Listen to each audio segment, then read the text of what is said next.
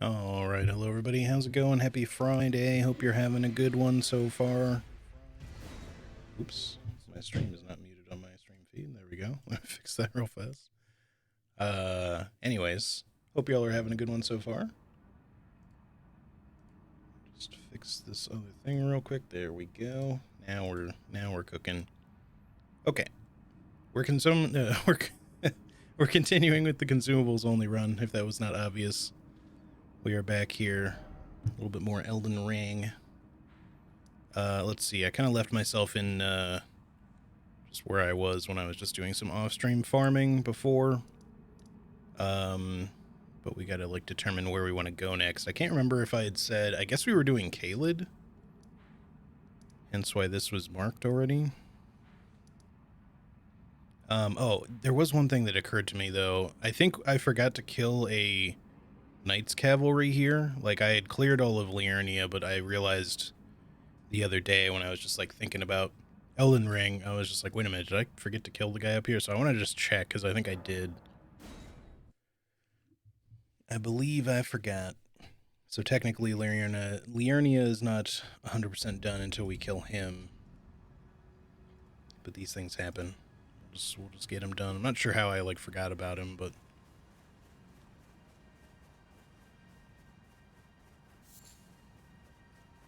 so I am pretty certain that I got all the rest of them at least. Yep, there he is. Alright, well let's just make sure we're prepared to be fighting this guy. We've got our volcano pots and stuff. Should be fine. Let's just see how we go here.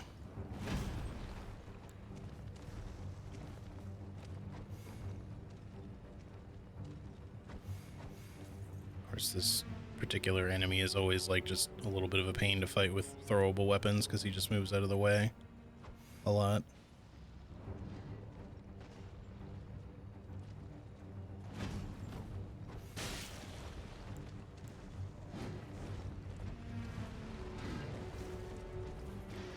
I'm a little surprised that first one of those missed, but one of those, that'll help.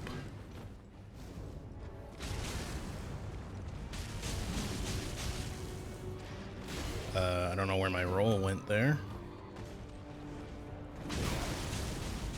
Yeah, that one was fair. That one, I understand the hit. One where I took a hit before that was a little bit jank. Not sure why I didn't get a roll out.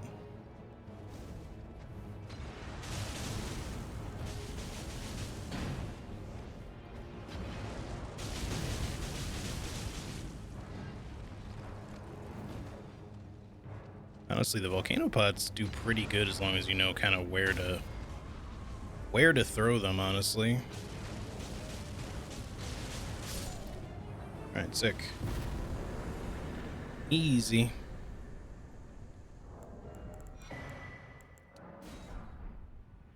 Giantite, Knight Rider Glaive. Okay. So that should be now everything. Also, hey Corey, how's it going? Good to see you. Hope you're having a good Friday so far. Because yeah, there's a Knights Cavalry here. And there's the one that we just killed here. Let me just make sure that I'm not forgetting anything else. I know we killed the Deathbird and Deathrite Bird in the area. We did the Bell-bearing Hunter. Let's see. Elden Ring map.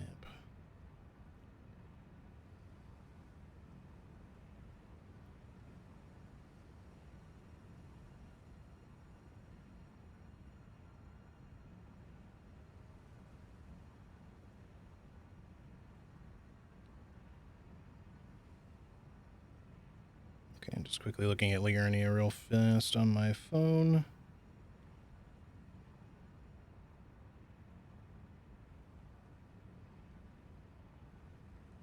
Yeah, so I'm pretty sure we had just missed him. The only thing we technically didn't kill that they have kind of like marked, that would be marked here normally, is Adula, but there's no real point in us killing Adula because Adula will just disappear when we kill Adula in Moonrise Altar, because you can't actually kill a Dula here. You can only damage the dragon down to a certain point before it leaves. So yeah, we should be good on everything else there. Okay, cool. All good. Alright, so let's continue now with Kaled for real this time and figure out what all we want to do. So we had kind of done a handful of things. Let's go ahead and mark this off, because I know I did that already. We killed Grail, not that I need a marker for it, because Grail's not really a boss. We did... I'll just put a marker here. So we did Redmane and Radon already. We don't even really need to worry about marking Legacy Dungeon type bosses normally, but I'll just go ahead and throw the marker there anyway. So we have quite a bit left to do. There's a boss in the ruins here. There's a tunnel to do here. What else? What else? What else? Exikes is like over here, and then there's a Knight's Cavalry here.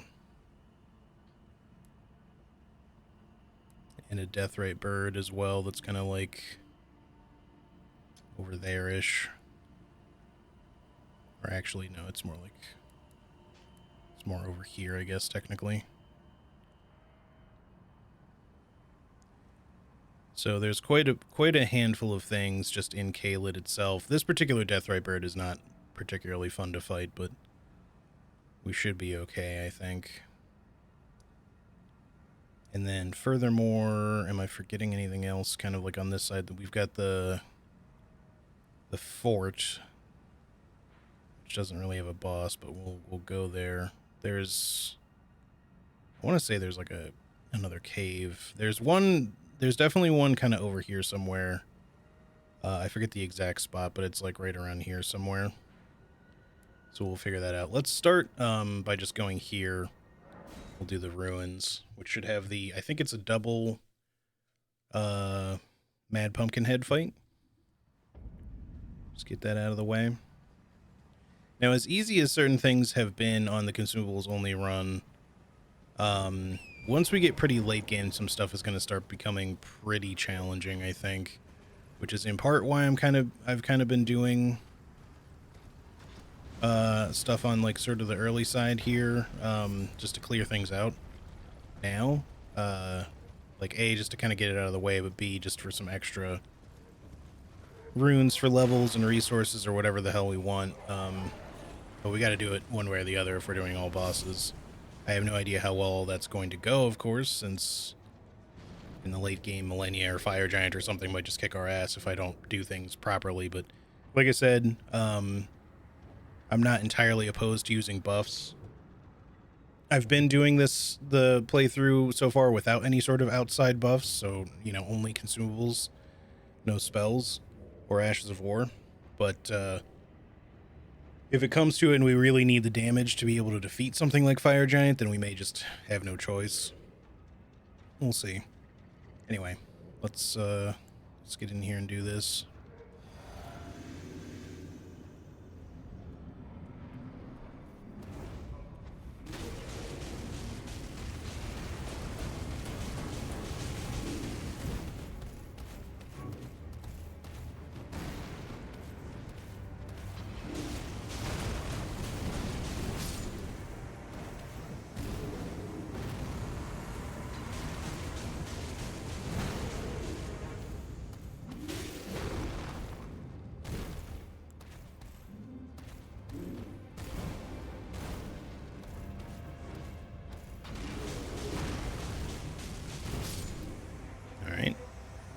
Easy peasy, no problem whatsoever. What do we get from this one? Is this the shield or? Yep, the Visage Shield. That'll actually be a fun one. I am thinking of making it into an incentive for the streamathon, subathon thing, or domathon, whatever, for the anniversary. rather than specifically something that we'll just be doing on the anniversary. But I feel like a shields only, probably with buffs included, but shields only and possibly no dodging, as in specifically no dodge rolls. A run like that might be doable in the future. I was thinking of doing maybe like a fists only, but I kind of talked to Charlie about that a bit, and she said that Gino had a run of that, and it was like insanely slow, so that might be one we skip. Maybe in the future I'll consider it, but if it really just takes way too long to get anywhere with that, then I don't know if that'll be a particularly fun one to do.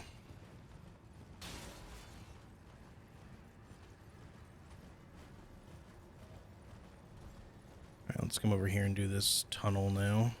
The Gale Tunnel, or whatever it's called.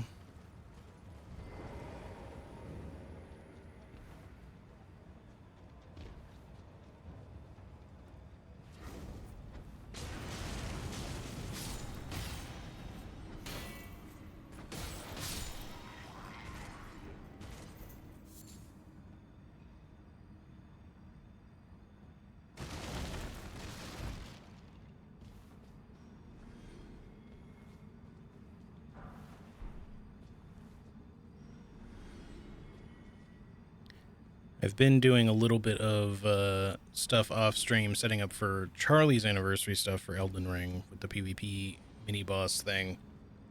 I think I've got it to a point now where I've got one character who I can kind of cycle around with like different builds if I respec them, so I don't have to make like too many repeat characters for different potential areas. Not that I expect to necessarily fight in a lot of places, because it'll depend on how many people are wanting to do this, but I wanted to have at least some overlap between a few different areas as options. Oh, just 2 is necessary, okay.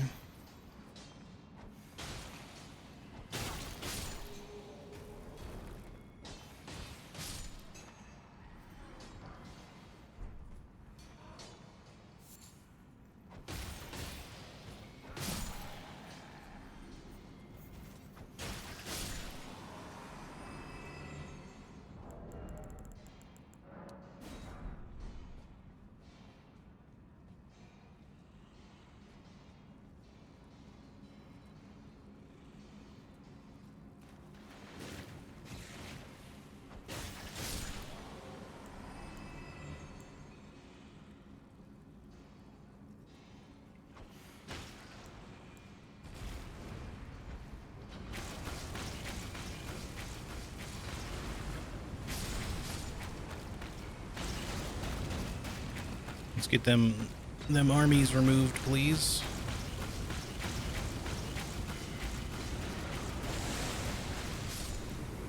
Oh, there we go.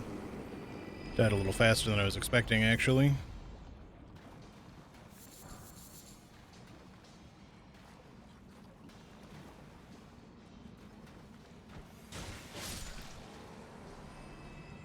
Anyway, I'll have like a few options ready to go for that, I think, but more than likely I'll end up just kind of like respecking the same character for a few different places. The nice thing about Elden Ring, though, is that you can like change cosmetics and you know, including your name, sort of on the fly. Well, at least, you know, anytime you visit the Round Table Hold, you can just interact with the mirror. And then Renala's Rebirth feature also allows for like a cosmetics thing without the use of a larval tier.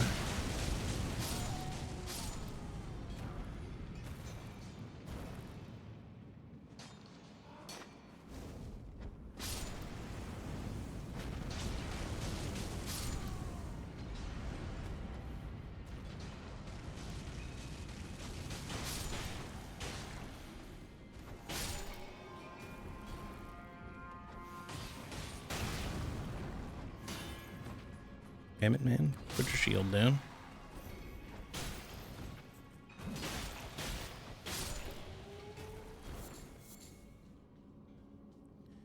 Yes, give me all of your cracked crystal. Ooh, there's a lot right here. This might be like a potential different farm location if I want to just like run down and grab like a cluster at a time. I don't really like the farm location that I use right now. That's like early the whatchamacallit, the which one is it? It's not the Academy Crystal Cave. It's the Raya Lucaria Crystal Tunnel. That one, if I do like a halfway run through, I can usually get a fair bit of crystal, cracked crystal for crystal darts, but I don't know. It's not my favorite run, and there's a lot of really annoying enemies in there. They're not like anything that I have to worry about getting killed to. It's more that just that they have a tendency to kind of slow things down from time to time.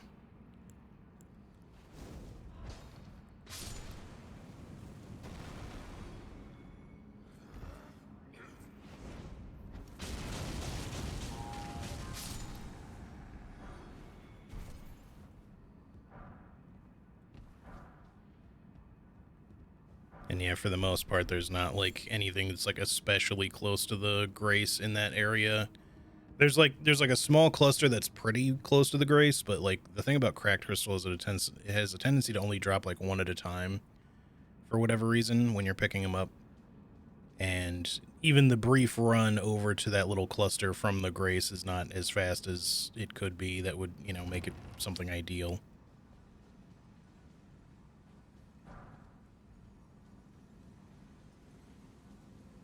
Alright, I guess we can... There's not really any reason not to rest here, I guess, so we'll just go ahead and do it. And then we'll come over here and fight the Bouse.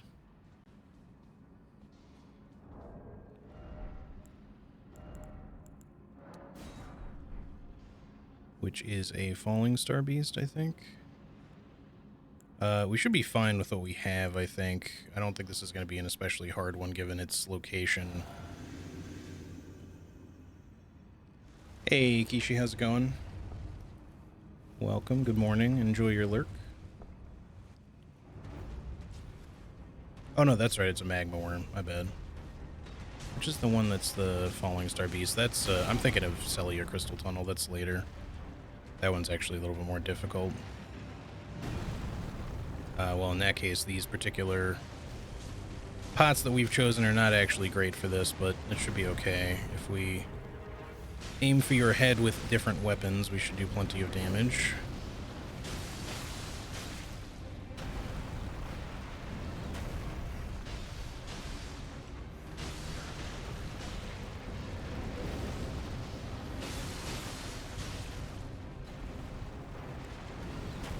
Let's get some bleed going here.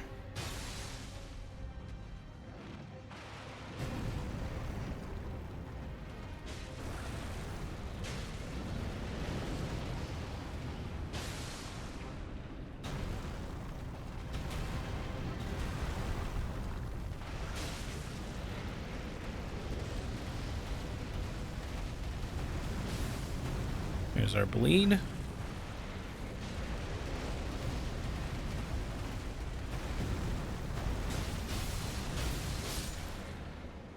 Alright, no problem. Oh yeah, this is the one you get Moonveil from. I forgot. Alright, that's cool. Alright, so that's another one down. Let's just mark it here. There's technically like 2 Graces connected to this. But this is the one you can technically access from Limgrave. You just can't go directly through to the boss because the door is locked from the other side. Alright, so that's done. I also forgot to mark this. Let's mark this too. I forgot about the Bell-Bearing Hunter, but I did kill that one already, so we're already good there. Okay.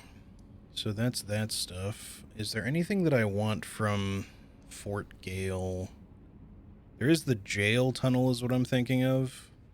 Let me look at the map again for the specific location.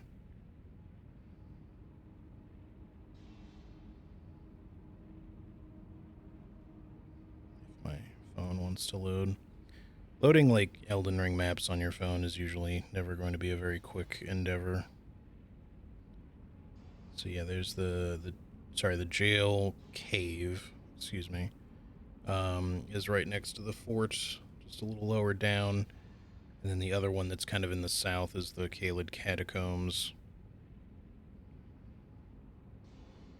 Yes. Streets of Sage Ruins, Abandoned Cave.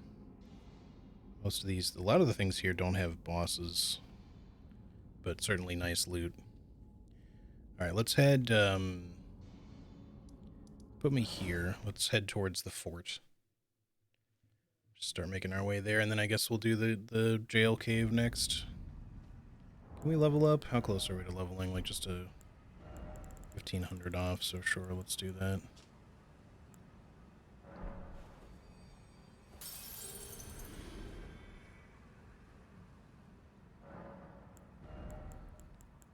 Another point of intelligence. I don't know if we'll go to 40 int or not. We'll at least go to 35. But we should get like a fair bit of experience from all this stuff anyway, so it's not like it wouldn't be worthwhile. Yo, Anna, how's it going?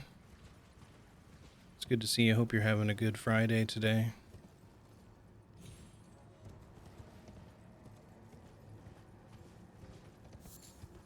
Oh, earthly flower. I was wondering what that was.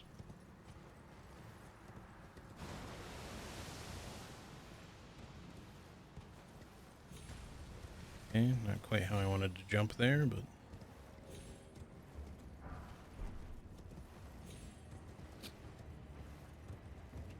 yeah, obviously this run is not going to be done before Charlie's anniversary, so I don't intend to use this character for anything there if I was going to, like, repurpose it, but I'm still going to collect things anyways, just in case I want to repurpose this character later on after I've finished it. Let me get the Grace over here a while.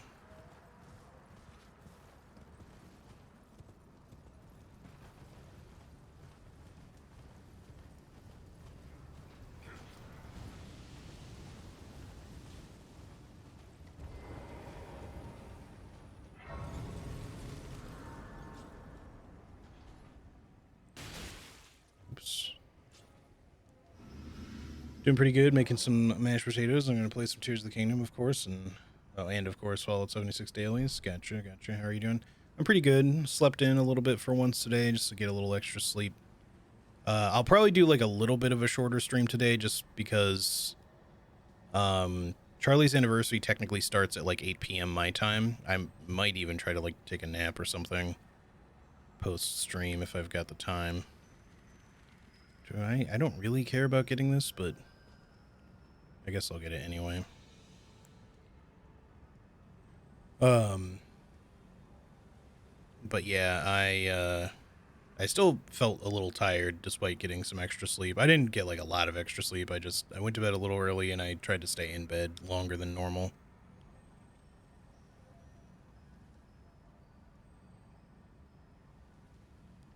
Come on, buddy.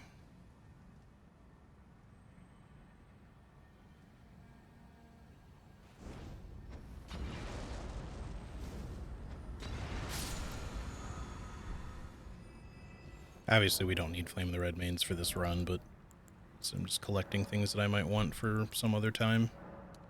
Flame of the Red Mains obviously is not as good as it used to be, because the main thing people used to use it for was for stance damage, but it's still, like, it's not a necessarily bad Ash of War. Like, you can still actually do pretty good damage and stuff with it, especially with buffs and the right setup overall.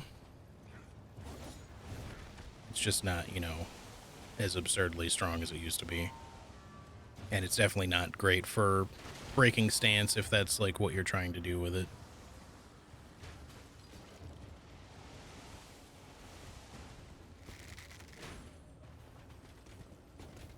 What?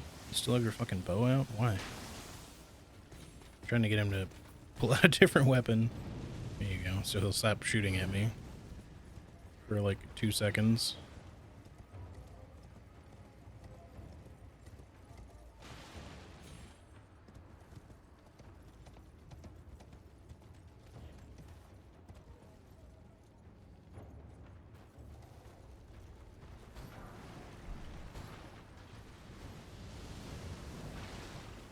I don't care about the rest of that. Flame grant me strength, certainly nice to have. I Again, if we ever want to do anything with buffs on this character for whatever reason.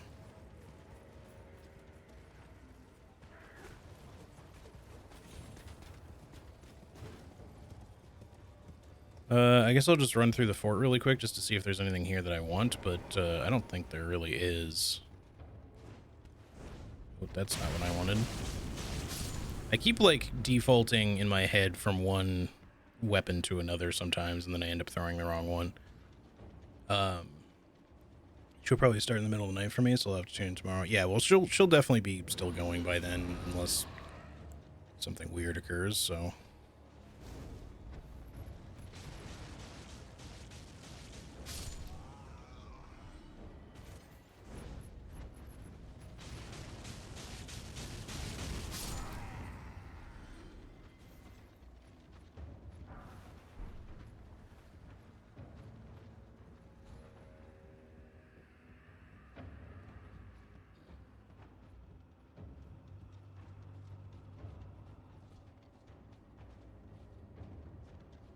I was gonna say, I thought this one had a knight.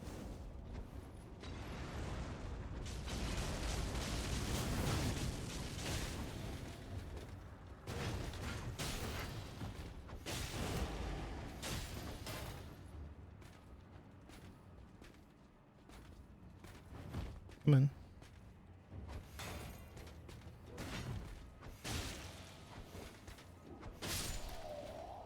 Bye-bye. Alright, we should be fine now. I think the lion appears to have lost aggro, so... just loot this, and then I guess we'll kill the lion for the Ash of War too, but, yeah, we'll see, how things go, though, too. I do want to try to continue my, Ash of War playthrough, and, what made me think about that is killing the lion down there, because you get the Lion's Claw Ash of War here. And that is one that we might want to just mess with for the hell of it in that run, but we'll see. We'll see. I do think that run has been, like, fun. I've been enjoying this one, like, a lot more than that one. And one of the main reasons is just I really appreciate having mobility, which obviously for something like the Shields only run, if I end up doing that, is going to be something I'll have to kind of be used to and get, you know, be okay with again. Because we probably won't have a ton of mobility on that one. But we will also have a lot of defense, because that'll be sort of the plan for that one. So with that being said, I don't necessarily foresee that one being insanely difficult for us.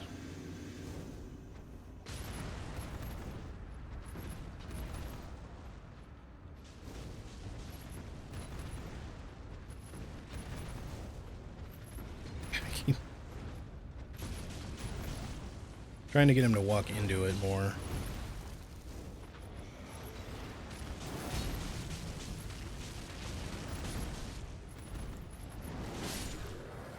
That works.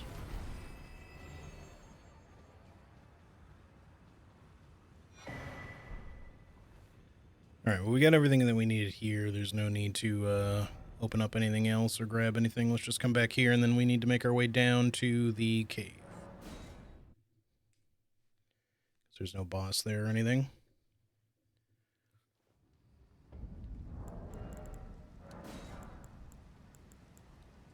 I did farm up a bunch of stuff again, as per usual, off stream. I have been obviously killing a lot of enemies, so I am gonna, like, probably try to skip over some here and there, just so I'm not, like, constantly spending all the resources we have. Because it's nice to, when I just don't need to farm on stream at all for resources. And again, I'm not spending any runes or anything off stream, and if I do spend them, it's just to buy, like, more knives or something like that. I don't level off stream or kill anything important off stream. It's just, whoops, it's just farming. Well,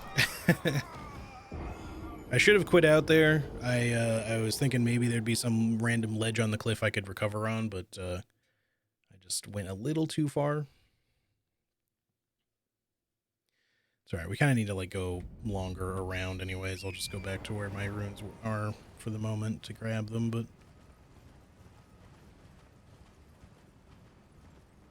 the cave is, like, pretty far down, if I remember correctly. And then I think it's the catacombs that are near the dragon cathedral.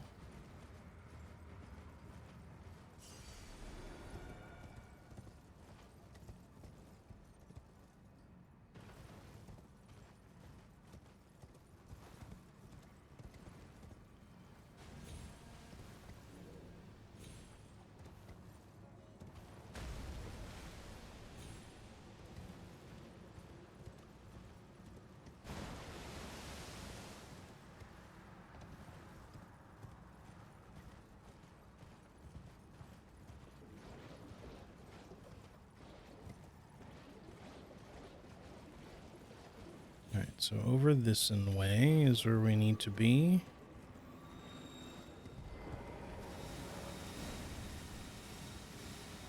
I'm not really looking forward to doing the abandoned cave. It's full of rot. We also still need to kill we don't have to kill the tree spirit that's in the cave or in the lake of rot, but we do need to kill the dragonkin soldier that's down there, which is going to be just so much fun. But we'll make it work. Once we at least get like the platforms raised over by where he is, he'll be a little easier to fight, I think.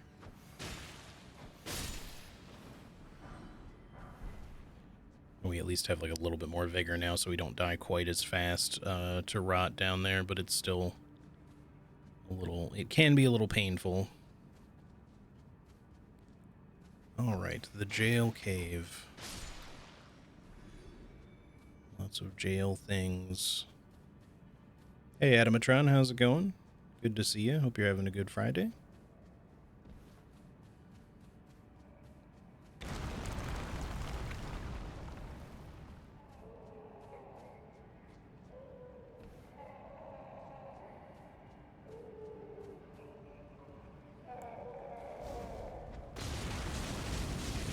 These guys probably don't take much damage to that, but can I get you to explode? I can get you to explode. That's good. That'll maybe get you to explode. I'm right here, come get me.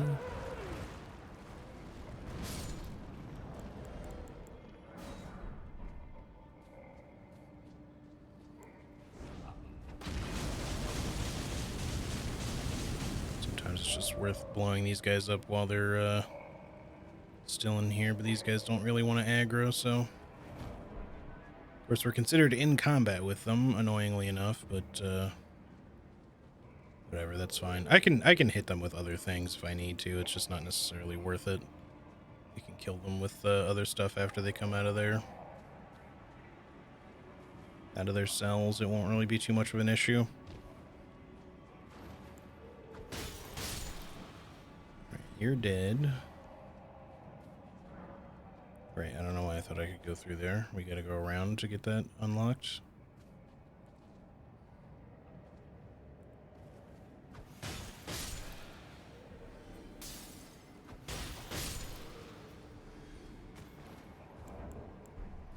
I might be stuck in combat through most of this just because I was attacking those guys, like, from outside, so... It may complicate things a little bit here.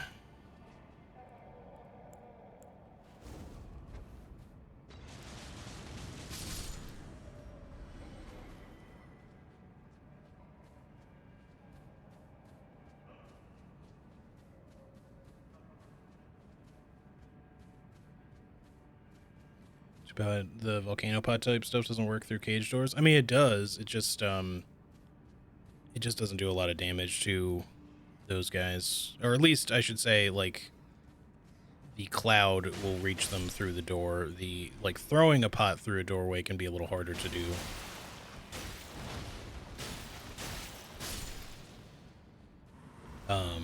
But yeah, because those guys are, like, extremely fire resistant, it doesn't, the cloud of heat doesn't do a ton of damage to them is the only thing. It's the main reason why I wasn't really using it. I did try using it on a couple of them because it can still aggro them, and sometimes once they're aggroed, if you've got them standing near the... if they're still standing near the gate, they might try to do their little self-destruct anyway, so it can still be worth it from that regard. Just to get them cleared before, you know, you open up all the cells to have to deal with them while they're walking around.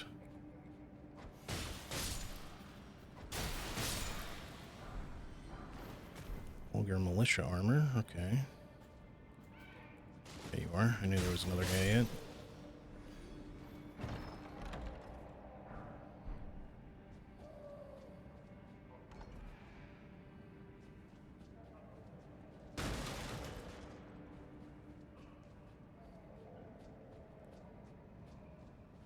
So, this will open up all of our cages here, and I guess we'll mostly just use our crystal darts to get rid of these guys, or we'll just let them destroy themselves, honestly. So it's going to take a lot to kill them.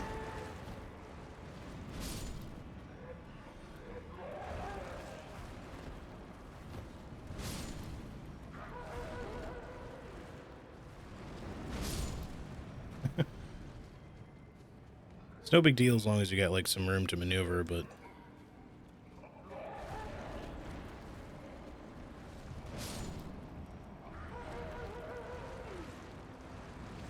The only reason I don't normally fight these guys like this, or, you know, just allow them to destroy themselves, is just that it's very slow when you're trying to kind of just make your way through the area.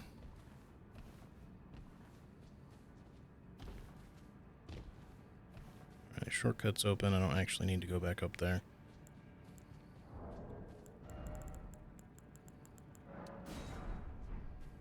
Now, I could use, like, a different pot variety to actually do some decent damage to them, but, this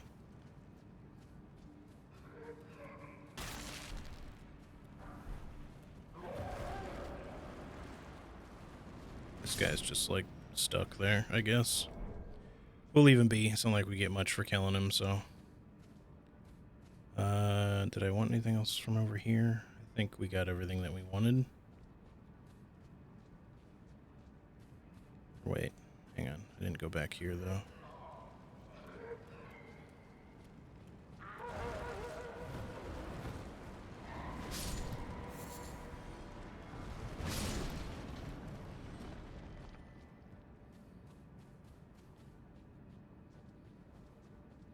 Okay, now we have it all.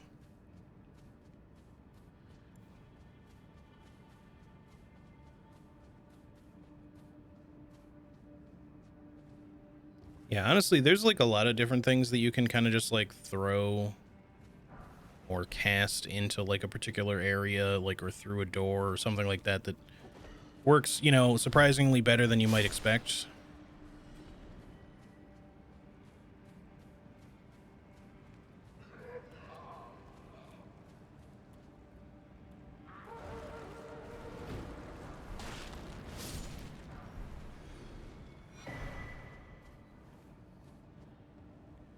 Stone sword key.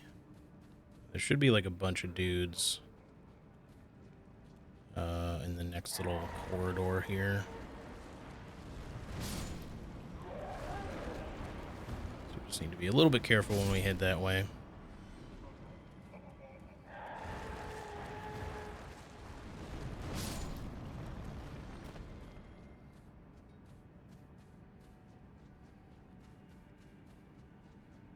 But yeah, you can see these enemies don't even really give you much in the way of runes, so I don't find them to be particularly worthwhile to kill. I'm just kind of trying to eliminate them, like, more just slowly for the sake of not dying to them accidentally.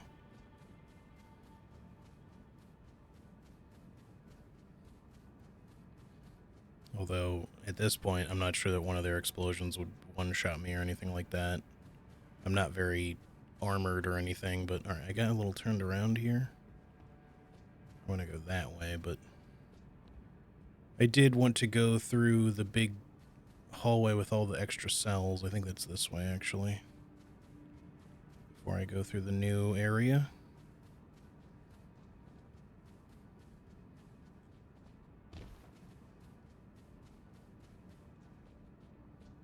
Right now, this is just back here. How did I skip that?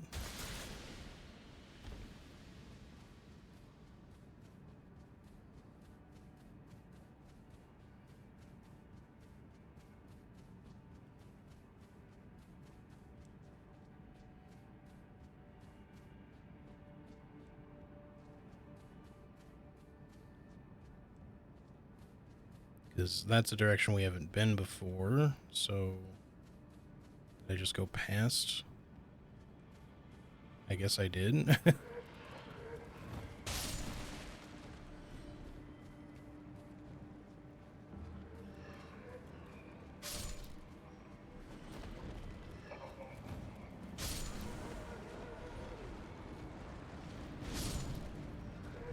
Every once in a while, these guys don't make a lot of noise, which is can be confusing because you want to be able to like hear their sound cues and not necessarily only focus on like the visual aspect of their self-destruct.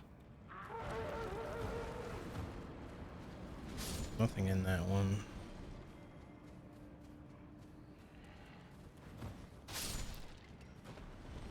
Which is not, like, I don't believe that's even a thing that's supposed to work that way. They're always supposed to make noise. I think their sound thing just glitches sometimes.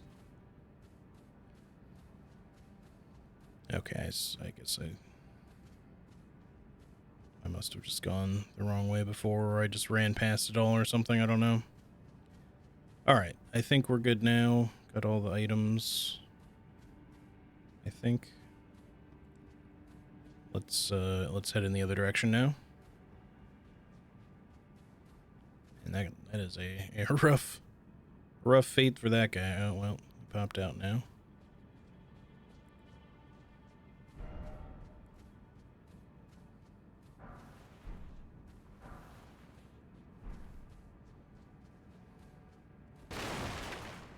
Poor dude. To be fair, he is just one of them little vulgar militia boys. They can be a little annoying at times. Yeah, I should have probably prepped before I walked into the fight, but...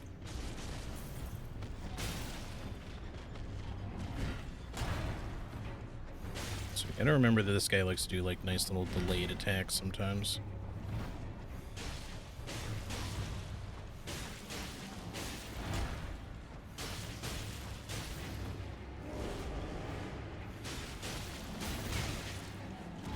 And or occasionally quick little attacks.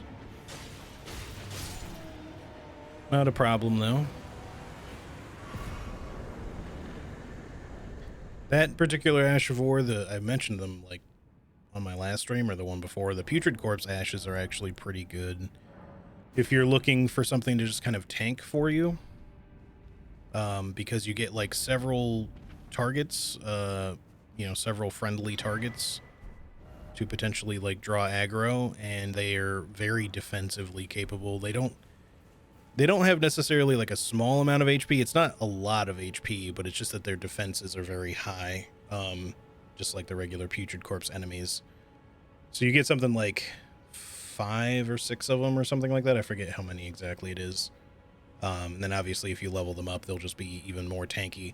The only drawback to them is that they're slow. Obviously they don't do a lot of damage either, but their main benefit is not the damage so much as just getting them to keep stuff off of you and be able to do it whilst tanking a bit so that they don't instantly die. So if you're confident in your own damage but you're feeling a little on the squishy side, then obviously that can be kind of useful. Let's go kill O'Neill, because I haven't done that yet. I have the Grace right next to him, but I haven't fought him yet.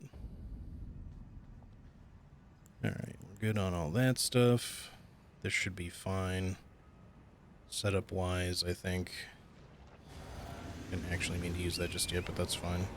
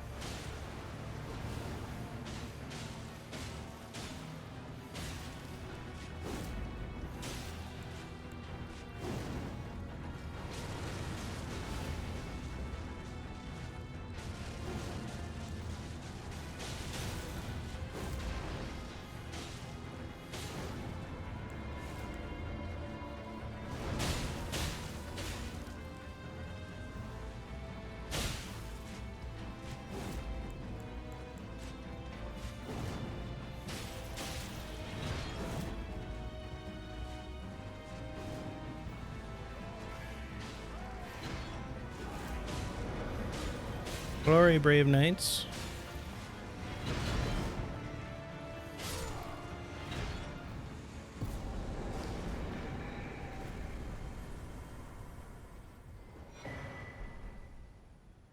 Oh yeah, the Commander Standard. I completely forgot about the buff from that.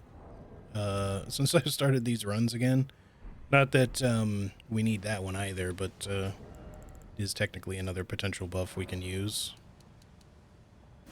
Although again, it's not everything stacks, so I'd have to like check and see what would potentially override that one. But it is pretty decent. That one's also good just like if you're co-oping with people, because you can buff your friends with it as well. Okay, so mark him. That was easy. Be able to actually start Gowry and Millicent's quest lines if we want now. So the church is here, and the catacombs will be like right down there. Looks like he should be roughly in that general area somewhere. So let me like warp here. I guess we can decide to do like any of those next, like either Ixikes or one of the 2 nighttime bosses. It is currently day, so I guess we'll do the dragon first. But I do want to quickly walk to these like couple of locations. I visited this vendor, right? I don't think I need anything from him at this point. Not like we'll ever need this in this playthrough, but I'll buy that just in case I ever use this character again after, because Rotbone arrows are kind of nice to have.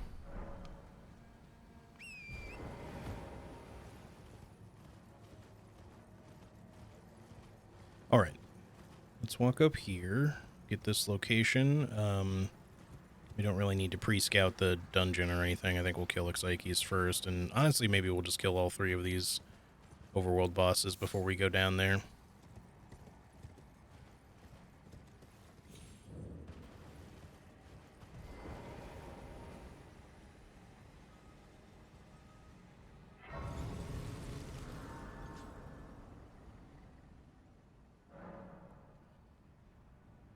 Alright. How are we looking on stock for everything here? We still have quite a bit of everything buyable. We might want some more kukri soon, but that's just to have like plentiful stock available. Ancient Dragon Apostles Cookbook 3. What does that one actually give us? Dragon Wound Grease, okay. Dragon Wound Grease I find to be largely not super good against most dragons. Obviously it's not useful against most things, or really anything else in the game except for dragons, but it does more damage. Shit, I might be forgetting now. I think I can't remember for sure. It's either it does more damage to regular dragons, and then it does bonus damage to dragons in general, but it's like it does less to one variety and more to the other. So I want to say it's like more damage to regular dragons and a little bit less to ancient dragons, or it's the other way around. I forget. But it's more potent against one of those varieties. Now, obviously, there's different types of what I just referred to as like quote-unquote regular dragons. So that would be like flying dragons, glintstone dragons, Ixikes, Borealis, any of the non-ancient dragon varieties. And then ancient dragons would be the ones like in Farum Azula and Fortisax, that sort of shit. Placidusax is technically an ancient dragon, sort of. Dragons that don't do red lightning, yeah, exactly. Okay, let's go find us a dragon. I think volcano pots will still be just fine against like these. We might switch to holy pots for the deathrite bird when we get there, but there's another grace around here somewhere, although it's not really necessarily more advantageous to get that grace than to just come from the church, because the dragon is right here.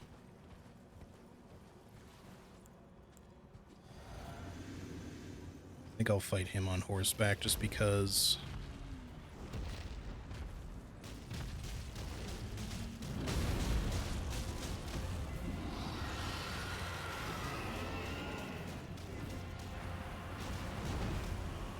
Just because we're going to want to be able to move away from shit like that really quickly. And obviously he's got his really big rot roar, which could be a pain in the ass. Which he literally did immediately.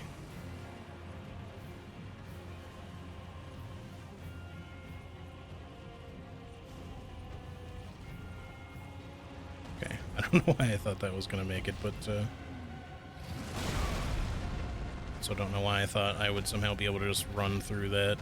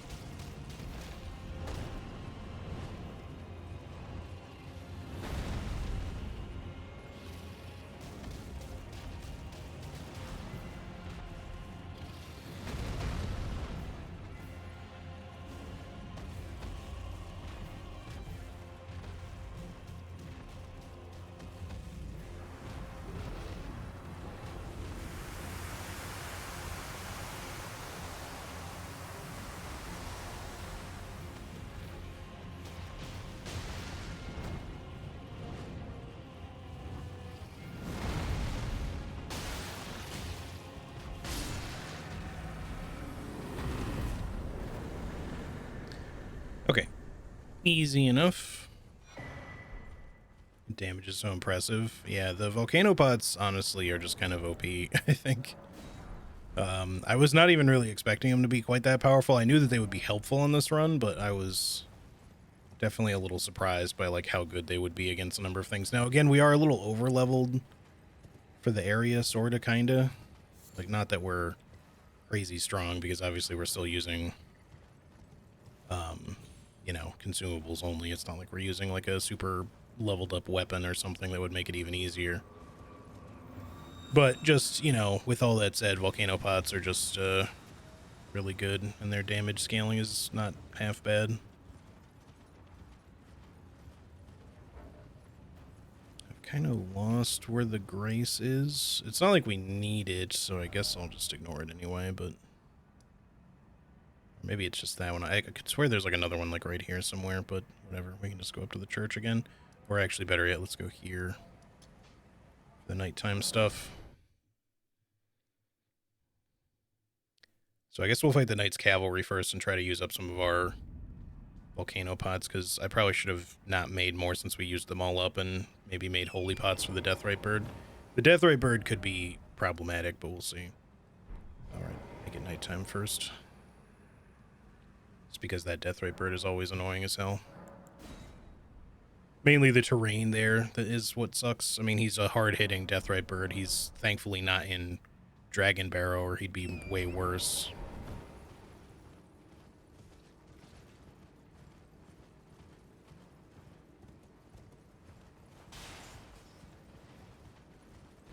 Oh shit, didn't really mean to get your attention. Well, I will go back to the Grace really quick.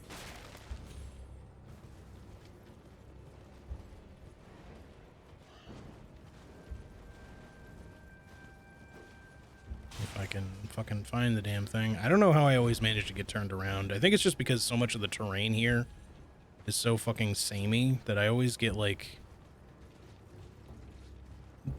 confused as to where exactly, like, which direction I need to go in when I'm trying to go back to something. How? Okay. Still in combat.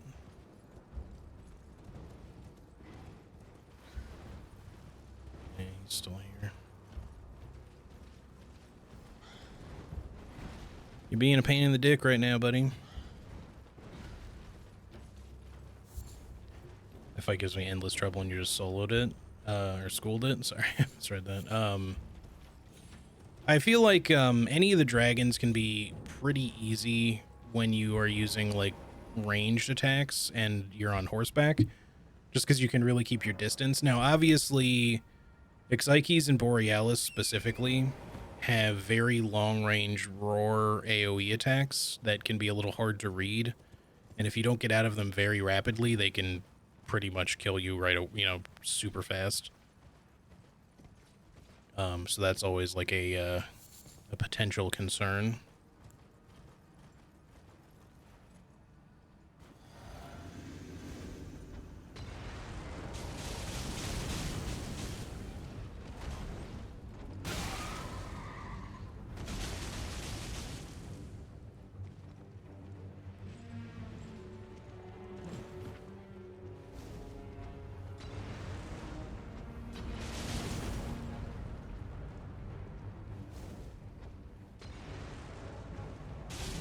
What? I rolled. What the fuck?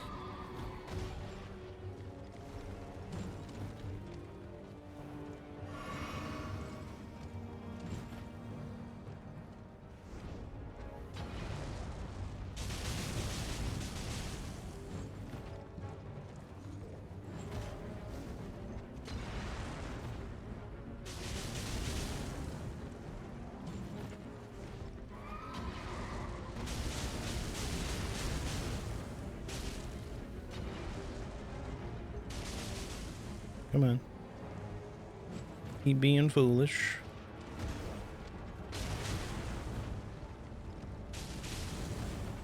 It's very nice when the boss just runs into the shit for you.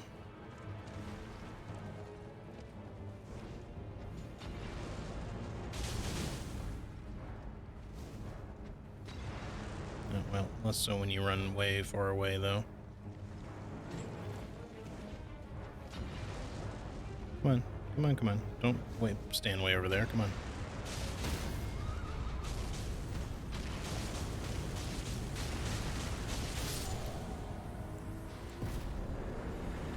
Alright, easy enough. Now.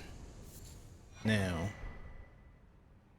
of a shitty reward, though. That Ash of War I'm not particularly fond of. Let's come back over here. I think what I'm going to do is store these 3 volcano pots. I don't want to waste them, but I kind of want like a full stack of holies just in case. And we'll give it a try. Alright, so one thing at a time here. Mix Wondrous Physic, change this for the holy damage one.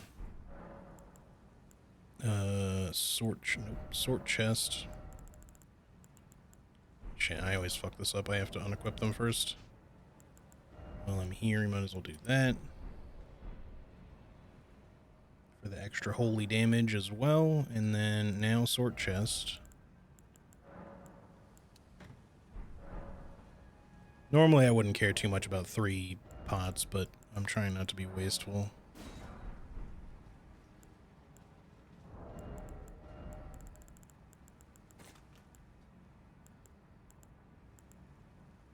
I need to craft one of those as well. Hang on. I just need to get that out of the way. Not that we need the freeze pot specifically for this, but...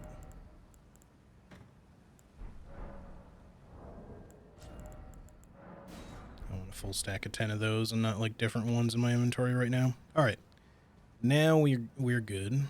Let's go do our best to fight this mofo.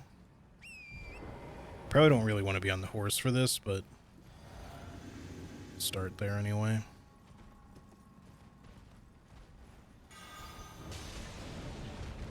Still did really good damage, despite having not hit him in the head.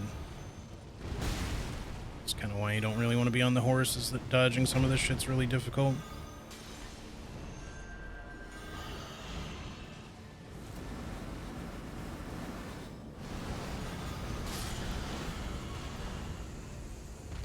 Well, he was much easier than I thought he was going to be. I knew we would do good damage, but I was because I'm not using like Sacred Order or, the Golden Epitaph buff, I kind of expected him to be harder. We still did plenty of damage. Yeah, those Deathbirds and Deathrite Birds are insanely weak to holy damage, especially anything that you can do to stack said damage.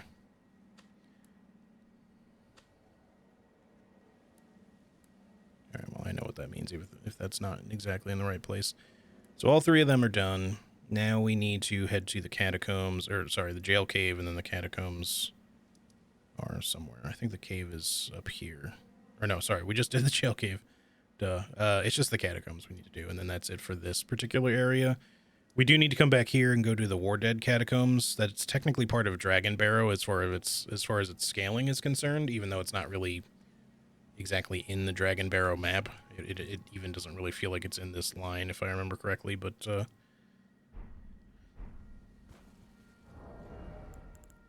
now, just for the sake of maybe not wasting 13 holy pots, even though we don't really need to save those mats at all, let's store those and get our volcanoes back.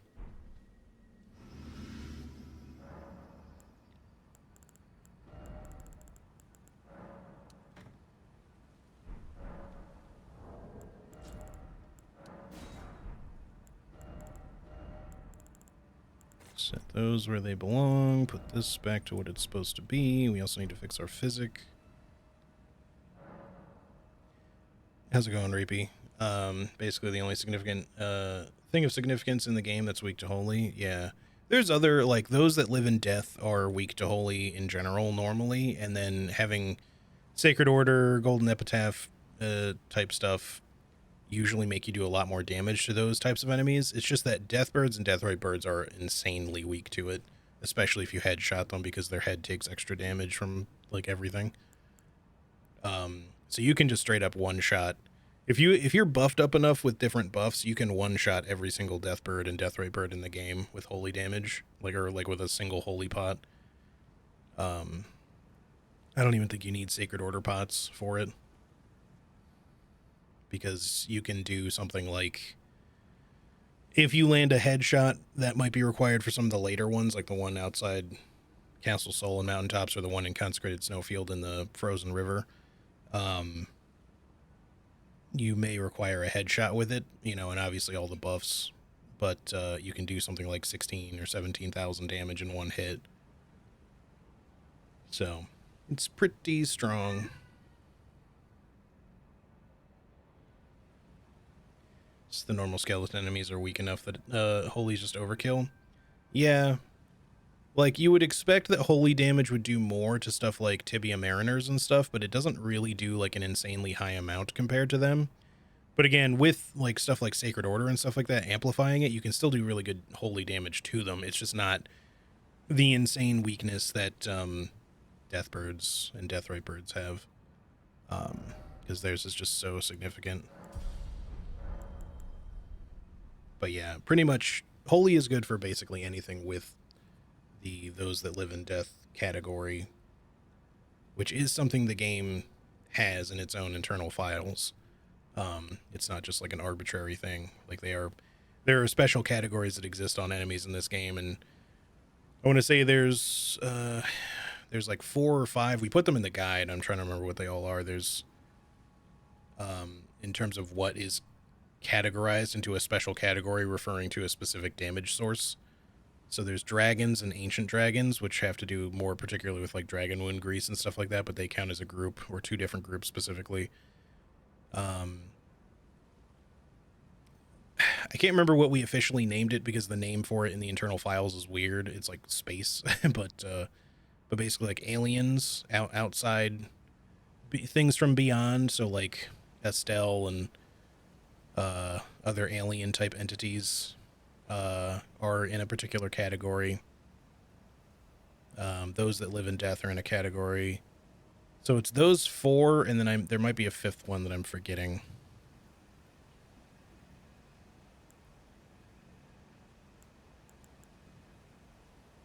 But obviously, like, not every enemy in the game is applied to those categories. In fact, most enemies don't belong to a special category. It's just certain ones in the game do.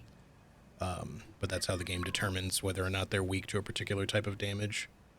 Are Alabaster Lords or whatever considered space things? I think, if I remember correctly, they are. I'd have to double check, but yeah, Alabaster and Onyx Lords come from the stars as well.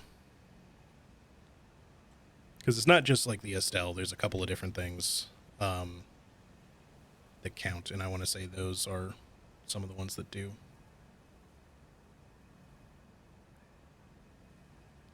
I'm glad you're wearing that helmet, otherwise you'd have to smell this place. How's it going, Winterheart? Yeah, I'll hang on for just 1 second. My dog is barking a bunch in the background. I just want to see what's going on, because I thought my roommate was watching him, but give me like 1 second, then I'll be right back.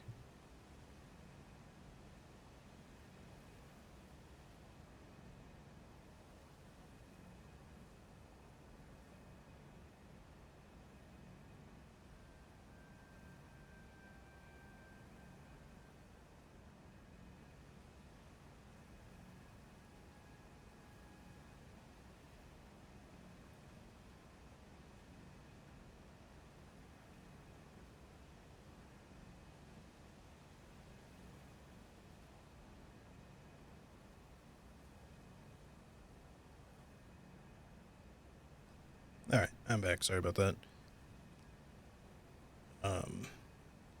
think he was just barking at something he saw out the window, which normally isn't like a big deal, but I try not to have him just do it kind of unsupervised, just because he'll just go on and on with it. And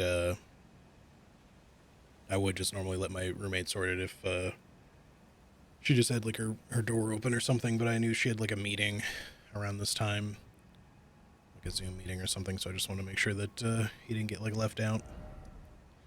All right. So the catacombs, I guess, is what we're doing next. Caelid catacombs, that is, specifically. So let's head that way.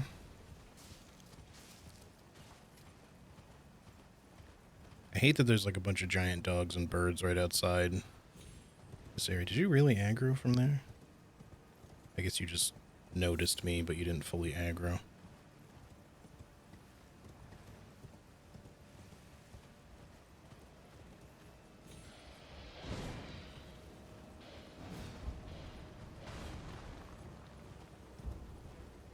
I don't consider the giant dogs and birds to be like the worst enemies in the game or anything like that, but they're not usually like the most fun things to fight. Unless you have like a very defensive build. Or are just otherwise very, very good at dodging their bullshit. Which, you know, isn't necessarily that hard per se, but how is that still missing?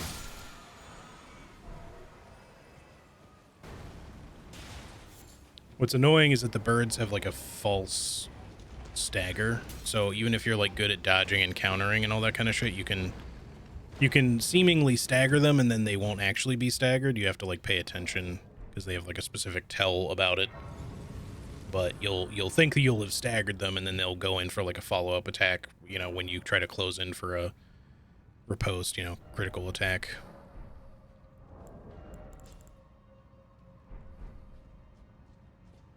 Sorry, let me catch up on chat really quick. There's a lot of stuff that that's like does damage versus certain things, which is probably that what those categories exist for. Yeah, exactly. 100%. Falling star beasts also count as the alien category. That much I know.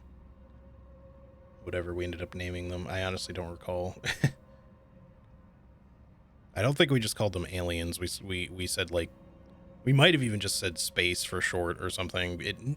Whatever it was, it didn't really make sense. We knew what they were saying, but the English translation was like one word, and it wasn't like even space. It was like, the kanji was for it was kind of like describing like from outer space, but not exactly in those words. I forget what it was. How's it going, Karate? It's good to see you. Bunch of dirty spacers, yeah, something like that. You know.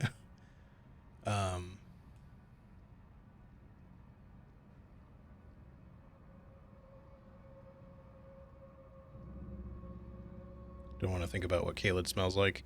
I feel like everyone believes that Caelid smells awful because of rot, but I feel like Caelid, or the, you know, scarlet rot is supposed to be like said somewhere in the lore that it's supposed to have like a sickly sweet smell to it, so it would still be unpleasant, but not as like decay unpleasant as you might think.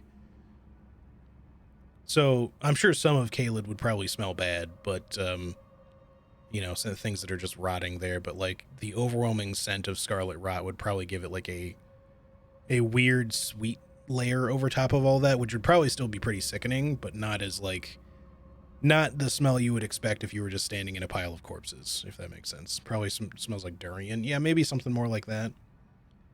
Not just like pure decay. Imagine a combo of death rot and flowers. Yeah, some sort of weird mix there. So it's like, you know, like you walked into a into some sort of like big refuse pile, you know, or in a room, but somebody just sprayed a fuck ton of Febreze or something, or air freshener. It's still pretty bad, but you know, you can handle it.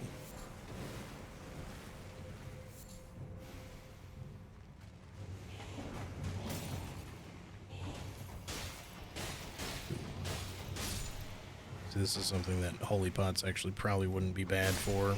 We can use volcano pots in these guys if we need to, though. Actually, for the sake of crafting, we might want to kill these guys unless... Oh, no, we're already out of it. Never mind. Alright. Craft up a pile of those real quick, and then let's adjust this really quick to preserving boluses in case we need to clear any rot while we're here, because we might need to.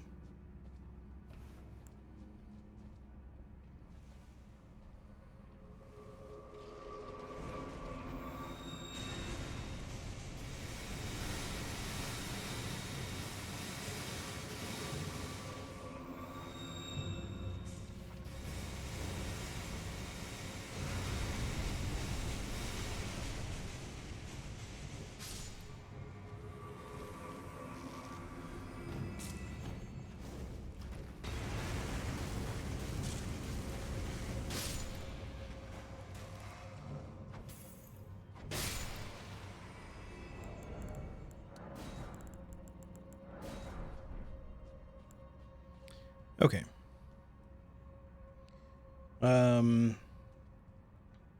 I tried durian once and I regretted it. I've never had durian. I know that it's supposed to be like smell awful but taste kind of okay or pleasant depending on the person, but considering smell or taste is largely I hate that I'm rolling in this, but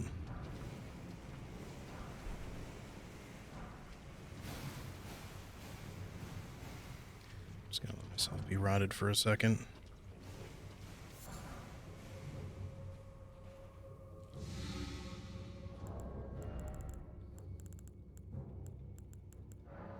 Where's my soap? New steel soap.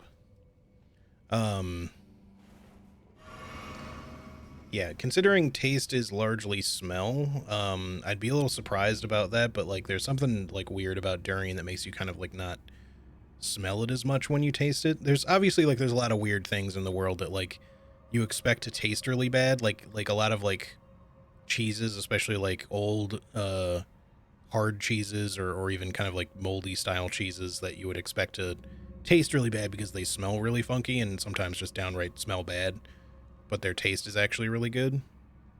So it's not like that's surprising for something like durian, but yeah. Fortunately, it made me very burpy, and that was not fun. It's like custard made from onions. Ugh, that doesn't sound pleasant. I had durian wafers from an Asian market a while ago, and I would describe the smell as a mix of rotten chicken and gasoline. It sounds pretty bad. My uncle says that juicy pear jelly bellies taste like the smell of a gas station bathroom. Interesting.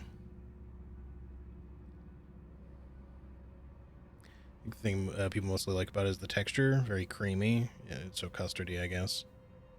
Yeah, not something you'd normally think of with fruit. It's like very melted brie cheese with fibers in it.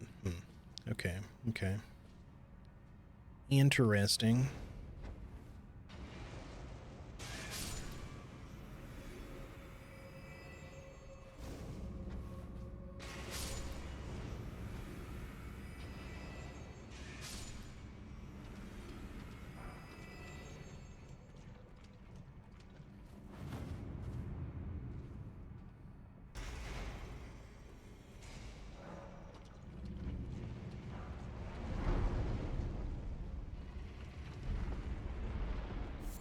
I wonder if a lot of people just died to rot here. There's a lot of blood stains.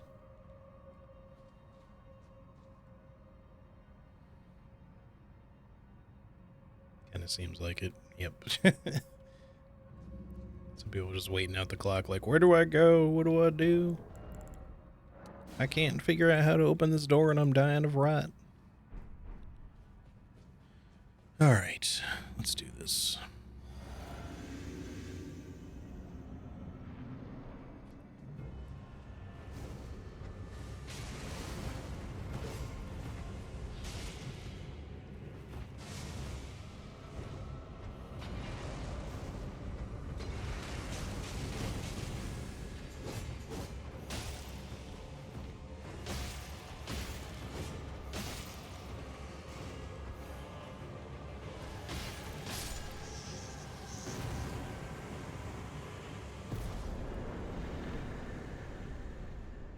The old Kindred of Rot Ashes, okay.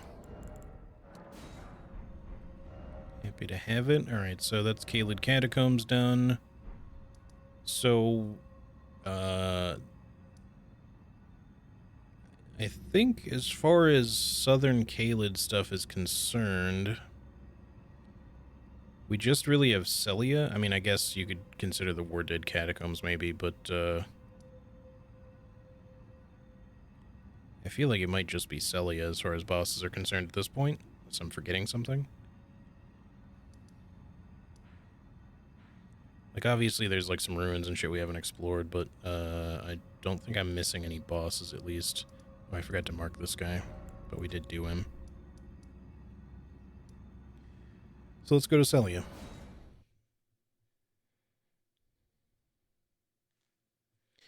There's a snack sold here that has a flavor combination of cheddar and pear, and I'm not going to taste that, but I imagine it tastes a bit like vomit. Yeah, it doesn't really sound good. I know that, like, certain fruits... Oh, shit, I wasted that again. I always forget to fucking change this back. I should really probably just put these on my bar instead of, replacing the horse. It's just easy to do so I don't have to open my menu, but I always end up wasting shit when I don't mean to, obviously. I guess I didn't touch this. No, I guess I did. I just... Oh, okay.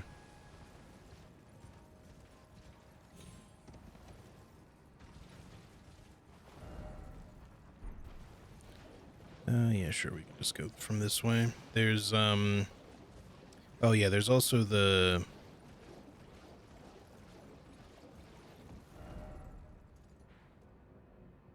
There's the tunnel here. I guess that's...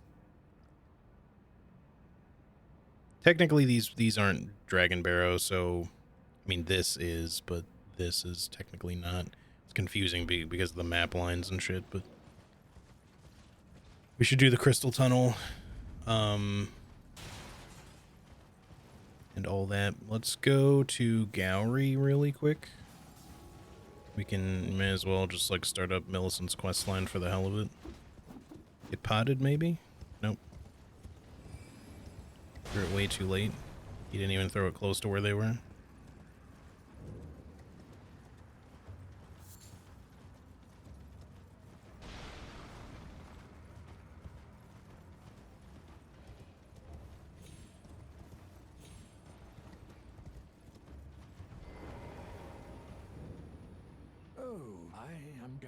I'd hoped to ask a strapping. Don't fret. Should you I will teach.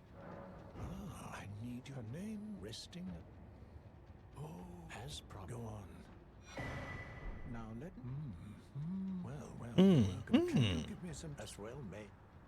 Can you give me as well? Right, I gotta rest real quick. Let's go get the Grace that's down here. And we'll just come back to him, and then we can do Celia afterwards.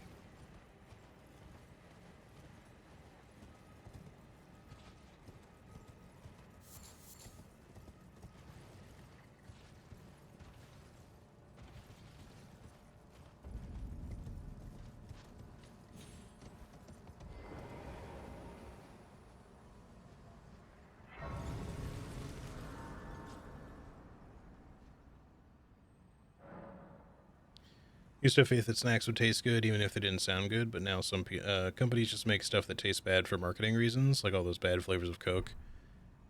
Yeah.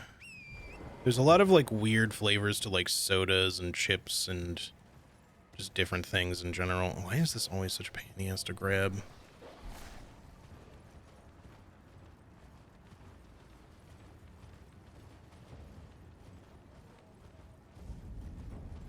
I think I'm just going to do the tunnel first, and then we'll do Celia, because we're already right here. I was going to go talk to Gowrie, but I guess I can do it after.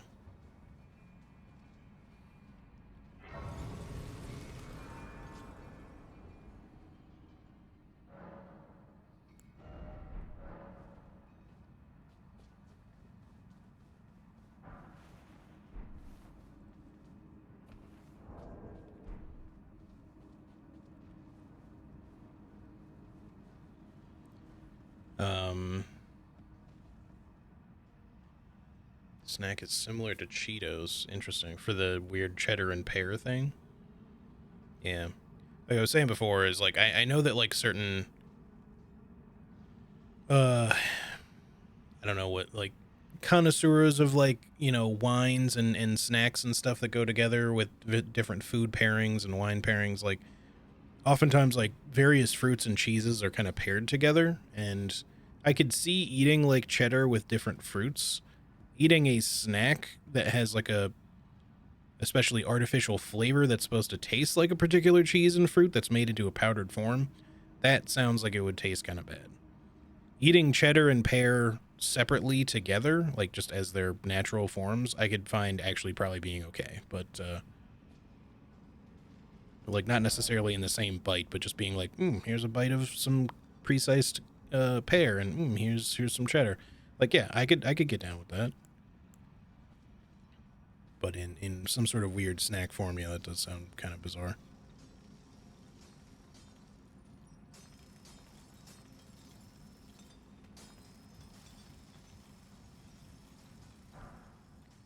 Alright.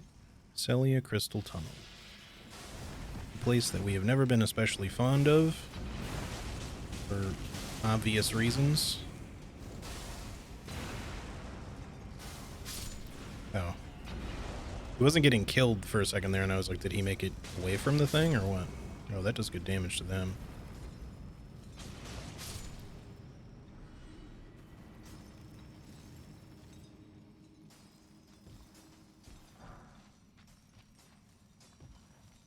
Give me the thing.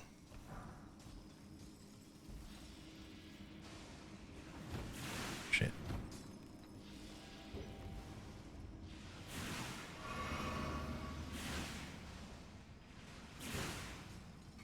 How about you come closer so I can volcano pot you? That ain't gonna work.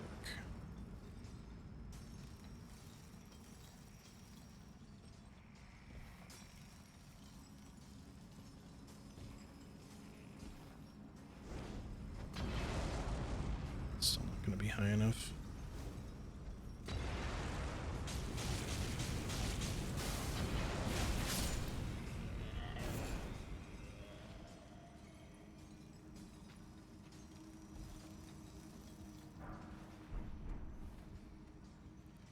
There is one way up there. Maybe we can target him from the little platform above. I don't think we can quite reach him from where we are. Not easily, at least.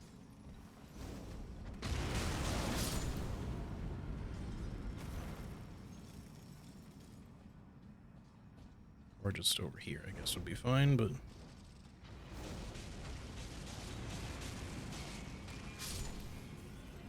that works. Honestly, anything to make this particular tunnel less annoying is nice.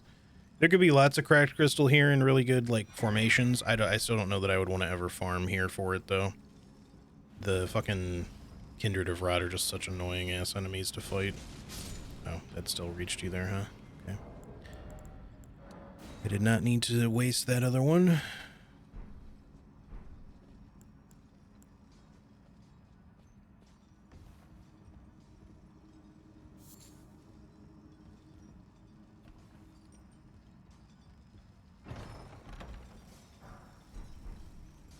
Some extra free gravity stone stuff, which is always welcome. I had a feeling that might reach you. I was very tempted to throw another one, but I waited. I learned. I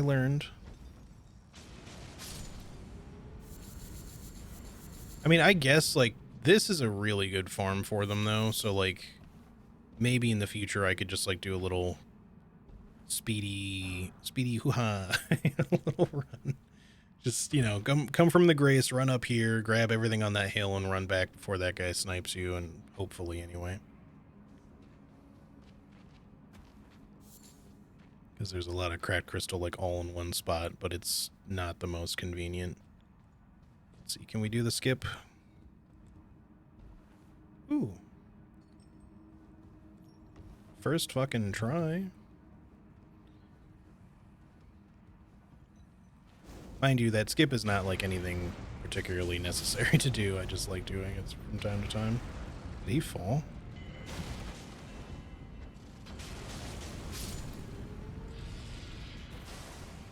That's especially rude that you can reach me with that shit from underneath. But you're dead now.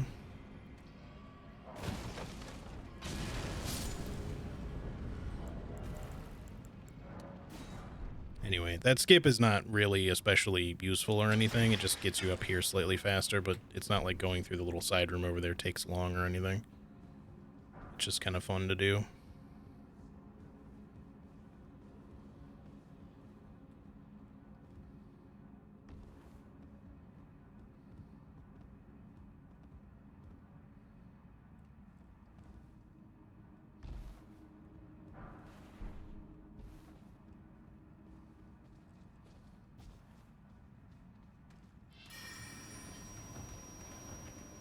The only thing I could really see it being all that beneficial for, since speed is not really that much of a matter, is just skipping this guy if you want to for some reason, which the volcano pots are kicking kicking all the asses of the miners in here, but with conventional melee weapons, sometimes they can be a little annoying, just due to their high defense.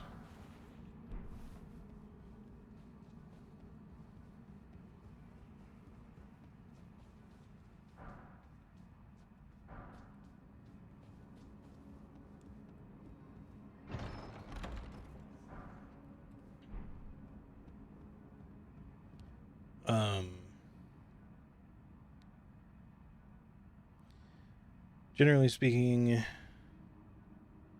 if there's a weird, fucked up flavor of something being made, there is at least one person who likes it, or someone with strange enough taste to be into it. That's definitely true, but yeah, like Anna's saying, like, how would there be enough people to be buying it to make it profitable? I can tell you, to some degree, the reason is not so much that it's profitable, but like people will buy it if they release it like as kind of like a short-lived thing, just to be like, hey, we made piss and vinegar chips. Give them a try. Like, people will buy them for the novelty, for the joke, they'll prank people with them, whatever. Some folks will try it just to be like, I want to see what it tastes like. You know, and they'll hate it, but they'll have bought it once, and they'll get those little rushes of them, and then they'll be like, okay, discontinue it immediately because it's going to fall off rapidly. But typically with stuff like chips, candies, sodas, like those companies are already making 1,000,001 other flavors that are already profitable. So they can do those little short little limited runs of things without it really costing them very much, and the little potential surge they get in stuff is fine. And for those who actually seek novelty stuff like that, there are people who do it more long term, like they'll actually make that stuff indefinitely. But, you know, that's just like their bread and butter. So there's like a couple of brands that maybe survive doing that shit because it's the only thing they do. They just make weird shit. But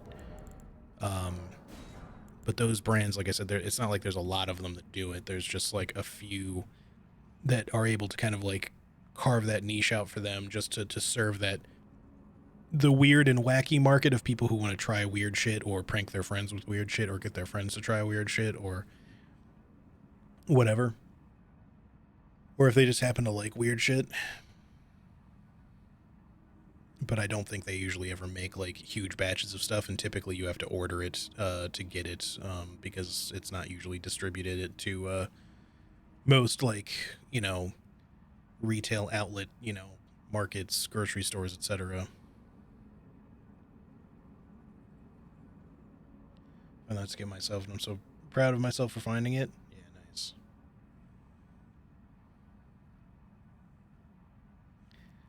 Strange that there's a subset of the population that is more prone to buying things that are commercial failures, like they can be used as an indicator that a product will fail in the future.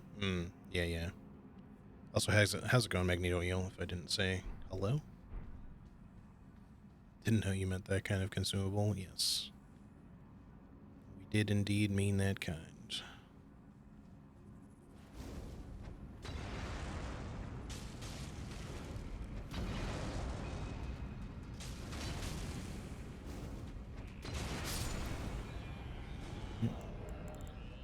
Probably don't really need to be playing quite this fucking safely, but whatever gets us there, I guess.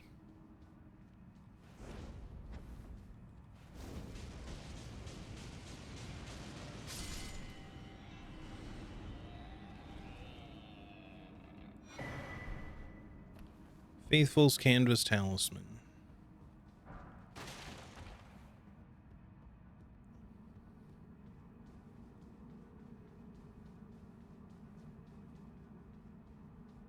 Alright, well, we made it to the boss. This boss could be a little bit more of a pain in the ass. I don't think we've fought a Falling Star Beast on this run yet. I think we'll be okay, but, we shall see how this goes.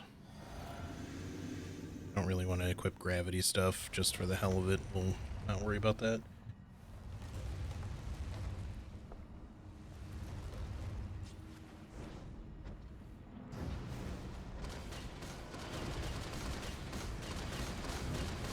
Actually insanely good damage.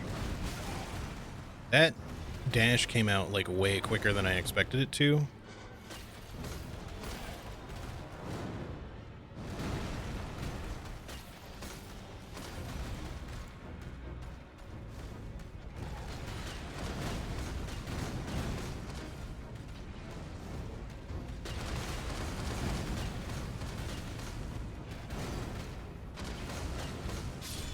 He just got like severely fucked up by that.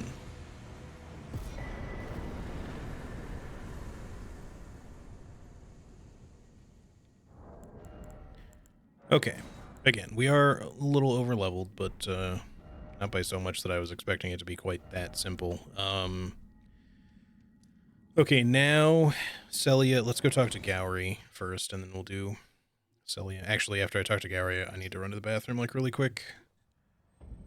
Coffee is catching up to me.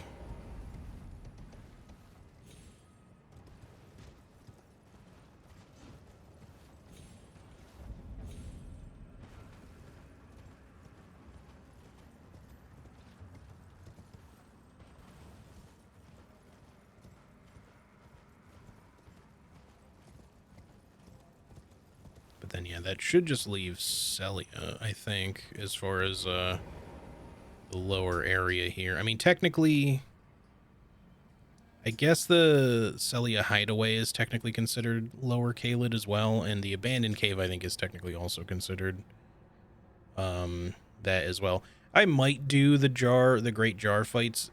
It's not a boss thing, so we don't have to, but maybe we'll consider it. I just know fighting those guys, it's 3 NPC enemies that we have to fight, and they're not going to be easy, because we're going to have to volcano pot them to death, and it's going to be annoying. Just because that's how they are.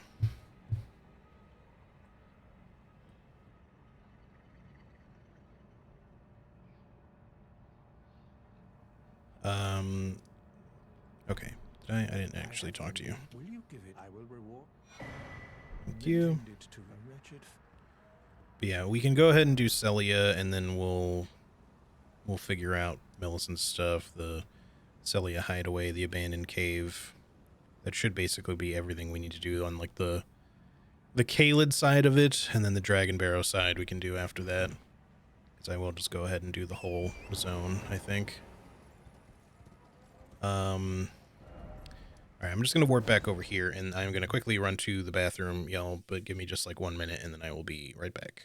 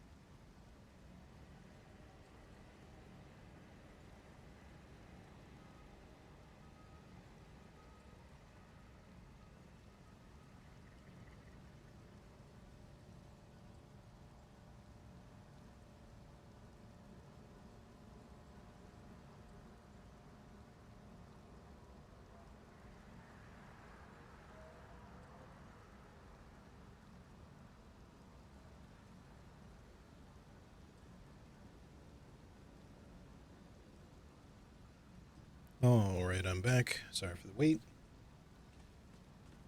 It is Celia time.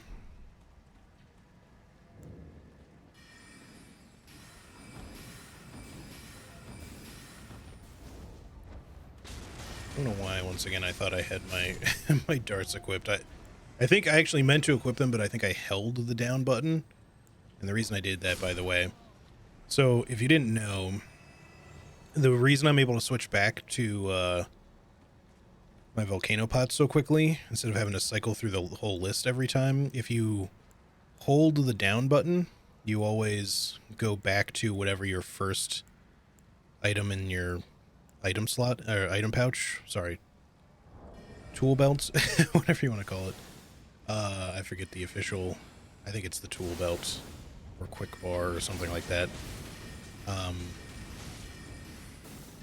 Whichever one it is, just holding the down button always brings you back to whatever the first one assigned is. So whichever one is in this space.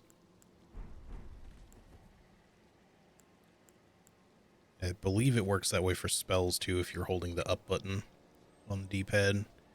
For weapons, I can't remember if it works that way. I feel like those you might still have to manually cycle through. I can't remember, but I rolled, sir. I don't know why the roll did not come out.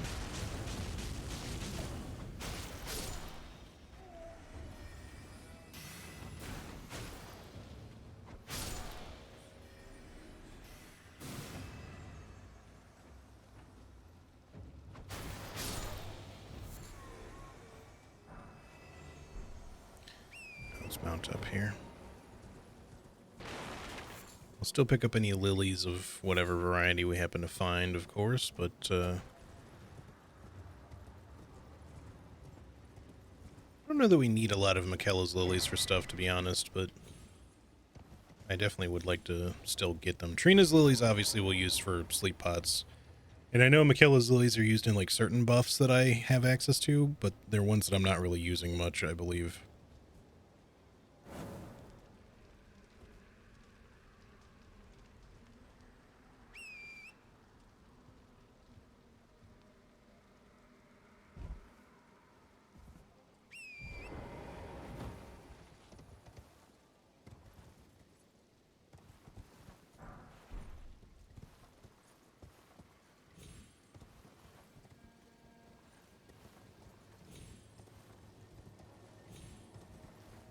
Here we go.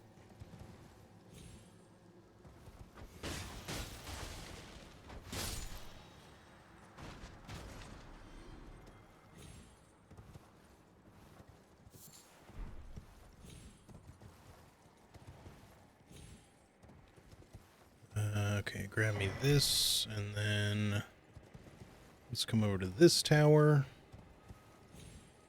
I guess we'll get another imbued sword key here, but I don't know that there's going to be any reason for us to go back to collect anything from the other two belfry areas.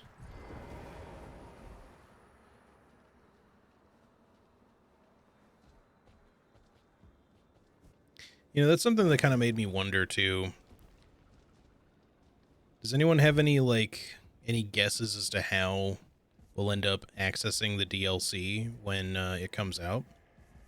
Do you think it'll be just another like placed statue thing, a la the Colosseum, just in the round table hold, or do you think that they'll put something like, it's called like the four belfries over here, and the one at the top just has a chest instead of a portal, which makes me wonder if they would like maybe add a portal there at the top and just move the chest to the side or something. Because the chest is just for an imbued sword key, but they could technically do that if they wanted like the fourth one to be like another link to another area.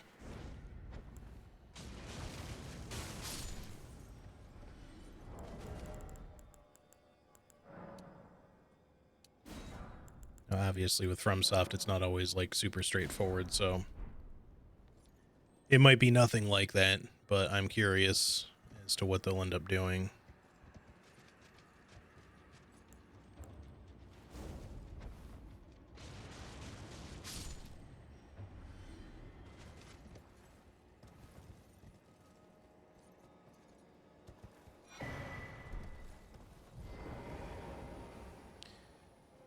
really hope it's not a new addition. I like the feeling of it having been there the whole time.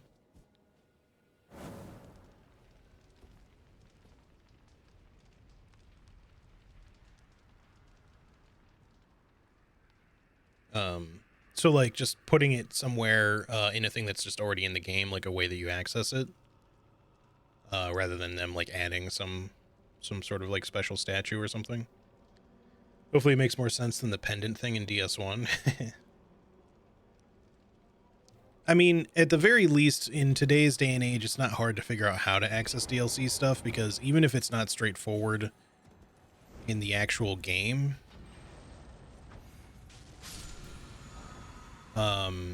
you know, you can always rely on the internet to be able to just be like, here's what you do, you know, and you just go do it.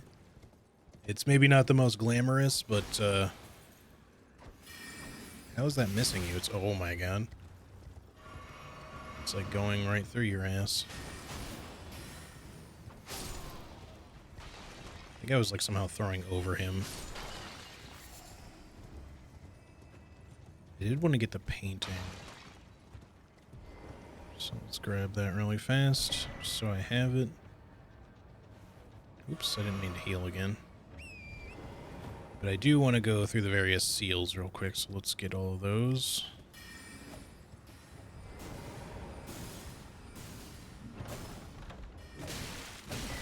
Iframes. Give me my iframes back.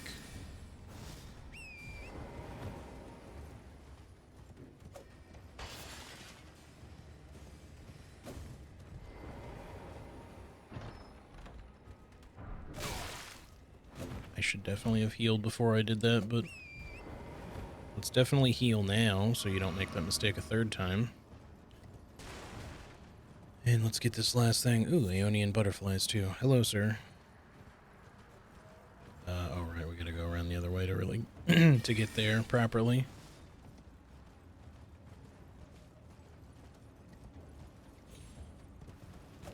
Sorry, I'll catch up on chat in a second. I just want to get past all the shit that's attacking me. That's not it.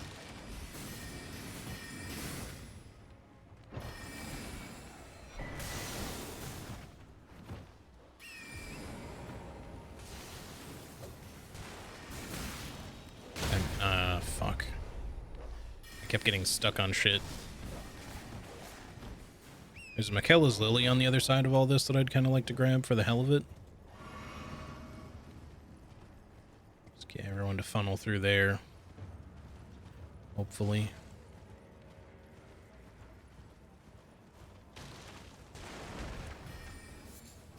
Seems like a lot of effort to go through for one Lily, but whatever. I don't mind that much.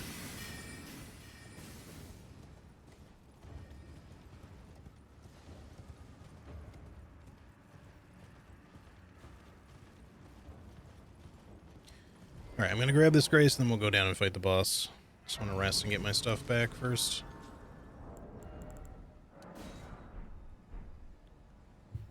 Okay. I hope we take one of the whirlpools or ships illustrated on the map. The egg cocoon is a good guess. Oh yeah, from Mogwin, well, Mog's fight in general. That would make sense. High five the hand, yeah.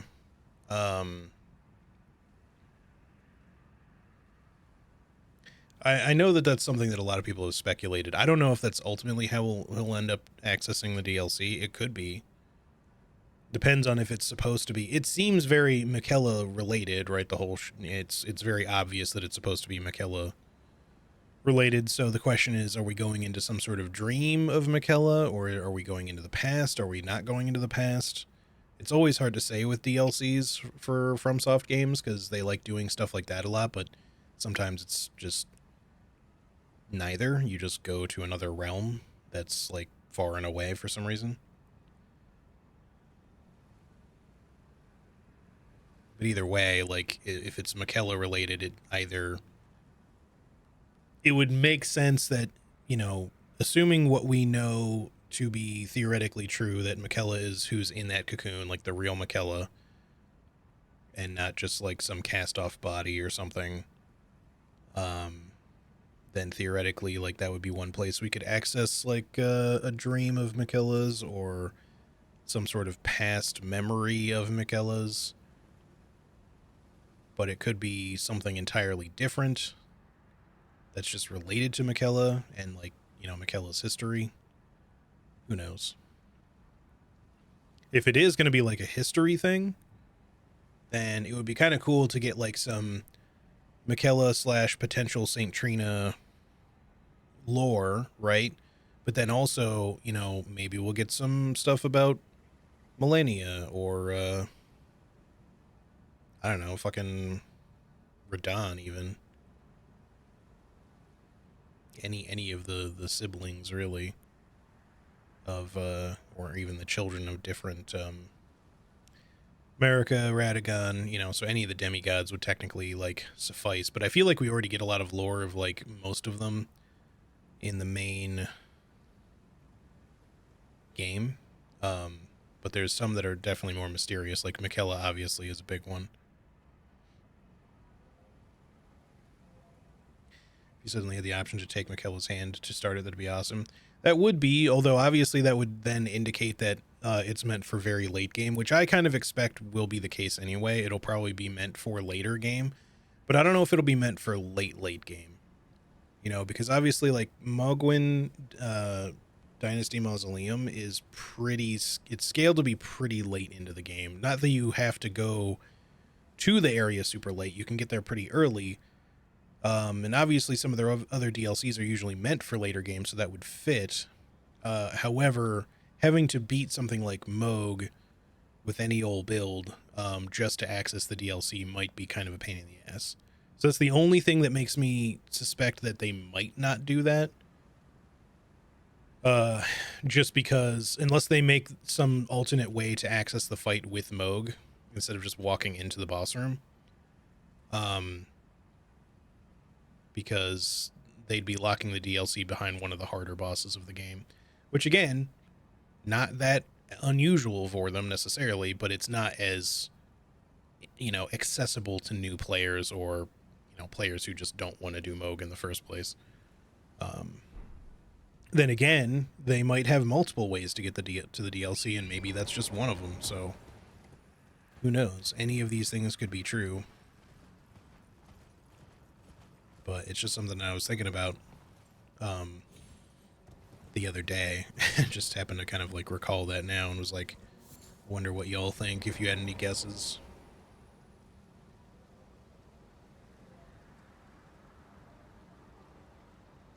I guess Reapy was kind of saying the same thing in chat there before I had said all that, but it would make the DLC super late in the game, in which case the DLC is definitely going to be insane cock and ball torture difficulty. Probably. You know, and yeah, like calling it like super sort of like, well, you used asterisks, but in quotes, you know, you can obviously access Mogwyn Dynasty Mausoleum like relatively early in the game if you rush Varia's questline. However, that does still require that you get to Altus, so you have to at least reach kind of what's intended to be sort of a mid-game-ish area or early mid-game. And then beating Moog is something that's going to be hard, like especially hard if you're rushing it there, because you're going to need to, you're either going to have to bring specific build stuff or, you know, summon help or whatever to bleed the crap out of him or whatever, and hopefully not die to just constant one-shots over and over again just to access the DLC. So I wouldn't be surprised if they put the DLC access right there. I also wouldn't be surprised if they put it somewhere else just so you didn't have to do that, and I wouldn't be surprised if they made it just one of multiple access points. Because it does make sense that if it is Miquella related, or so heavily Miquella related, which we don't know that it's going to be all about Miquella, we just assume that because of the teaser that they put out. You know, but if it is going to be heavily Miquella related, then it would make sense that you would access it, you know, with something of Miquella's, either directly by grabbing the wee cocoon hand, or possibly the tree in Millennia's arena, but that's potentially or arguably even worse than Moog. I mean, I would say most people would agree that it's worse than Moog. It's technically scaled to be even later game, and she's a harder boss by most people's standards. So I hope you don't have to beat Millennia to get in. Yeah, that would really kind of suck. I feel like that would make it a one and done for everybody. Like, people would be like, okay, fine, I will beat Millennia just to access the DLC, but I ain't doing that shit twice. I will do the DLC once and only once then.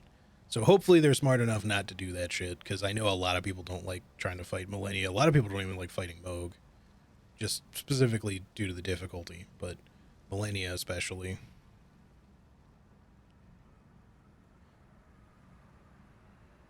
This has been my theory since the start, but my money is on the DLC being set in the pre-Erdtree Old Afterlife, and we get some more of that Old Lands Between lore. Twin Bird, Valkyries, etc. Grand Sex will probably end up being some Dragon God shit. It could be, you know, if they want to go far, far back to like the Crucible stuff or something, maybe. Or just any of the time where the dragons ruled the land, you know. That could be. We do know that like Placidus Axe used to be one of the Elden Lords in the past too. So who knows? Maybe we'll get something dragony. Not the Crucible Knights.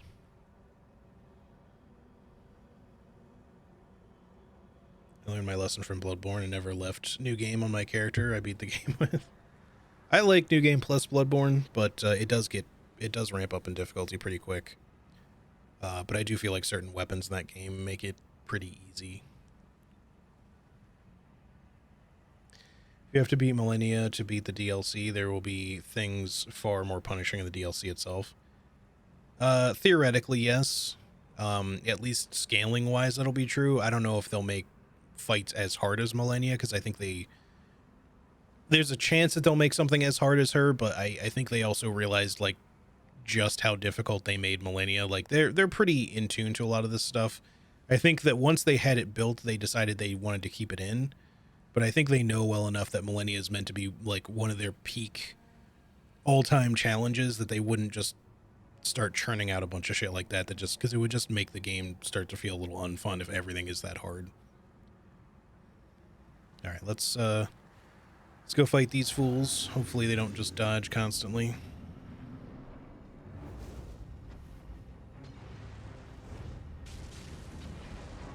Of course, they dodge separately, which is annoying. Yes, walk into it.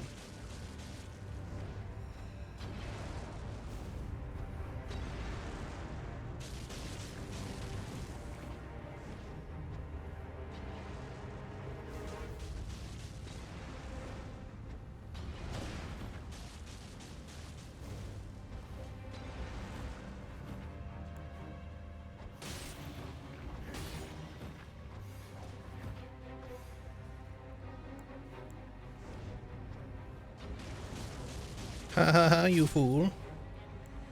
You foolish fool.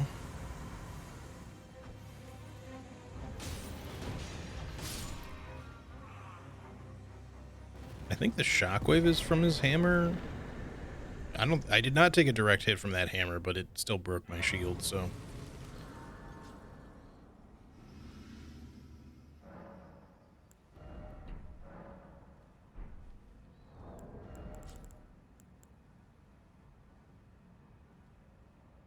Oh, that's something I gotta not do. Since I have holy pots stored, I need to not sit at the fire. Or at the grace, I mean, when I don't have max pots, or else I'm gonna accidentally retrieve them automatically. Trying to keep that in my mind. I suppose I might be able to sort it, or change the setting of the sword so it doesn't auto equip them. Let me look and see if I can do that, because I'm pretty sure that's a thing. I know that there's items that auto equip or auto pull from storage and things that don't. I just don't remember if there's like a way to, yeah, there we go, auto refill off. Just switch those off for now. That'll help. Okay. With that done, Chair Crypt of Celia. I guess I'll just mark that here. And then Celia Backstreets, we can run through, I suppose, if we feel like it, just to get up there, but I can already get to the Plague of the Church. I've run there previously from up here just to farm toxic mushrooms there previously, although I haven't really used them. But let's just, is there anything on the way that I would want? Maybe? Let me just run up there anyway.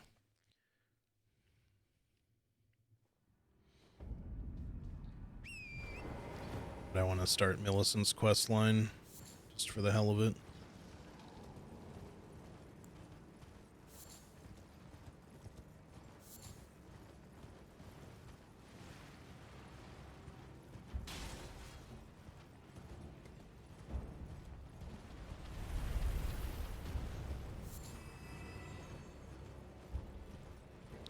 So these boulder traps here are actually giant silver tears. That you would, like the ones you would encounter in Nextella. That are being summoned from something. I'm not entirely sure what, but there is like some sort of vague Nox connection here, hence the Nox bosses that we just killed in the giant chair crypt thingy.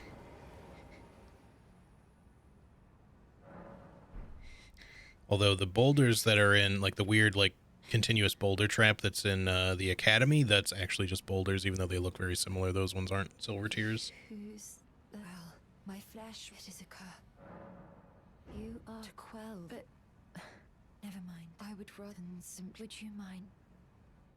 Avert thine eyes. How would I avert my eyes? I'm wearing a giant pot over my head. I can't see shit. I've been blind this whole time.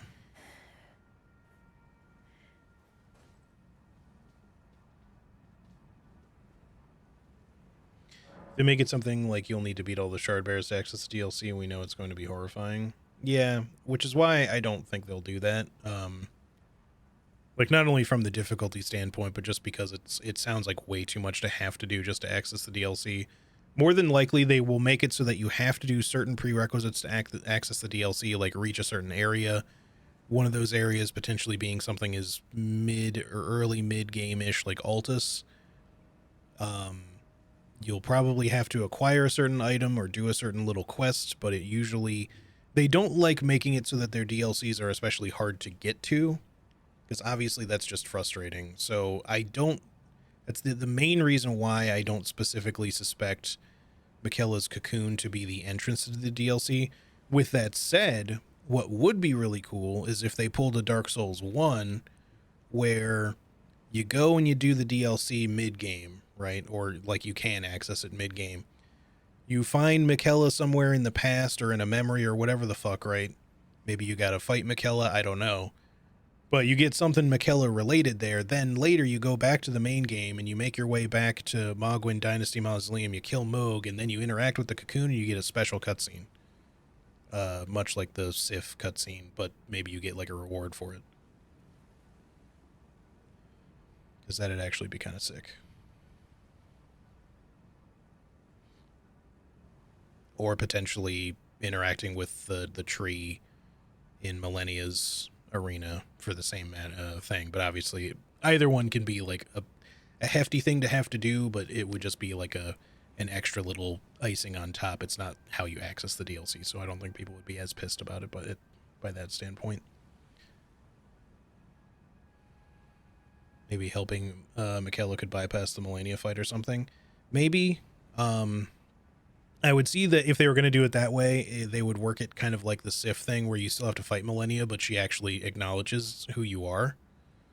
Or something like that. Or like, you know, you carry Mikella's favor or some shit like that. We must still do battle, but, you know, I won't say the same bullshit over and over again when we fight. I'll actually respect you as like an honored warrior or something. I don't know.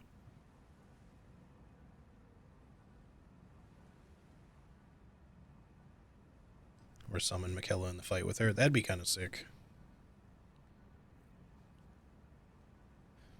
They could even do like a Gascoigne sort of thing. They could give you a special item that makes her weakened for a moment. You know, kind of like how they use the shackles on Moog and Morgott in this one. You could get some sort of like shackle-esque item for Millennia just to make her a little easier to beat. That's like a Michaela item.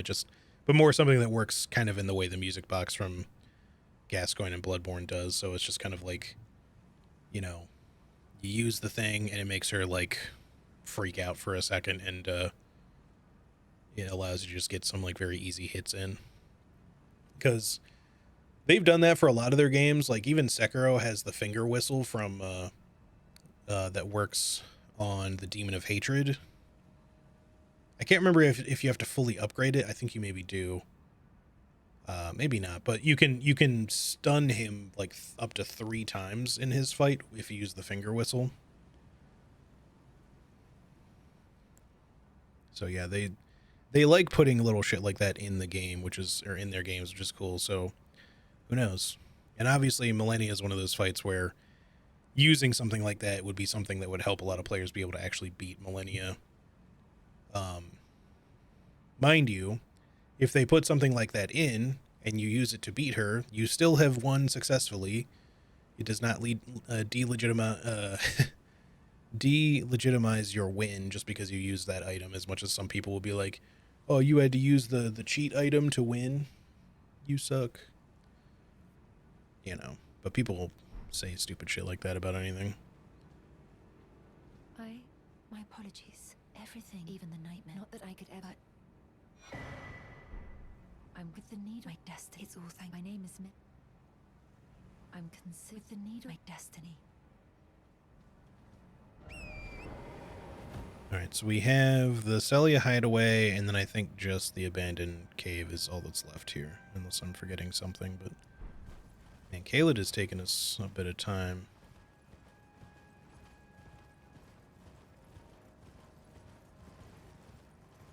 Although I have like stopped to just chat a fair bit, I guess, but it's normal. Normal for me.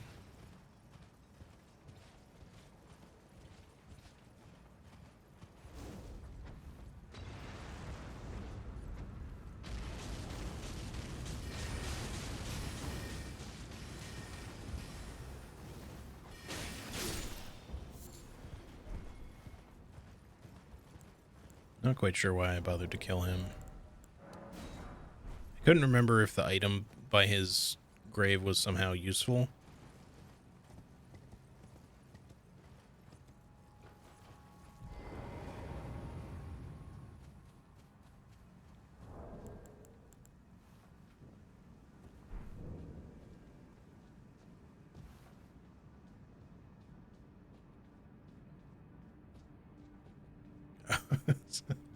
It really took me a second to parse what you were typing, Karate. I was like, I beat Perniver from Batius is Balteus, but I was like, yeah, I beat pre-nerf Balteus. I mean, so did I, but yeah, I don't care if anyone beats Balteus pre-nerf, post-nerf. It's a fucking fun as hell fight. Still takes quite a bit of doing to do as well. You know me, I love my pile bunker. I still have to finish the S ranks. I actually did start doing the S ranks again, but then I got sidetracked with Elden Ring challenge run farming and stuff for this and some other shit that I was doing off stream, and obviously just work getting busy. At some point I will. I still have like a handful of missions to go. It's not too many, but it's enough that it'll still take me a bit. Also, Dr. Grossly, how's it going? Good to see you. Hope you're having a good Friday. The abandoned cave is lame. Yeah, I fucking hate that rot-filled place. Yeah, the serpent bow. It has the serpent bow and the venom fang. What's it called? Something like that. The fist weapon, or claw weapon, I should say. That's actually also pretty decent if you like something that does poison.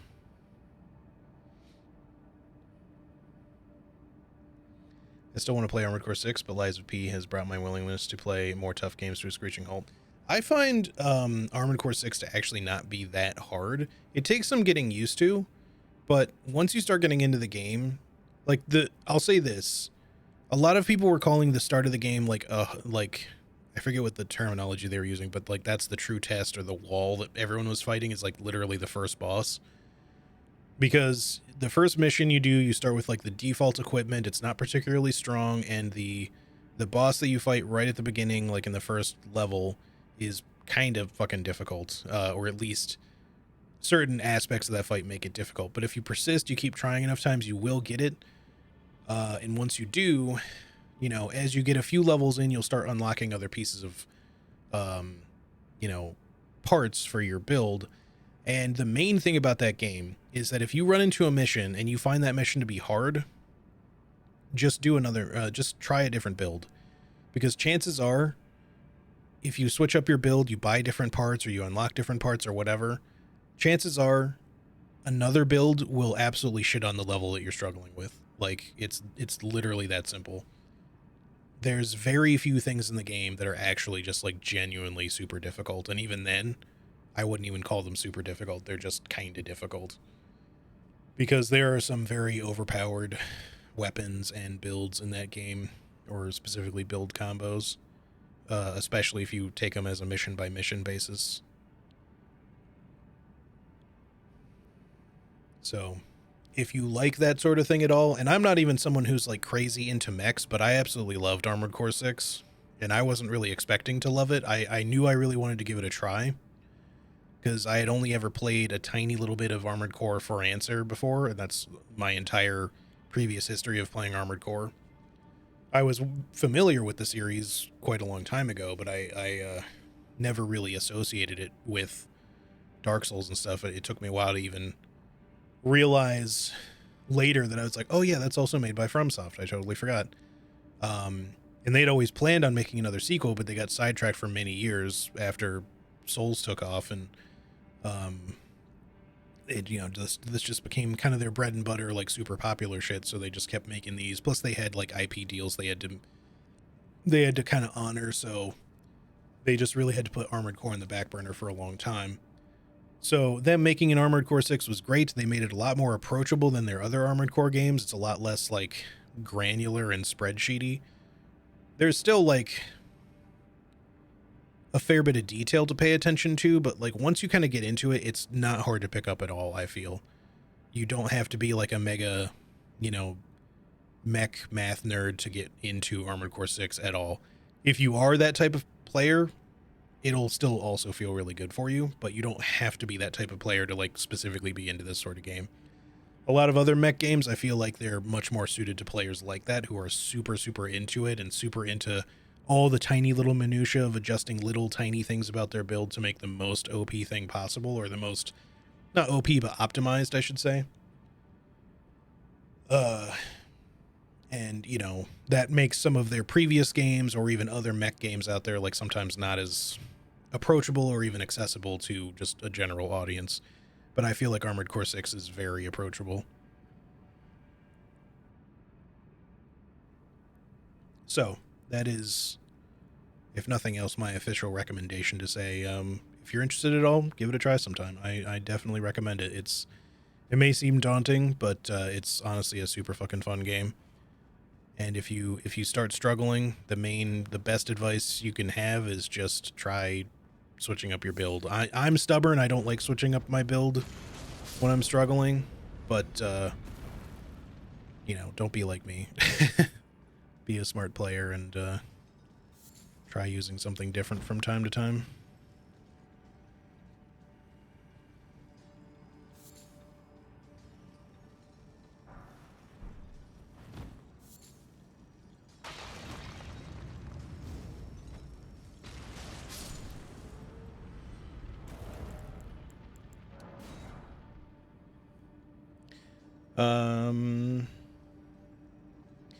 Venomous Fang has a niche because if you poison infuse it, it will inflict deadly poison, but with normal poison duration. It's really good.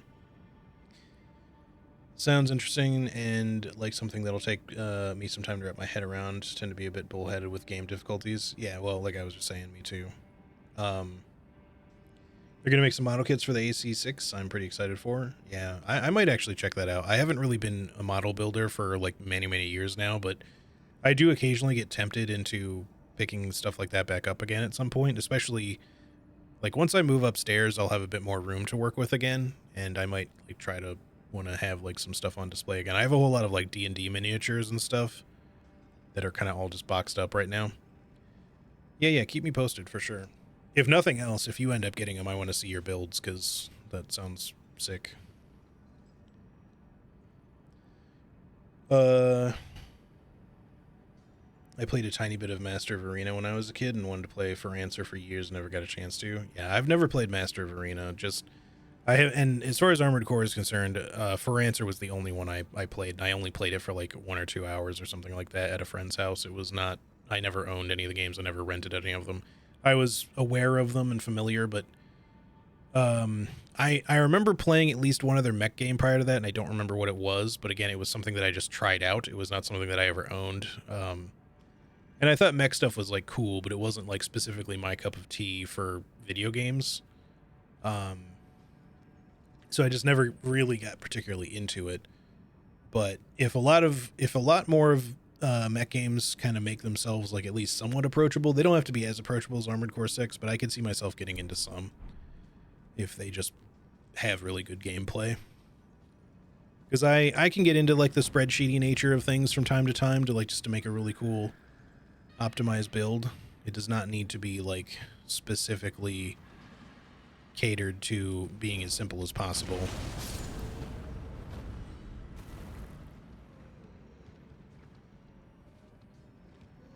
Are you aggroed already?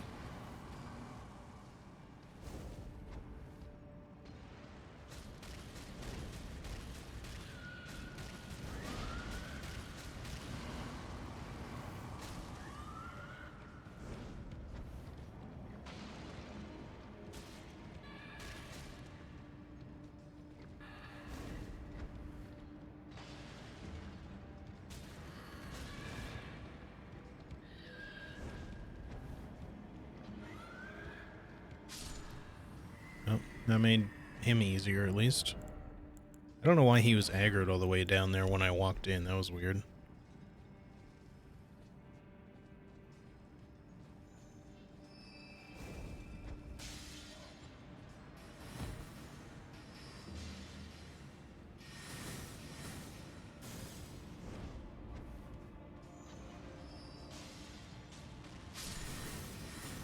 There we go. Trying to get that guy hit earlier, and I was just not landing anything near him.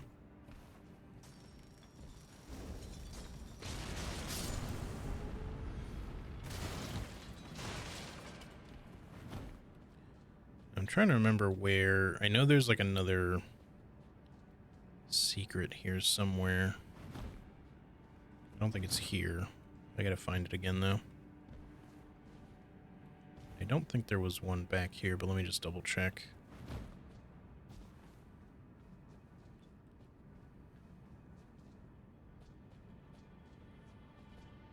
Be like half, be a smart player. Exactly. That is what I want for y'all.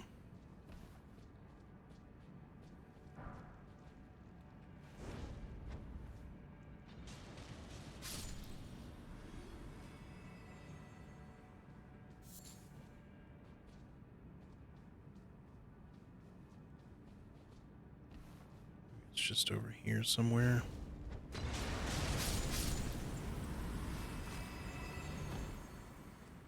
Here's the exit for it, because you come back out up over top of that, so maybe it's just over this way then.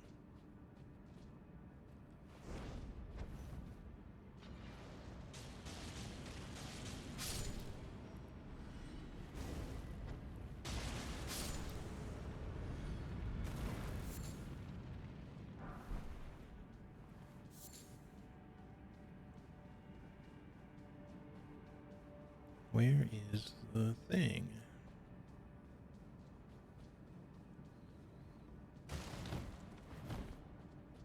It's not here. I'll find it at some point.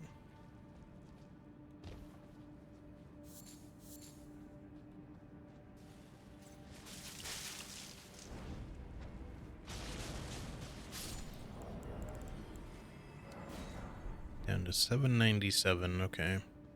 We probably used up what we had in storage, so... Remember to be a little careful with our volcanic stone. Not that we can't easily get more. Like I said, I'm trying not to do much in the way of farming on stream, just because it's time consuming, and especially for today, I'd prefer to not have too much of that going on. I should probably have gotten the seal breaker before I came here. I guess it's not the end of the world. It's not like we have to get,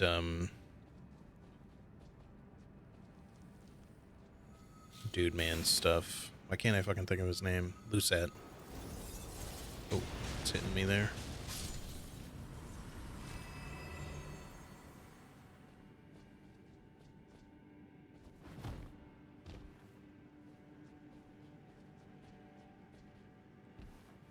Alright, hold up. Not yet.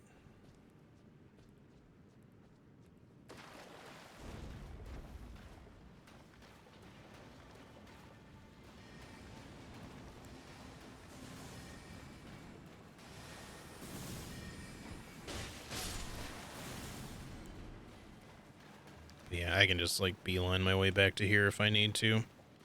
I don't know if we care about doing Sellen's quest line or anything, but having, like, the extra stuff certainly doesn't hurt. Oh, this dude's dead already, which is nice. I honestly, like, this is maybe one of my least favorite, Royal Revenants to fight is the one in here specifically, just because it's like, I don't know, it feels awkward to fight it down here. And it often likes just kind of bum rush you before you like even fully enter the area, so. No, this is the exit to that. Okay, so hang on, I had it wrong then. I could swear there's another fucking secret though somewhere. I just don't remember where. Like an invisible entrance somewhere, unless I'm just misremembering something else.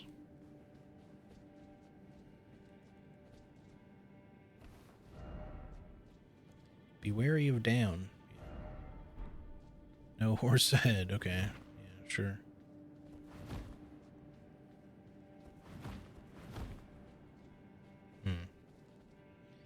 Maybe it's in the next room, or I'm just thinking of something else, or I'm just completely misremembering. But I just thought there was like another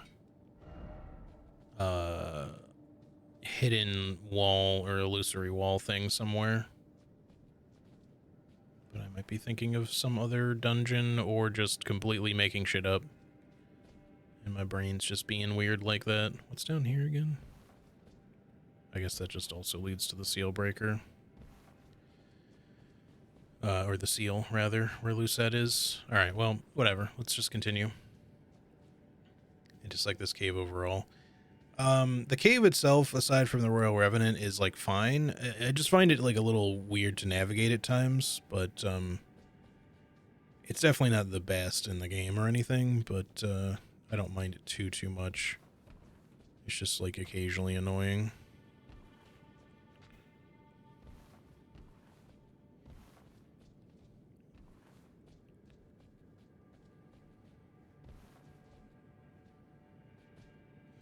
I do know there's another secret down further, and that's the one that, like, I always forget exactly how to access.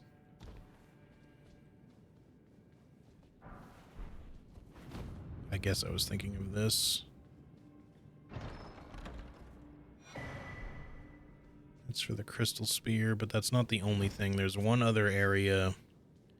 It kind of, like, pops out, like, the exit from it is right in front of where the boss is, but that one I also kind of forget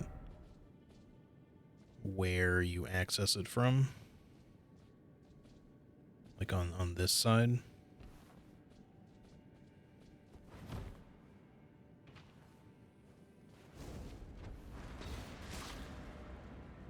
Wow, you just zoomed right forward, huh?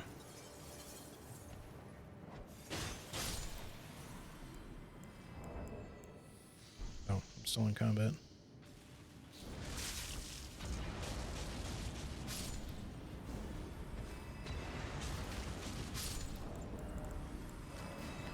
Alright, give me some more of those and those. What else have we got here?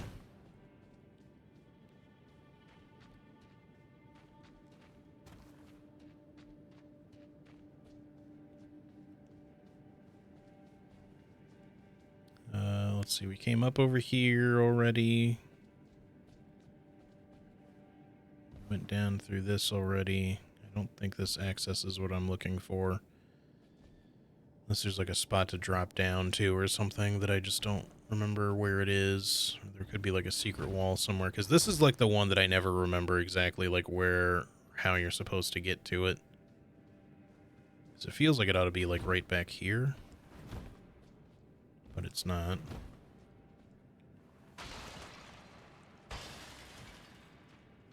Hopefully I'll find it.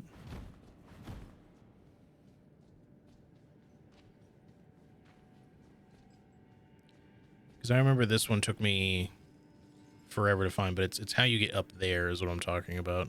Because if you just keep going this way, you just head to the boss. And I can't remember if you access it from the room before or if there's something here. Maybe if we climb up over here.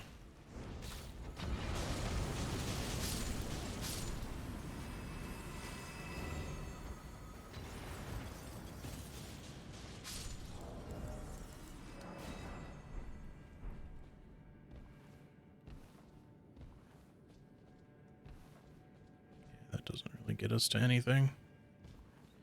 But I know there's a way up there. That one was, it took me, like, I had such a hard time figuring that out, because I noticed it in the, when I was, you know, writing the guide and stuff, like, I noticed it kind of late, like, after I'd already been through here, like, at least once already, and I was just like, how did I never notice this before? There's, like, a little guy up there and a whole area. And, I remember not figuring out how the fuck to get in there, so eventually I just, like, no-clipped my way up there, and then was like, I just kind of backtracked until I figured out where I had to be, but I genuinely can't remember how the fuck you're actually supposed to get up there. It could be that there's a secret further down here somewhere. What does this say? Target lock required. Not really.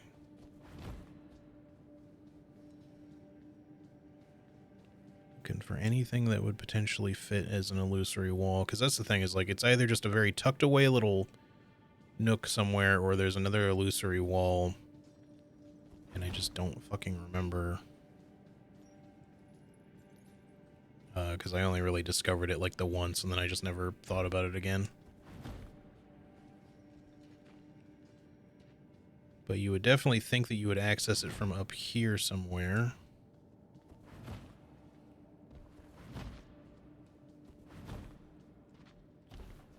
Is there like a midpoint? The only thing that feels particularly midpoint that you'd be able to kind of jump to is that one crystal there, but I didn't see anything connected to that.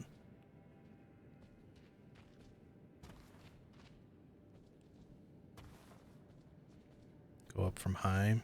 Yeah, that's probably right. Let's go up here. There's nothing there. Maybe it's over there. I just need to go back up a bit and then jump to that crystal or something.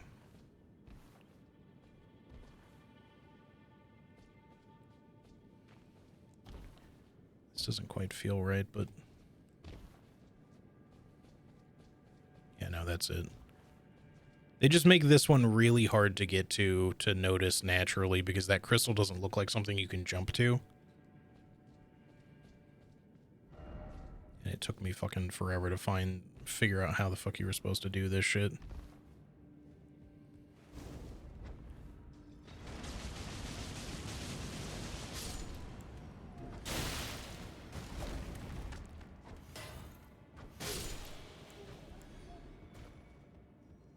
Alright, we got there though. And in here is the Crystallian Ashes. So if you've never found those, that's where you get them.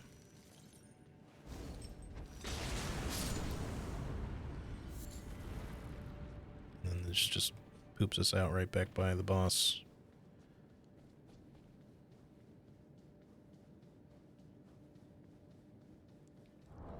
Okay. Finally done with all that. Let's Heal up and physic up. Let's fight us a bounce. Oh, right, it's these ones. Shit. What did I use against the fucking Crystallian before? I completely forgot that it was this boss fight here. Because this particular pot does not work super well. I need to...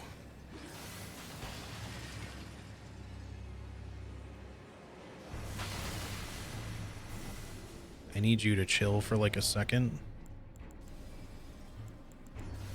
I don't think you're chilling much. Hold up.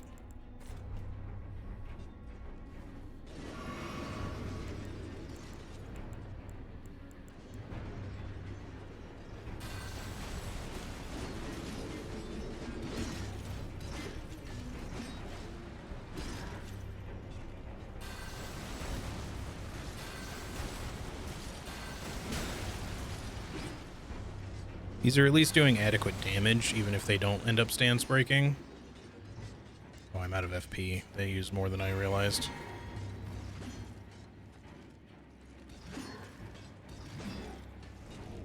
That's not what I meant to do.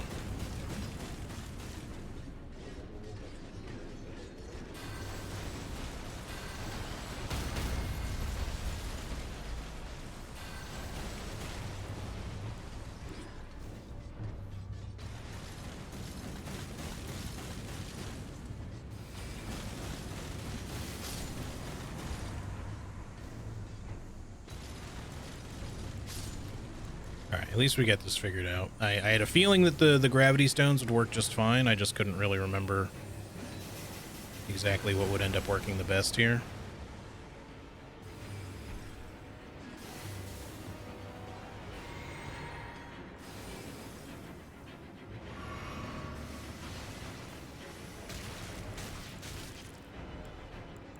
God, why does it make me do that?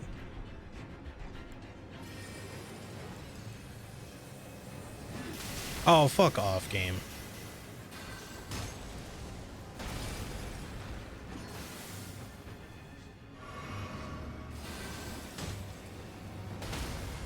Sick.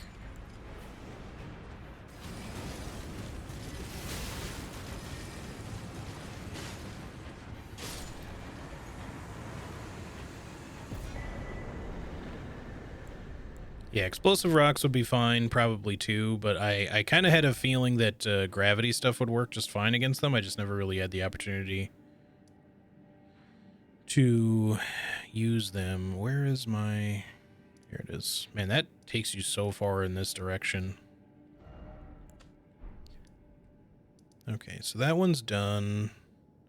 Celia's done.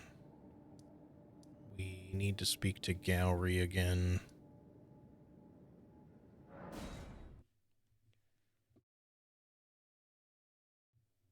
But yeah, I suspect like explosive stones and explosive stone clumps would probably do okay, maybe even poison ones, as long as you're hitting directly, which you kind of have to because they don't really give a cloud anyway in the first place. But that's just something we need to keep in mind. The reason I wanted to use these is because I was like pretty sure that they work okay, because gravity stuff usually works decently against them, and we can also buy more of these easily. We can buy poison stones and clumps easily enough, but we can only buy explosive stones. We can't buy explosive stone clumps. We can only find those, unfortunately.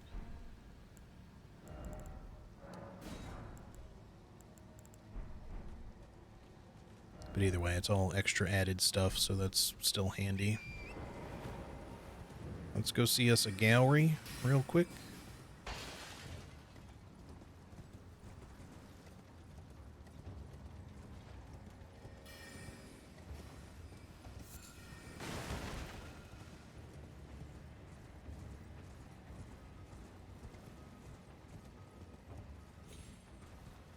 But yeah, gravity stone fans are definitely way better than the what are they called? Just gravity stones? Gravity stone chunk? Yeah. Oh, something. So I decide that I've only perhaps. Well, I must. Okay, one more time.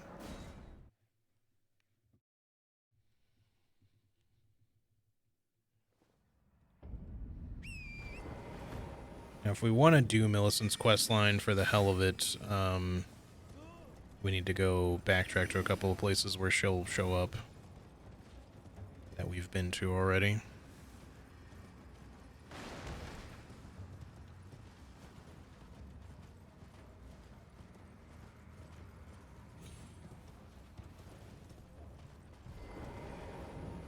Thank for giving me. Understand? You've been as thank for the lost. These are obviously very nice things to have. Oh, indeed. It seems them, however, I don't really need them on this character right now. Maybe I'll pick them up later. Please, like her mother, but command. Okay, so that's that for now. We'll catch up with Millicent after. We don't need anything at Fort Feroth. So all that's left to do in regular Caelid is the abandoned cave, unless I'm forgetting something else, but I don't think so. So let's just go here. Let me look this up on my phone real fast just to make sure that I'm not forgetting anything.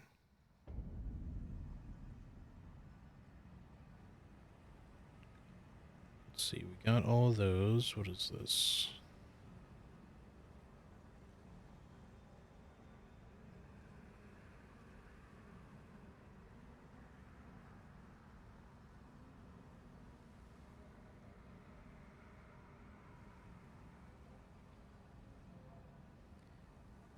Freaking extra life counting. Grail is a boss. Grail is barely a fucking hazard.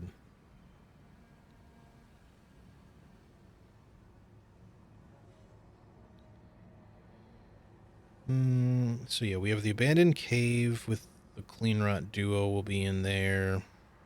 I think that should be it as far as this part, and then obviously Dragon Barrow we still have to do, but we've already done a little bit of Dragon Barrow technically, so. Alright. Grail is a set piece, yeah, pretty much.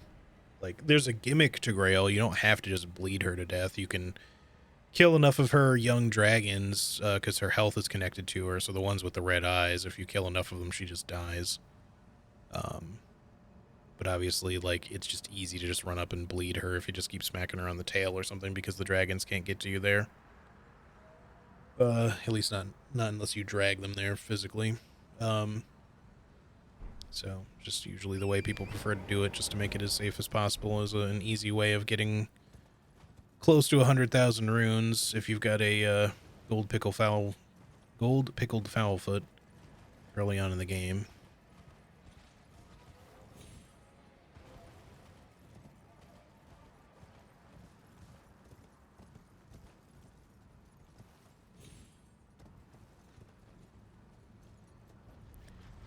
I guess I could deal with you. I don't have any lightning pots on me, but I don't necessarily need them.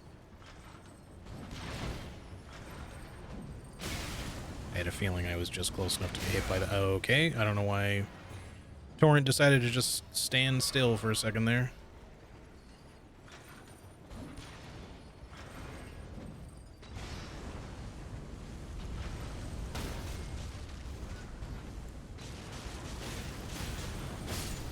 Actually, volcano pots do a pretty good job of staggering them. They're particularly weak to lightning, which is why I like having lightning pots for them, but especially when their core is open. Or rather exposed. Like, you know, 1 or 2 lightning pots to the exposed core pretty much staggers them immediately, and they just take a crap ton of damage from it anyway. Alright, I'm gonna just grab a level while we're here, just in case we die to the stupid rot shit here. I don't want to have to, like, be concerned about our runes at all. Not that it's, like, 1 level makes up a huge difference or anything, but, we need 24...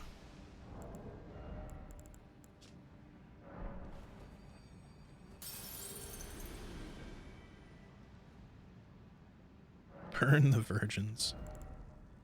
Yeah, let's go ahead and go to 40 int.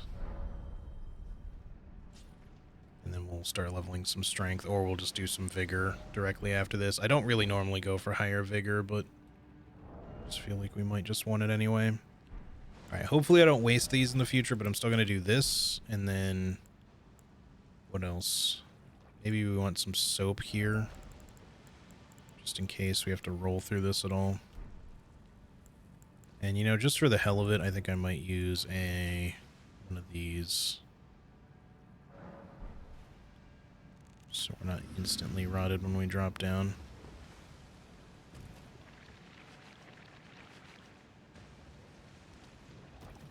God, I hate that this is shit's fucking slow.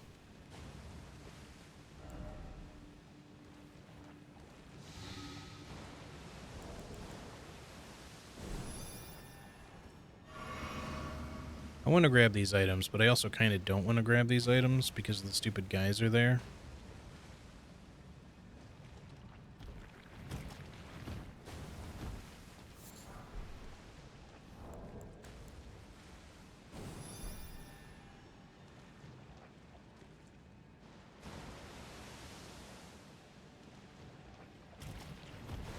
What? Why did it go off again already? That I should have had a second. I guess maybe there's two there and it was like staggered. I don't know what the fuck happened.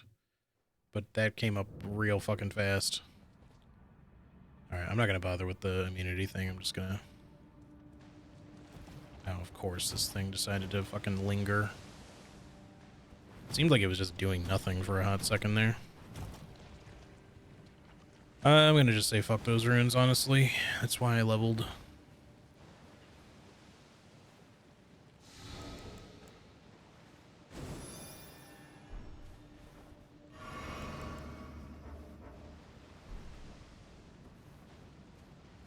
Could use some more mind if you're planning on gravity fans again. Yeah, it's like maybe the one of a couple of things that, you know, mind could certainly be useful for at this point, but I don't know how much we'll ultimately need it, but it might not be a bad idea to get some. Maybe just up to 25 or something. Or, sorry, 15. What are we at right now? 10. So yeah, maybe at least 15 mind would be good.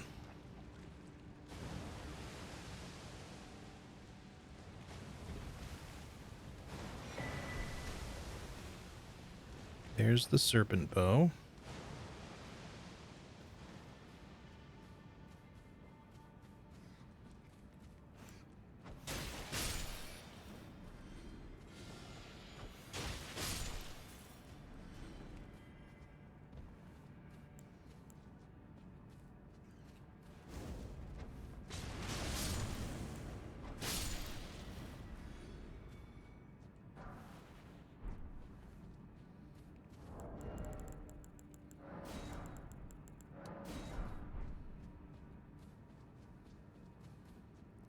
Now this part.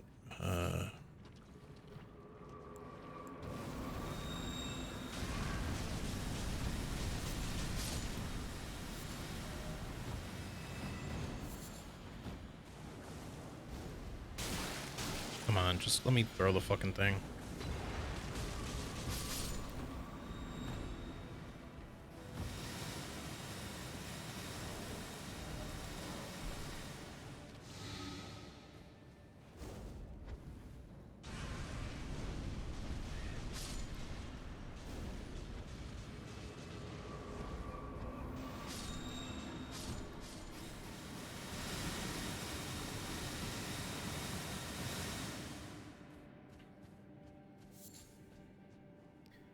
I sincerely hope that there's no more caves like this in the DLC. That would be really nice.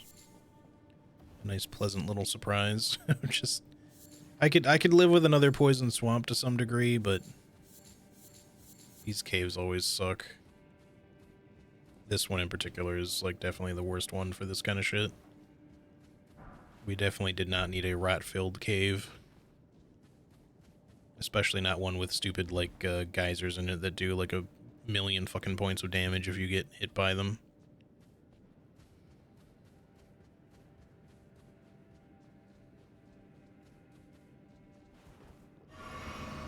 Alright, we've got 10 heals left. I should probably switch this to poison or something.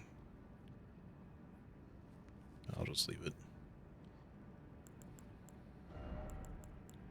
I don't know how bad this... We're probably not going to need really much help here, but let me just use this anyway.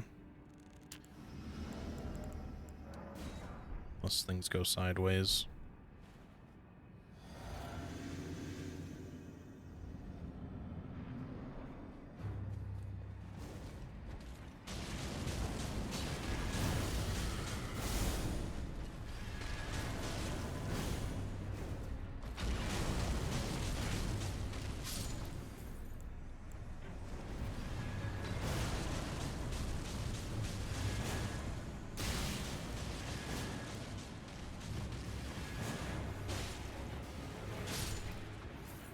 Alright. That was not too bad. They really make you go out of your way. The gold scarab is not a bad talisman to have, actually, but they definitely make you fucking work for it. Okay, so that should be all of regular Caelid. We just have the shit in Dragon Barrow to do, I guess technically including the War Dead Catacombs, which I guess let's start there just because it's probably going to be the biggest pain in the ass. I'm just going to run by a lot of shit probably. Hopefully the hopefully the putrid tree spirit. Fucking, I did it again. Hopefully the putrid tree spirit will go about as well as they have been going for all the ones that I've been fighting, which have been nearly hitless and relatively easy with volcano pots.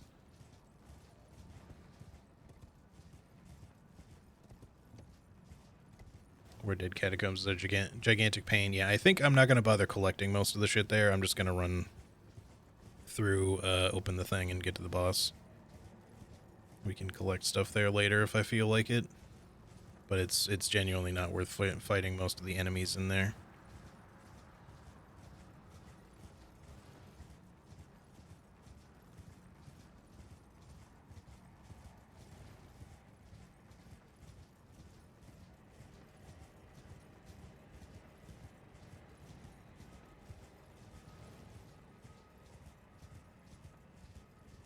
Definitely the least fun catacomb. It's certainly up there on the list of not fun to do dungeons. I don't know if it's the least fun one necessarily or not, but I am having a hard time thinking of one that's worse, though. As far as catacombs go, at least.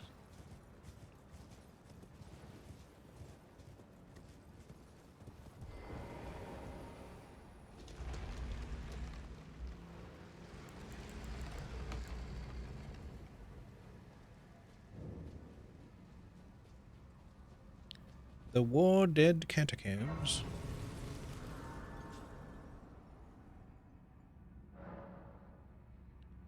I hope there's a sleep mist swamp with invisible Albinaric snipers in the TLC. That sounds painful.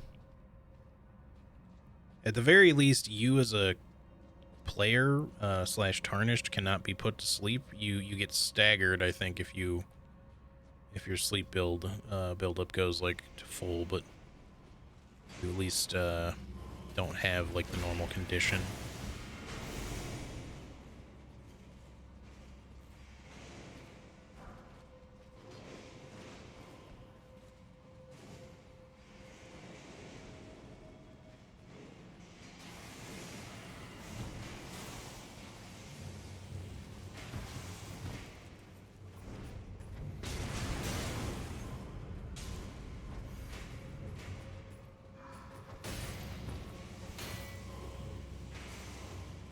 Gonna take too long, and yep, that's gonna fucking happen.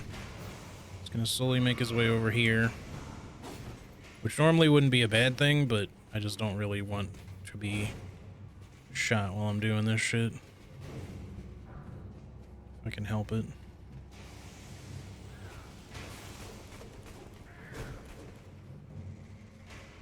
What?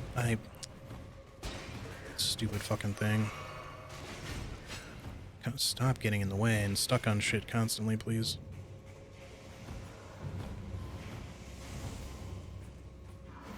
Okay.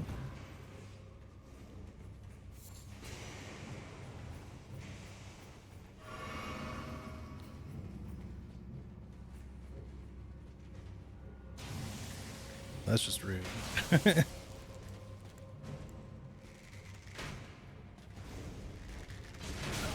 Just really still couldn't roll, huh?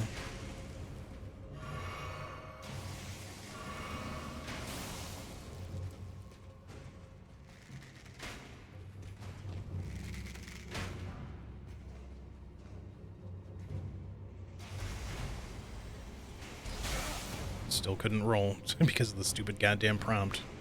I had just the right timing to be able to roll there, but the fucking prompt prevented it.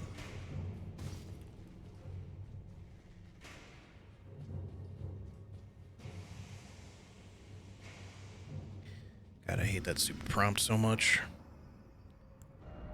Okay, we're fine. Let's go to the boss, and then this will be done. Because fuck this dungeon. It sucks. I think if the enemies weren't so fucking scaled up, it wouldn't be such a problem. They're scaled up to basically be like Dragon Barrow enemies, kind of, but like kind of worse, actually. Because the problem is, like, they have extremely high defense, and their stupid phantom teleporting doesn't help that at all. So it just makes them really fucking annoying.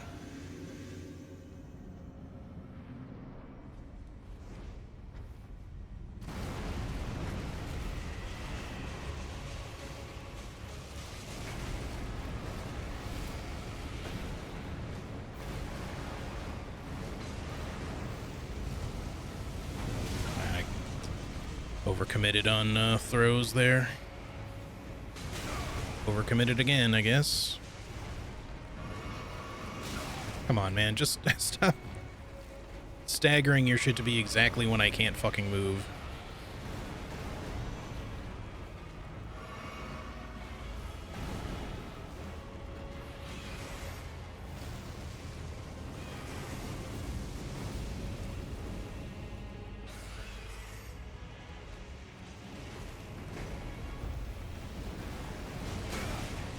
Right there.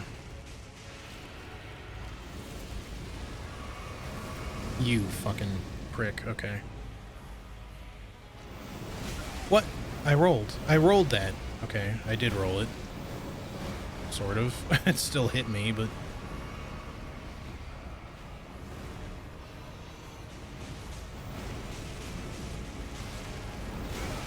Fuck, why am I having such a hard time avoiding that?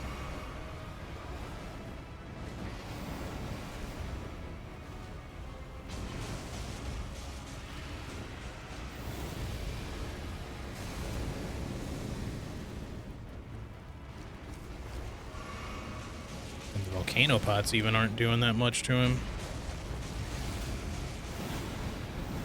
Ah, shit. I fucked up. Well, that's me dead. I rolled one too many times. I knew what attack he was doing, too. I just accidentally rolled back twice.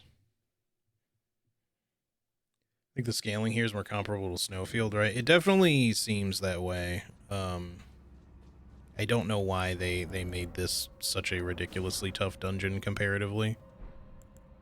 Let me do something a little outside the norm here.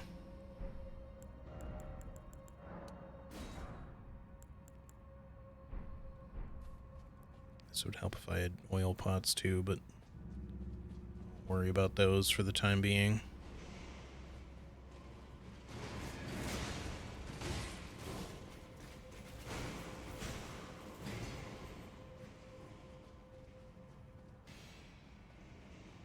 It's interesting that you don't get flagged as in combat when you're running through them, unless something takes a swing at you, whether you get hit or not. I mean, they don't necessarily have to swing, but usually the whole stamina, like infinite stamina thing, only happens when you're outside of combat, and you can immediately tell when you've been flagged as in combat when it starts draining while you're running. But sometimes something can be chasing you, and you're therefore in combat, but your stamina still won't drain until they actually try to make an attack at you. Which is interesting, to say the least.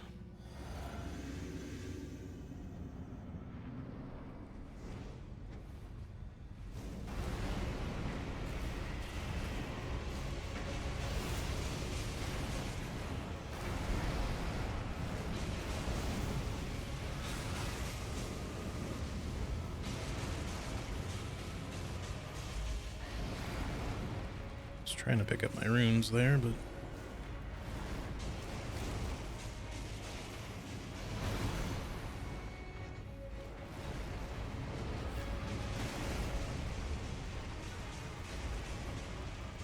For once, I'm gonna maybe keep my distance a little bit.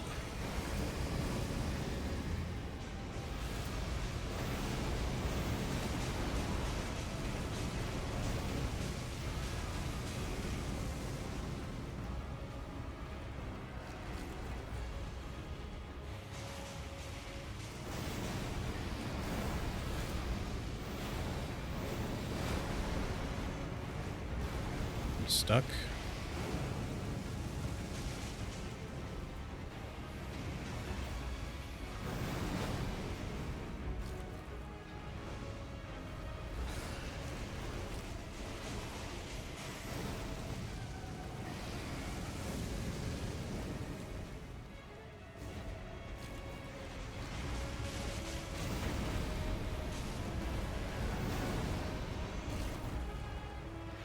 Oh shit, I'm out.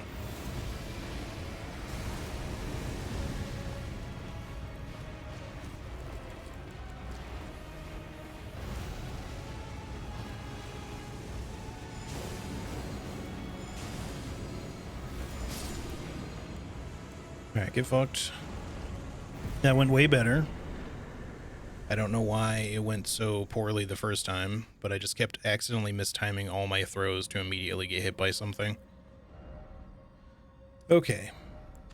Not really a huge problem, though. So that's you done. Now we just need the Dragon Barrow Cave, and we need to kill Hughes right here. Let's kill Hughes first, I think. We need to do the tower, which I almost forgot about. I should level up. And then what else? The dragon and the knights cavalry. Oh, and the fucking Black Blade Kindred. Ugh. Yucky.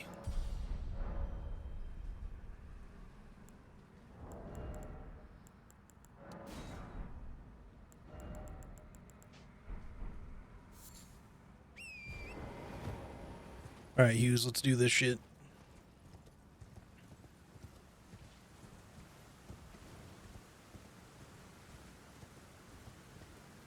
I think we're gonna not give a shit about, the Great Jar stuff, at least not anytime soon. Maybe later if I feel like doing it, we will, but I just feel like 3 NPC fights back-to-back are probably not going to be especially fun to do. Can we break this on our own, maybe? Stand, like, right here.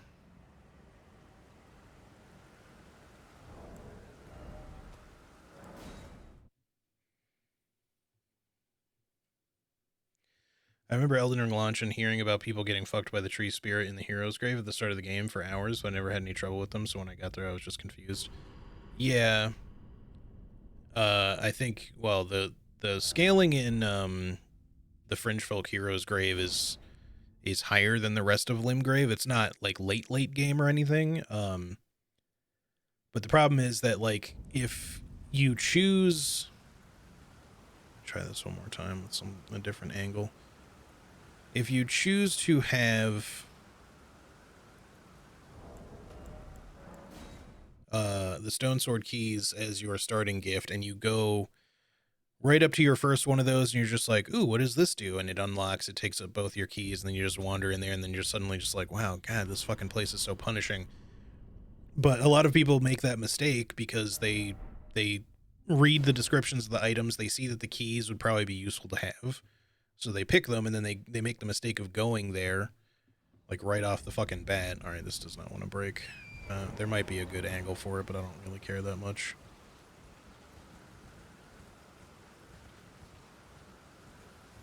There is normally a dragon right here you can get to break it, if you care. Come hither, friend. Come break a statue for me. If you can get him to not get stuck on the wall or some shit.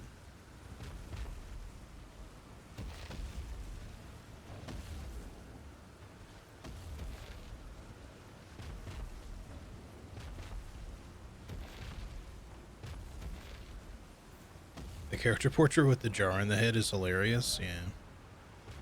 It's pretty good, right?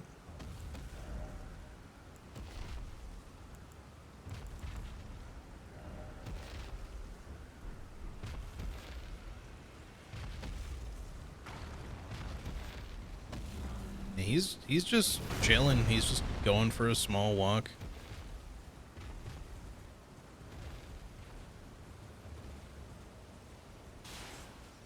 Fucking Giga Scarab over there.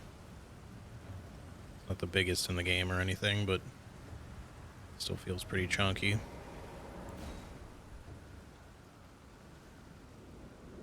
Alright. Let's go fight us a Hughes real quick.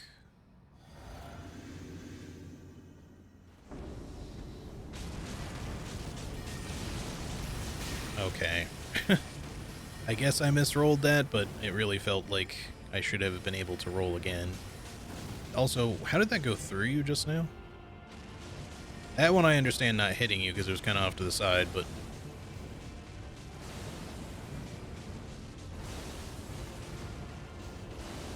And that root is doing you no favors, huh?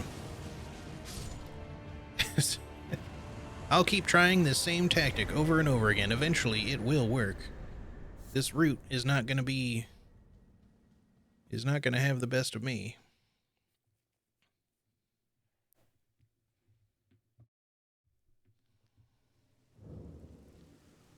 Big mood. Yeah. All right. Craft those. What are we down to now anyway? 633. Man, we've been going through it pretty quick. All right, so that's Hughes done. And did I forget to mark anything? I think we're probably good on everything here. I didn't fight Millicent there. I don't think we can now anyway, but not that we need to, nor do we especially want to. But you, I think a lot of people by now at least know that you can get invaded by Millicent here. And she technically has both of her arms, so it's supposed to be before her arm has been removed or rotted off or been cut off. I think it's technically supposed to have been cut off in her case. And one thing some people don't know is that she can't do waterfowl when she only has one arm. You would only kind of find this out if you attack her in one of the states when she only has one arm, so that's another reason why a lot of people wouldn't know. But she can do like the tarnished version of like the waterfowl here because she has both of her arms, and then later if you choose to fight against her, she'll have her prosthetic so she can do waterfowl again there. But if you happen to choose to fight her anytime when she doesn't have both arms, she actually can't do waterfowl. And then also you can summon one of her sisters here to help you in the O'Neill fight if you want. It's Pollyanna, I think. Anywho, just little details a lot of people tend to miss. So let's see. Dragon Barrow Cave. Knights Cavalry. Dragon. Kindred.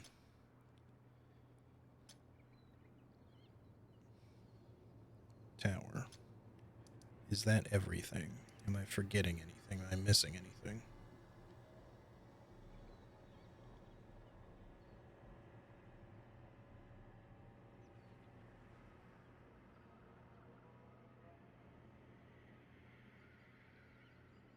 I'm fairly certain that's everything. So I don't think Apostle will be too bad for us. Maybe we'll do Dragon Barrow Cave first. That one's kind of annoying.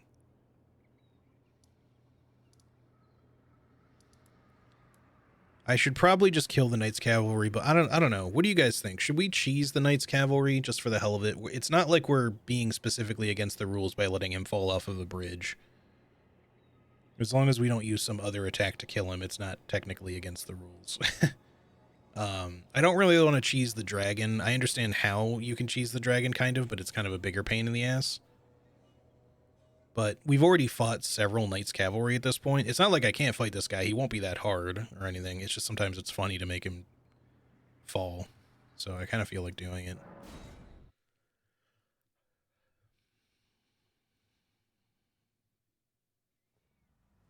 Is it still pronounced Hughes when there's no H in it?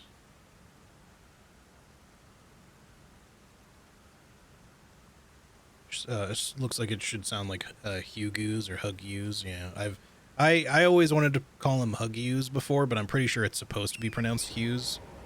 It may not be spelled correctly is the thing, but I believe their intent was for him to be called Hughes.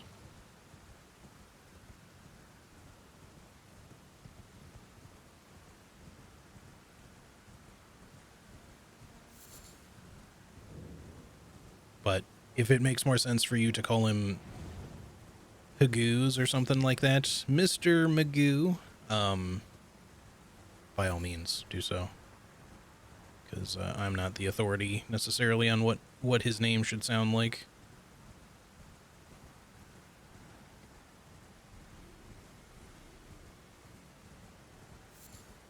I could see it being pronounced as like Hughes, even though the spelling is a little weird even for that.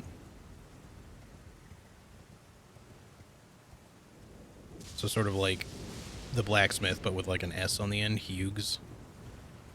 You know, if the G is supposed to be pronounced.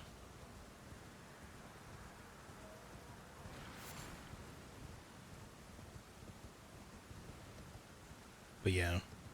I was told by someone when I was working on the DLC, I'm pretty sure, unless I'm misremembering, because I had kind of the same question. I was just like, I think it's Hughes, but is it supposed to be like Hughes or Hughes or Magoo, you know? And they were just like, I'm pretty sure the intent was Hughes, whether it's spelled that way or not, but I don't know. I'm not even sure if if they actually knew 100%. That's just what I was told. Again, unless I'm misremembering, because that was kind of a long time ago.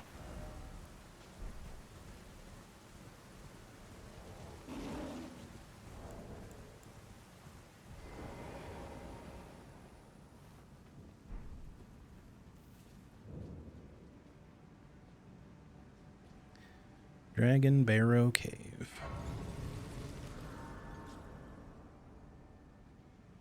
It's like the Dragon Rider in Hyde's Tower of Flame in DS2. I can beat him legit, but it's too dang funny to make him fall. Honestly, yeah. The Dragon Rider, I think most people just cheese because it's like, why bother fighting this guy? He's not like a particularly fun fight or anything, and sure, he's very beatable, like in the normal legit way, but like when you can just make him fall to his death, like, why not?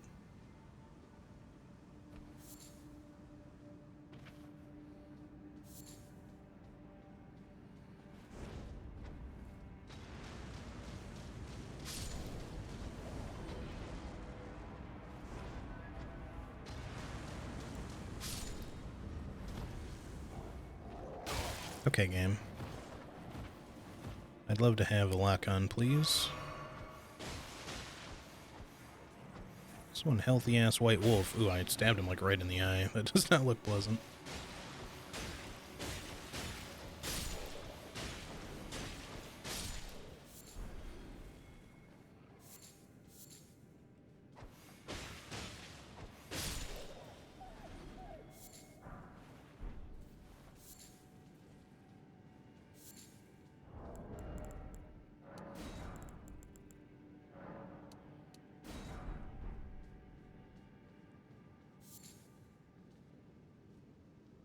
Choosing not to fight the rune bear? I mean, I can. I know that he has, like, a ton of HP, so I figured it might be better just to, like, run by him instead.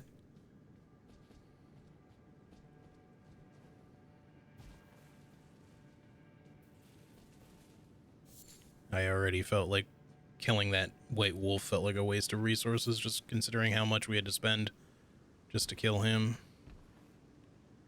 Alright.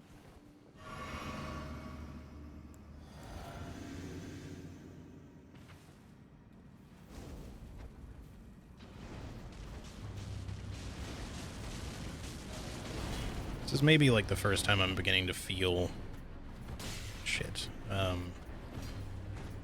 The scaling difference in our current damage and everything.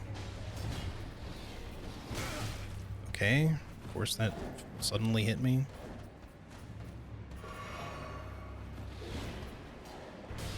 I fucking hate this guy so much. This is such an awkward fight to do with consumables.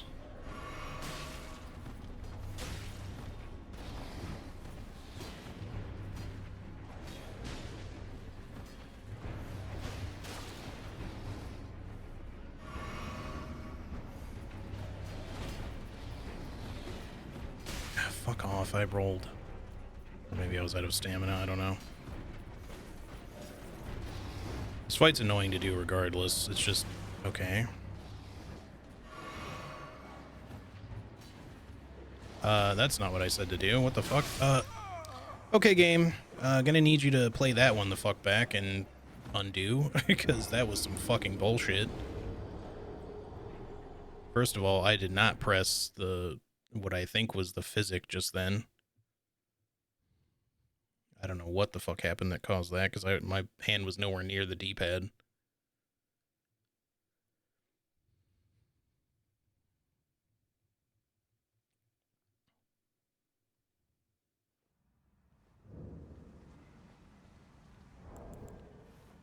Alright.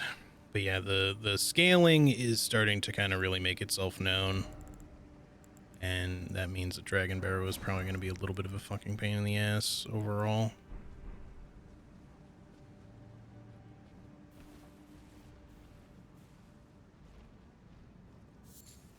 Which just means that cheesing the Knight's Cavalry is probably just going to feel that much like a nicer decision anyway.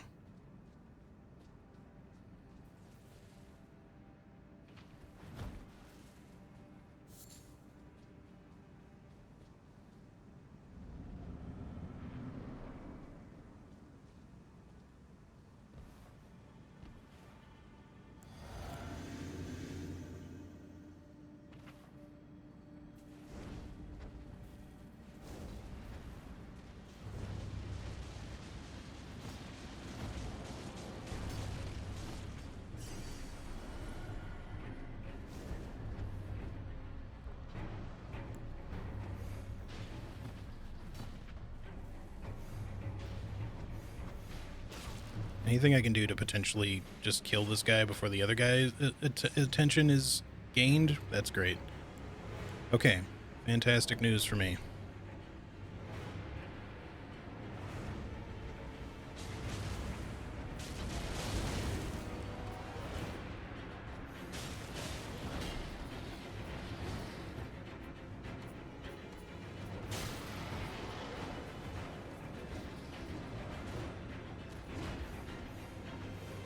How did those all miss? What the fuck?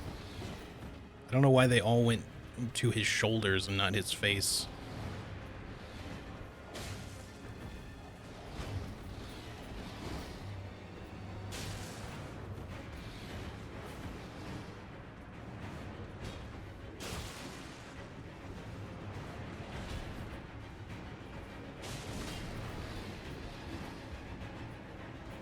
Come on, game. Work with me just a little bit here, lock on. Of course. I knew I shouldn't have done that then, but... I would just love it if he would stop spamming this one attack, though.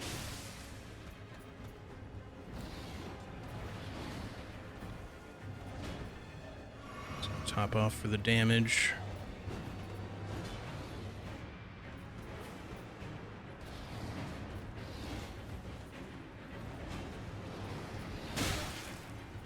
Yep.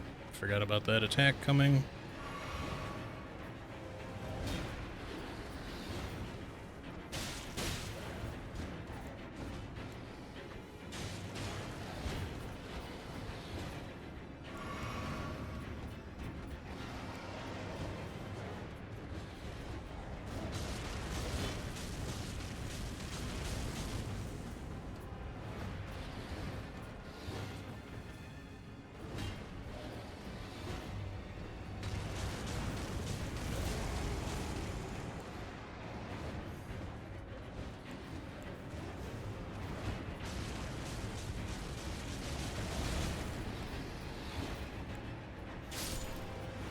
There we go.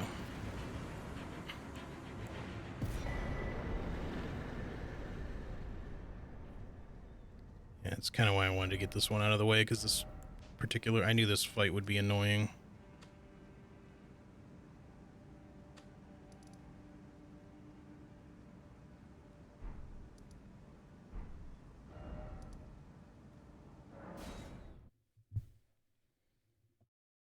Thankfully, we got, like, relatively lucky to have,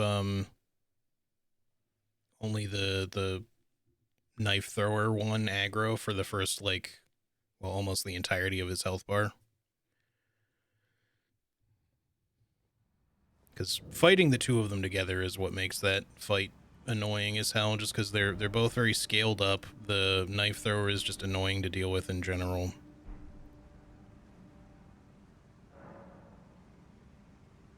Did you get the normal Flame Drake Talisman from the Beastman boss too? Yeah, the one that's in Limgrave, I forget which, this one, I think? Groveside Cave. That one gives you the regular Flame Drake Talisman. So yeah, it seems potentially intentional that they put it that way so that you'd get it from Beastmen both times.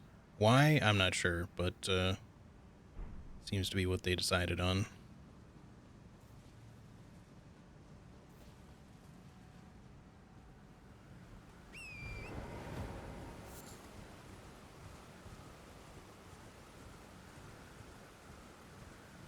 It's kind of funny, 2 Beastman bosses, 2 Flame Drake Talismans. Yeah. Definitely a little on the interesting side.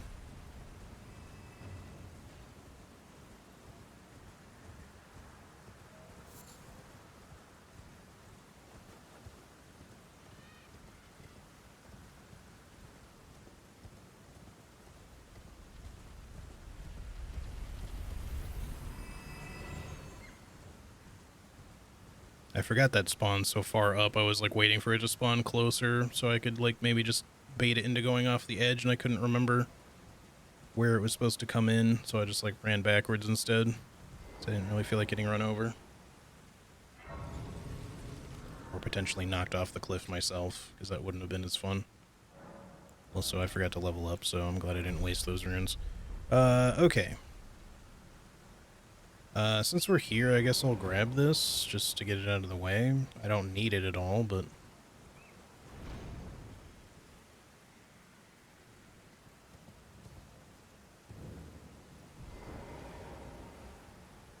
I'm not actually sure. There's no need to... well, whatever. Don't really need to dismount here, but...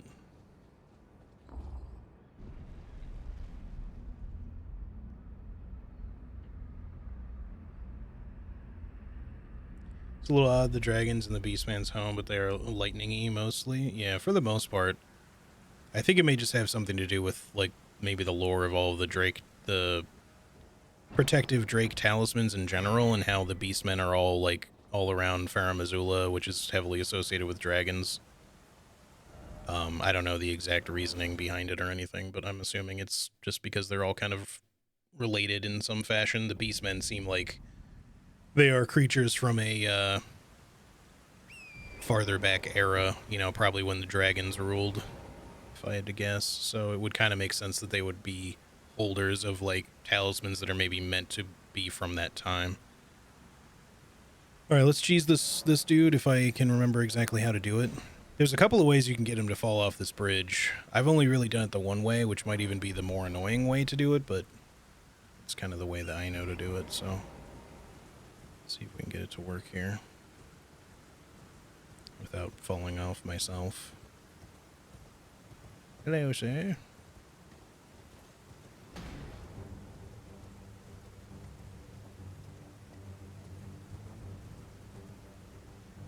I think I need him to come up here first.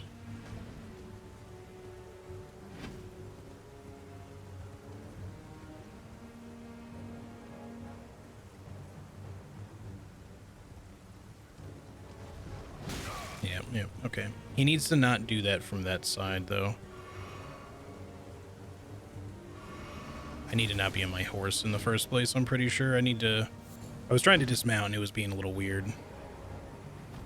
And I don't know if I should be farther. No, stop going back to the bridge. What the fuck? Come on, buddy. Get over here. I rolled that. I don't know what the fuck you're talking about, game.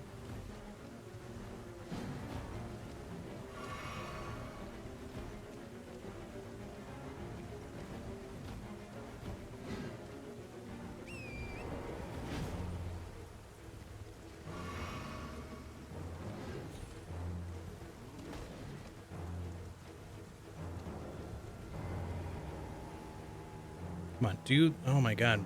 What am I doing wrong here? I need him to, like, come over here, chase me this way.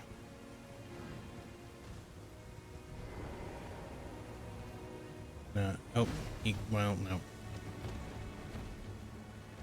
He's just not where I need him to be. You can do it from the other side, too, and maybe that's why people have started kind of doing it over there, because it might be more consistent.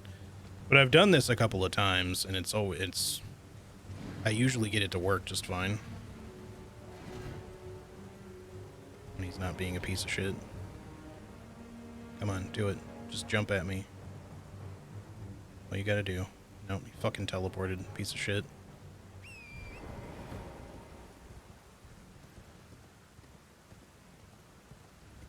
I might not be standing in the right spot or something, but because it's been a while since I've done this.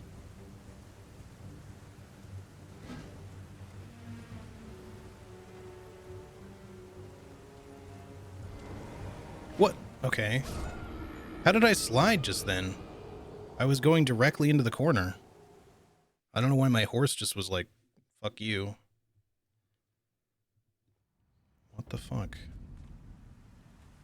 Now I've been cheesed. Oh, let's make it nighttime first. I don't need to worry about grabbing the runes first. We're gonna make this work. I just don't know why he's being so uncooperative. I don't know if I'm just like, if I need to bring him further up so that he'll run at me more. Because, like I said, it's been a while, so I don't remember exactly if there's, like, a little bit more to this setup that I'm just not doing. I know you don't want to just, like, jump onto the other side of this thing, because then he'll just not go to the position that you need, but... Gravity's infinite? Yeah, we already had this discussion. I am okay with cheesing him. It's not, you know, I'm not using gravity to kill him. He is falling down himself.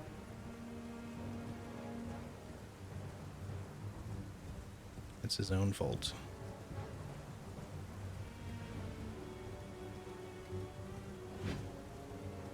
Okay, I really keep trying to dismount on my way here, and it's not even letting me do that properly. Terrain issues, what can I say?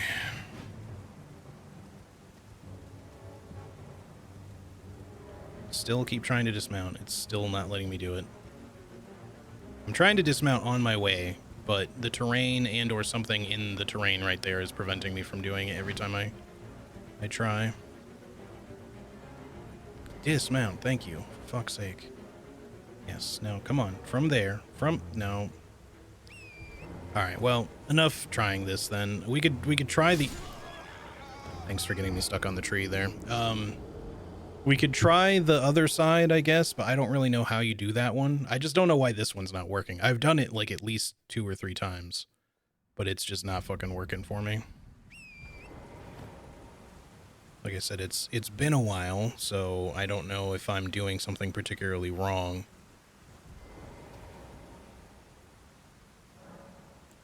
But I know it works from that side because I've done it.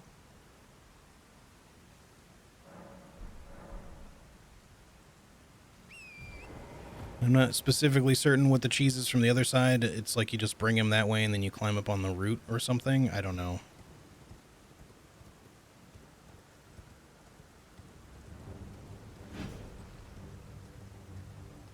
But I'm getting a little fed up with this now.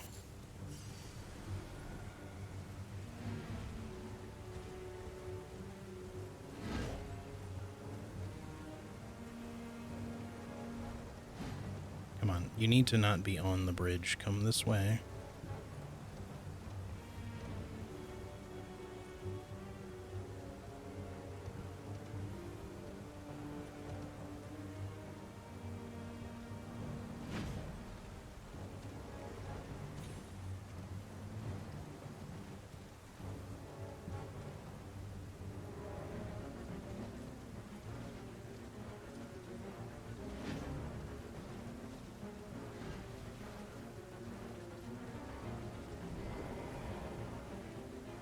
I mean, alternatively, if you just want to be stuck there, I guess I could just keep flinging volcano pots at you, but it's not my preference exactly. I just want you to fall.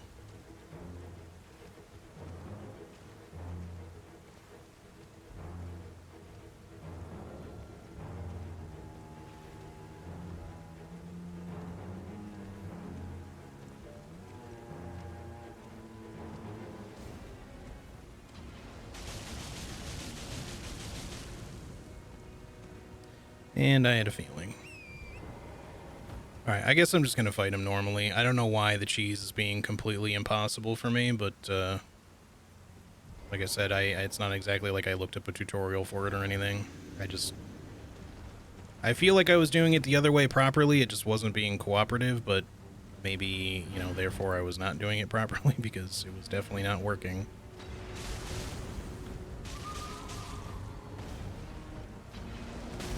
Oh, come on, game. Got body blocked and it pushed me back into his hitbox. This is just such a stupid fight.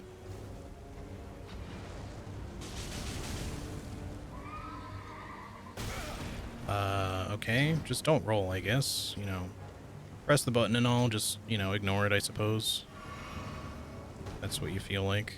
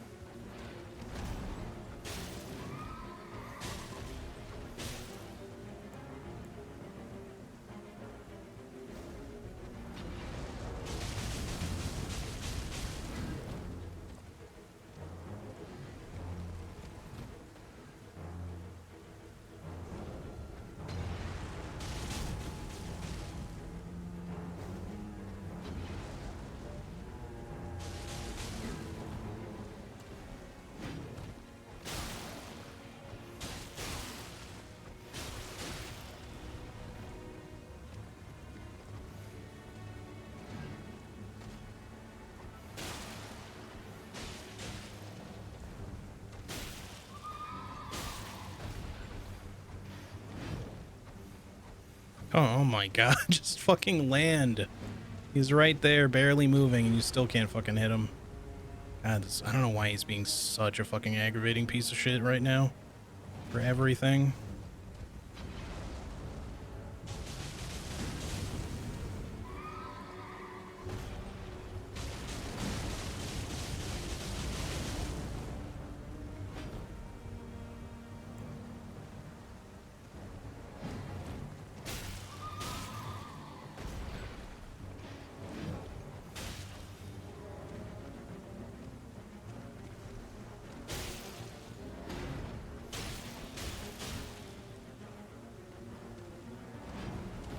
Thanks, game. I love getting body blocked so much.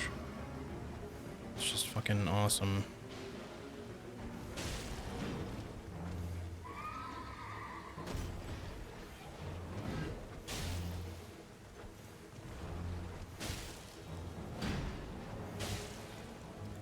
That was the last of those.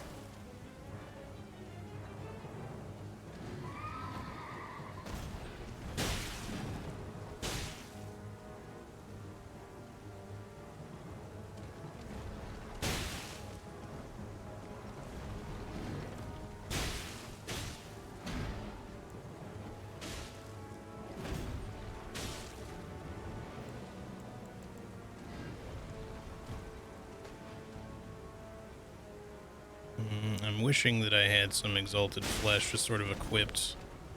Hell, even my, Okay. Thought I was just out of range of that, apparently not. Even my, spark aromatics would probably be nice right now. Those actually do okay against these guys, sort of.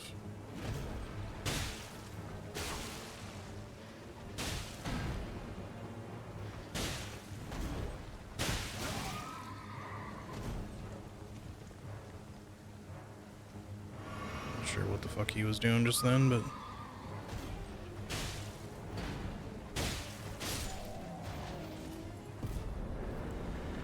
Alright, what a fucking piece of shit. For no reason.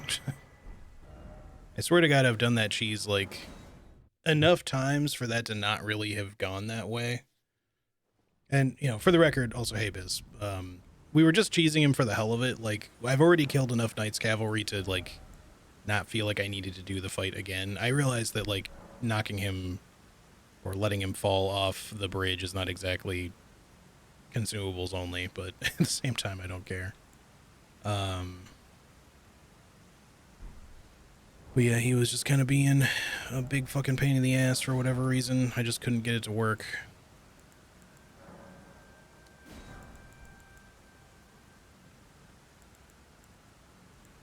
Alright, let's see. 573 of those left. You know, what I probably ought to do is put Exalted Flesh here, just in case I run into the situation where I might want some in the middle of a fight. Then we can just access it somewhat quickly. Still not exactly ideal, but... Alright, now we gotta do the dragon. The dragon's also gonna be bad. Depending on how long it takes us to do this, I might wait and do the Kindred last, or not, sorry, not last, but later. Because we'll have cleared everything else. Like, I think the Apostle will be fine, but the Black Blade Kindred I know is going to be a pain in the ass for what we have.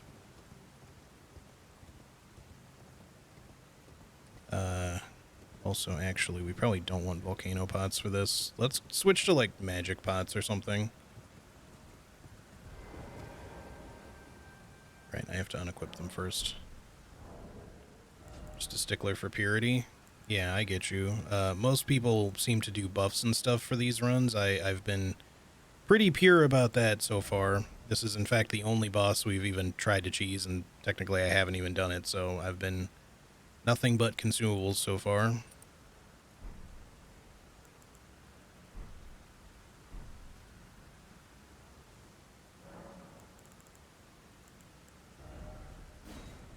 I forgot to put the other fucking physic back in here. No goddamn wonder. Not that some of those things would have been easier to kill, or a lot easier to kill, but we were definitely missing some damage there, and then I forgot to store the things, so let's do that.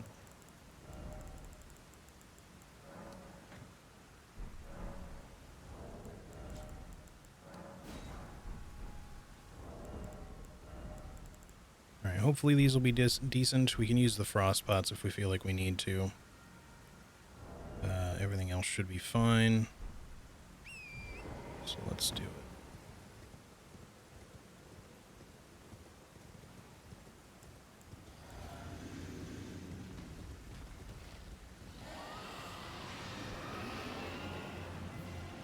Wow, that perfectly threaded the needle to not hit him.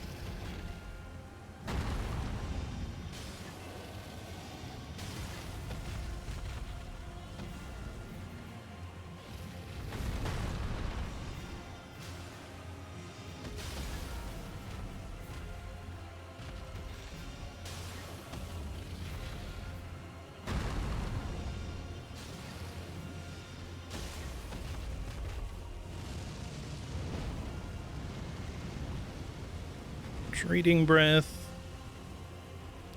Now he's going to do another big breath.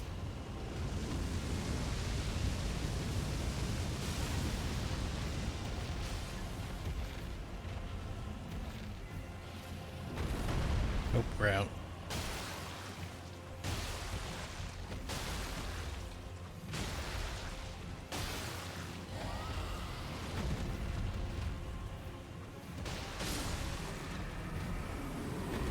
No problem. should maybe have done a gold pickled fowl foot for him, just to get a little extra on the top there. Oh well.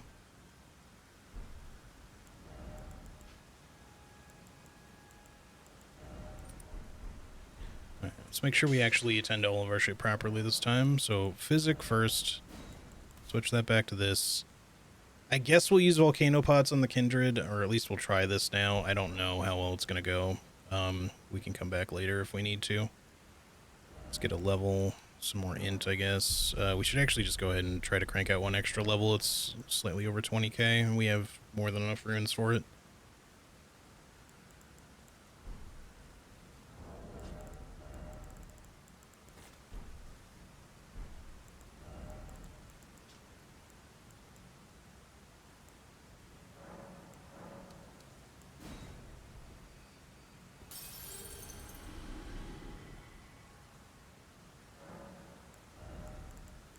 Alright, that's our 40 int. So now we'll probably, like, strength would be helpful, but not as much as dex for most things. But I feel like we don't necessarily need to go a lot higher than 40 dex for this, so getting 40 strength eventually would be good. However, we might want a little bit more mind, maybe even some endurance at some point, but I feel like we're probably going to want some vigor since we're going with, like, a very little armor here sort of thing. Actually, let me just warp up here. Or do we want to do the tower first? Let's just see what the Black Blade Kindred is going to be like with what we have. I don't expect this to go well, but...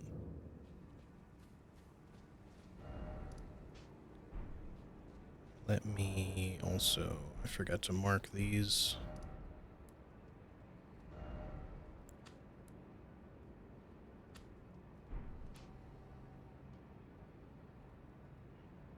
So that should be everything except for these last two things. So let's see, in terms of what we want to use against this guy, I'm trying to remember what ended up being good against the other. We don't really want freezing pots at all for this, so I might swap those out for... It's maybe about time that we use... Giant's Flame. I have to unequip them, of course. I always forget.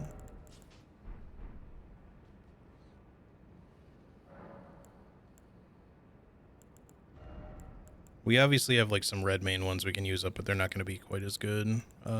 Giant's Flame are pretty decent, and we can easily get the materials that we need for them.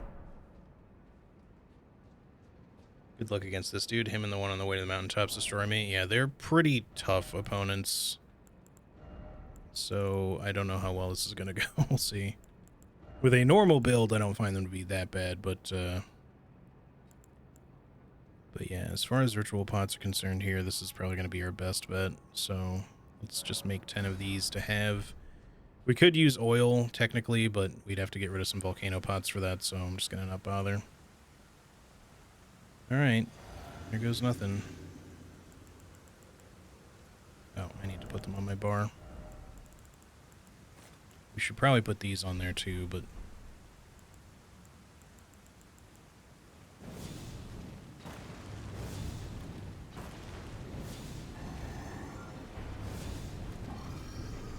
Not the greatest. Oh, that was some bullshit. I should have been able to roll again there, but I just couldn't for some reason. I forgot these use FP, so...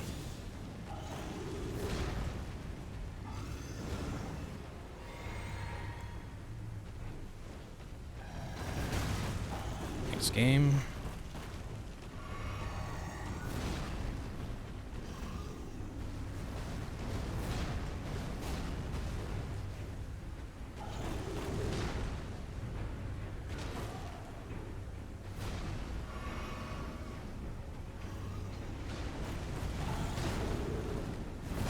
Fuck off. I hate that shit. The reason why this guy sucks in particular is the fucking camera. The terrain is, well, it's the terrain's fault that the camera is so bad, but, you know, you don't really run into this problem so much with the Valiant Gargoyles, but you definitely do with these guys. Alright, screw the Giant's Flame Pots for now. We'll leave them on there, but they're not really doing anything especially spectacular, so... Hey, Lizette, how's it going? It's all good here.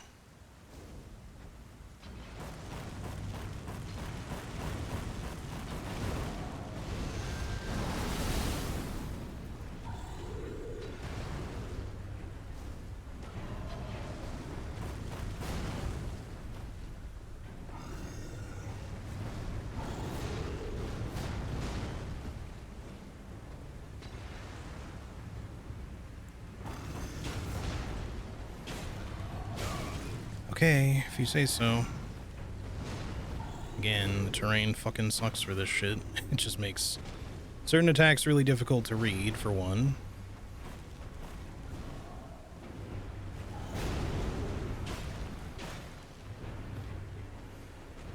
That should not have missed you. Thanks, terrain.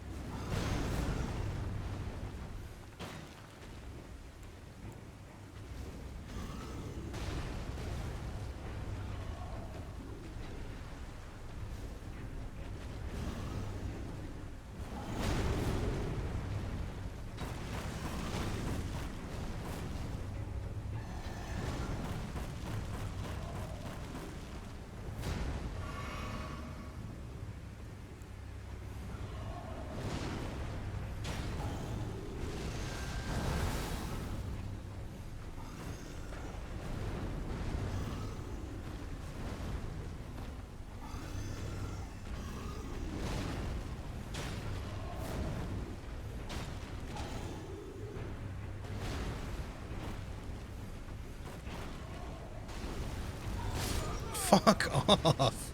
God, the terrain is so bad for this fight. That was perfectly rolled, but he, like, stalled because of the fucking stairs. Fuck you. What a waste. Alright. I just don't even really know what to bring. We're doing okay damage to him. It's not great, but...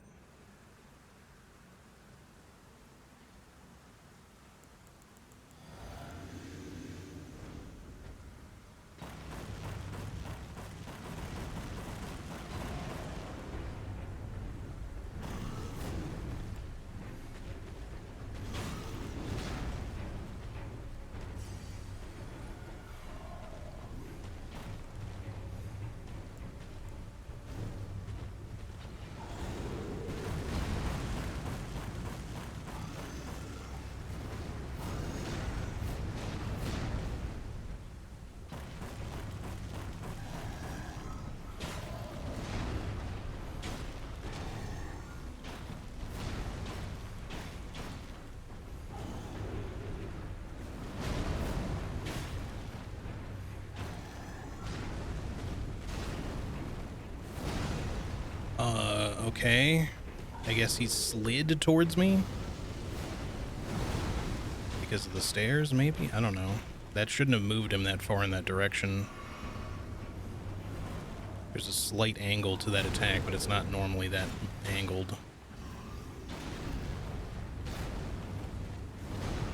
See, like it goes down a little bit, but not that much.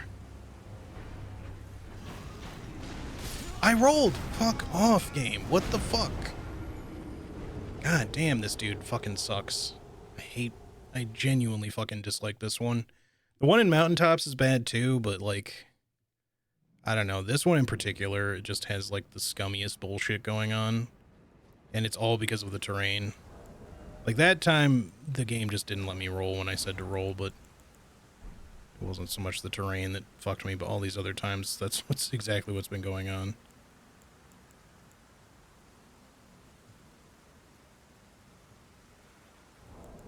So I'll try something here.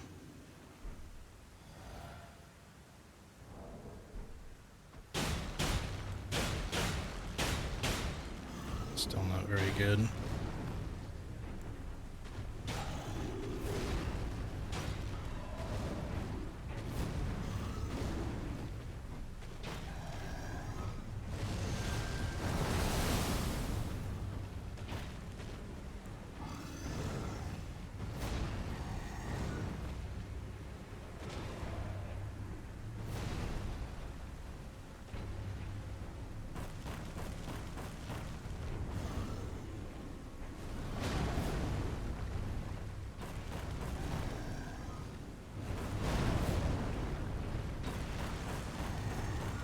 I rolled. It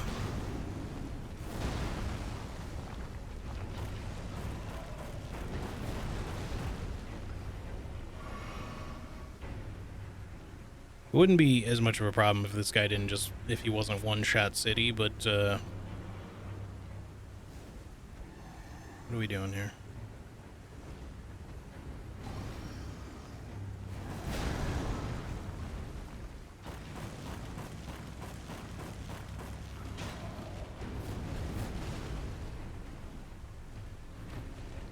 This is just fantastic, isn't it?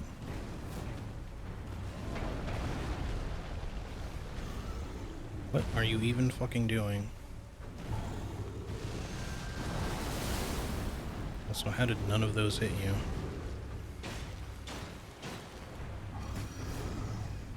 I'm stuck. Oh, great. Absolutely lovely. Oh, great. More friends, too. Just what we wanted. Just what I needed. Okay, you fucking say so. I really felt like I was out of range of him, but apparently not.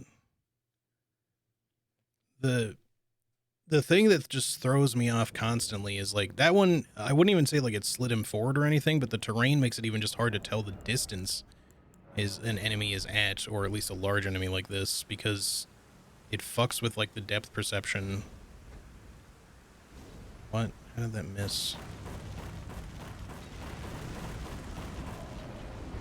I know your ass has a hitbox, so I don't know how that missed you.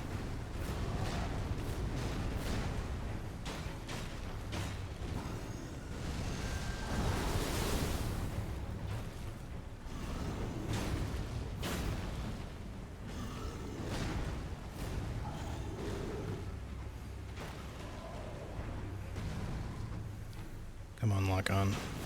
What the fuck, you game? Fuck right off.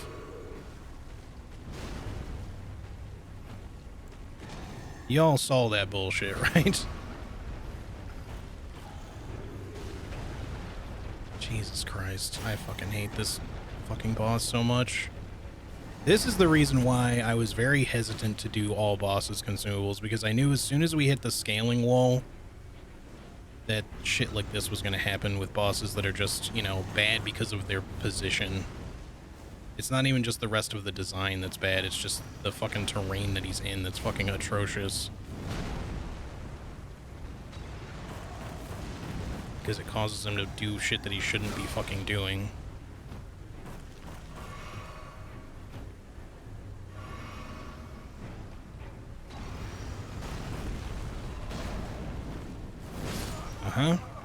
Yep. Just hover in the air all day and eventually one shot from fucking 50 yards away, I guess. But what can I do? It's either heart of the cards, maybe you roll in the right time, or, you know, you happen to take the time to spin your camera up to hopefully see exactly where he's at, which isn't going to help you. Such a fucking piece of shit. I genuinely don't know what to use on this guy to make it in any way better. I feel like I've got nothing, and this is something we should just come back to, because the thing is, the reason I'm like beating my head against a wall is because this is a fight that isn't going to get any better. Like, I'll have a little bit more damage maybe if I come back way later, but I'm already like through a lot of the game, and we just don't have damage, which is pretty fucking absurd. Now, I'm aware that I've left in the caveat that I can use buffs if I really feel like I need them. I don't feel like I need them necessarily, but I need this motherfucker to actually cooperate and not one-shot me every 3 seconds, which also probably means like just, you know, maybe even using shit like boiled crab. I don't know that it's going to do much for us because we just take so much extra damage by not having armor and by having 2 things that increase damage against us. This guy already hits hard. But what's making it so bad is, well, I mean, what's making it bad is the terrain in this fight is just genuinely awful. It's causing him to glitch out and hit me in ways that he shouldn't hit me, but the other thing that's just shit about it is that we just don't have damage, because we could live through a rough fight with one of these guys, if it just didn't take 20 minutes to kill him because our damage is so low. But I just don't have a way to really increase it without using buffs that aren't consumables. And even as far as consumable buffs are concerned, I can only get a little bit better because Exalted Flesh is already actually pretty good. Outside of that, I can only use like aromatics, and there's only like one that I think even stacks.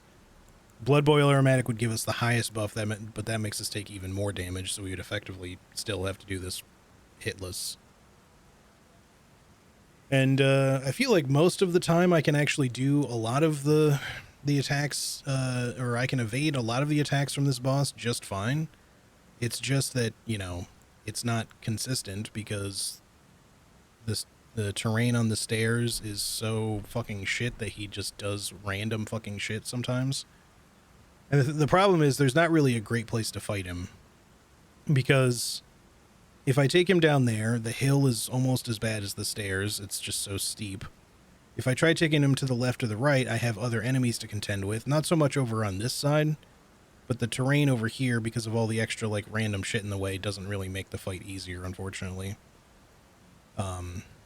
Plus, he'll just kind of reset back to here with, you know, if he goes even particularly far anyway, so they just force you to fight him in just such a fucking ass location, and that's the main thing that just makes him stupidly troublesome, aside from just his scaling being so high up there. You know, it's a challenge run. These things are meant to be challenging. I just want it to be fair and not have his axe charge glitch all over fucking creation so that even when I dodge it properly, I still get hit.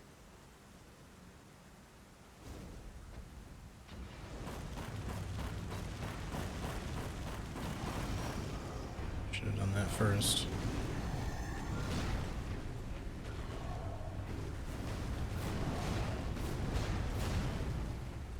It is not where I threw that, but...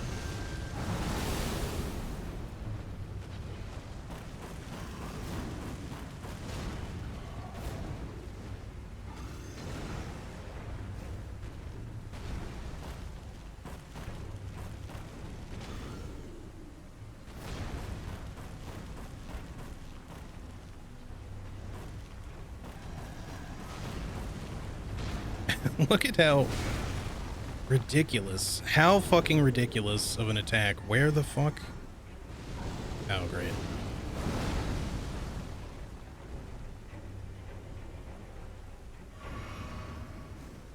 Like, I'm gonna do this axe charge, but I can go around every corner you throw at me with it. And then at the end, I'm going to do this stupid, like, jump thing that just hits you anywhere.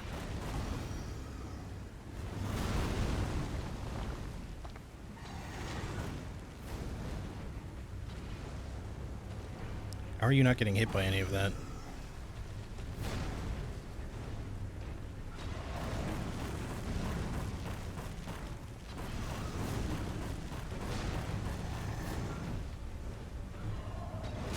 Didn't roll. Still stuck in the animation.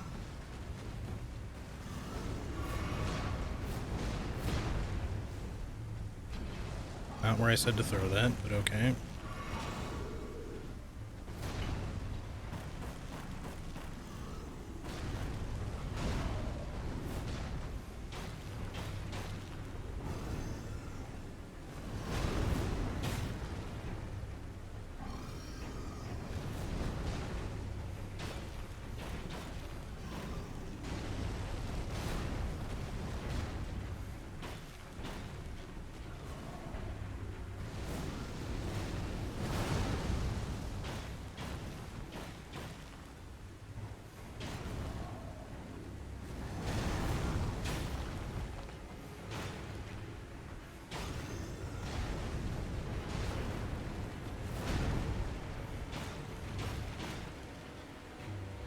See, we're doing, like, okay. I just need to have, like, one good fucking attempt that just doesn't go super poorly because of terrain or one thing or another.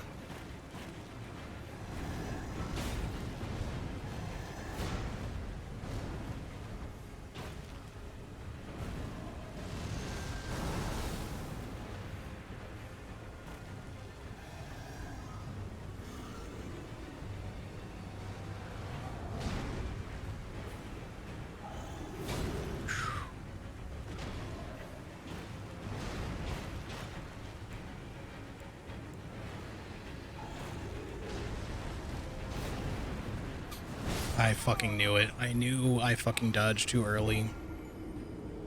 If only it wasn't a one-shot, man. I mean, if I could just preserve my bubble somehow until then, but I just keep fucking getting it ruined somehow by something stupid. Because that was a really good attempt up till right then.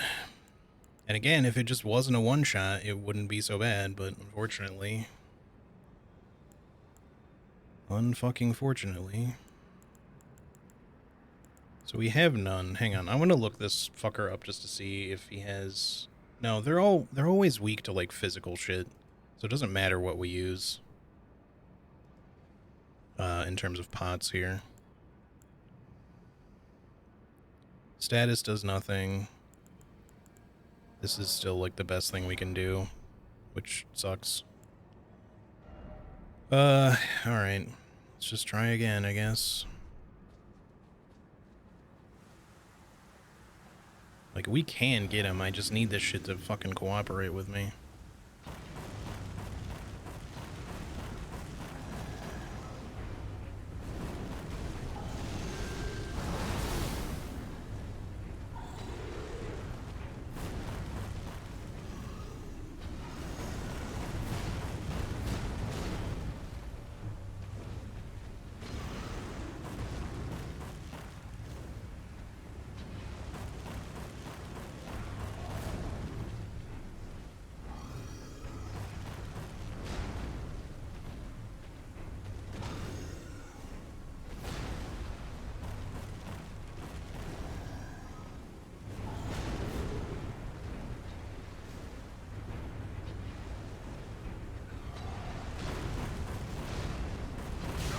Are you fucking joking? That hitbox had no business being anywhere near me just then. Of course, he fucking flew.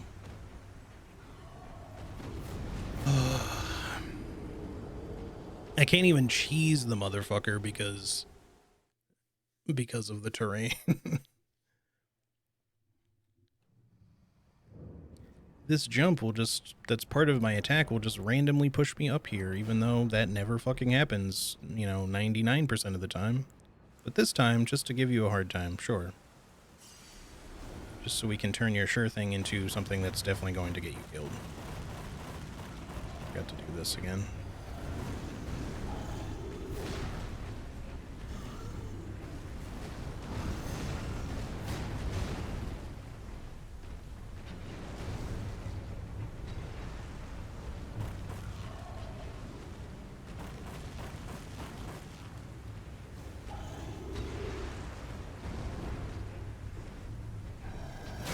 Fuck off, game.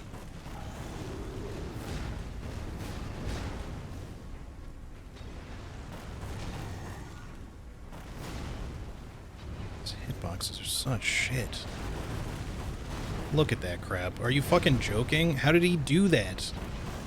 Fucking glitch city.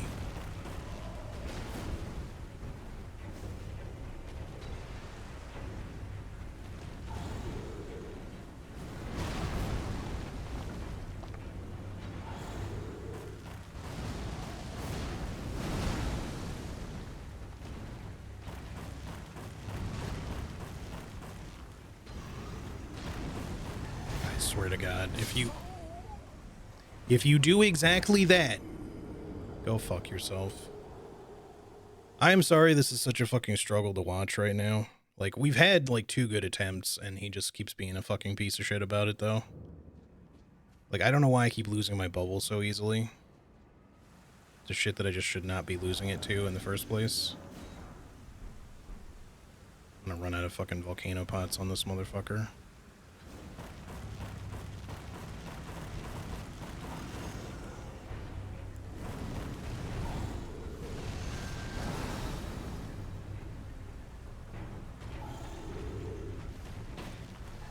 The thing is, I don't even find the fight to actually be that hard. It's just so cheap with the goddamn terrain here. Which, of course, wouldn't be such a problem if he didn't one-shot me, but... Or if I could just somehow manage to hang on to my bubble for 5 seconds.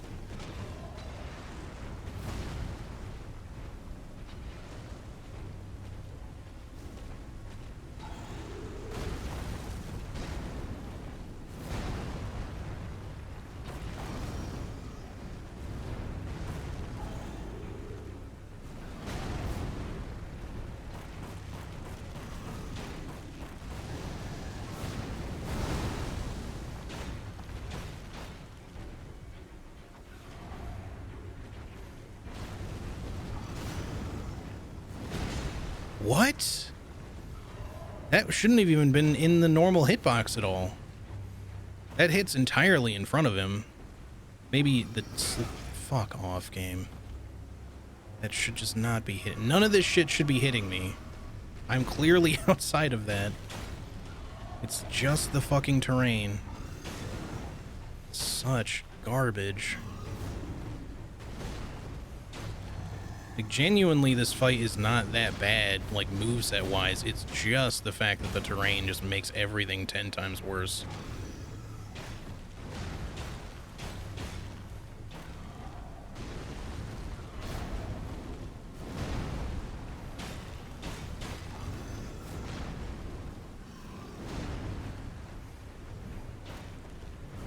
What? Oh, I'm out.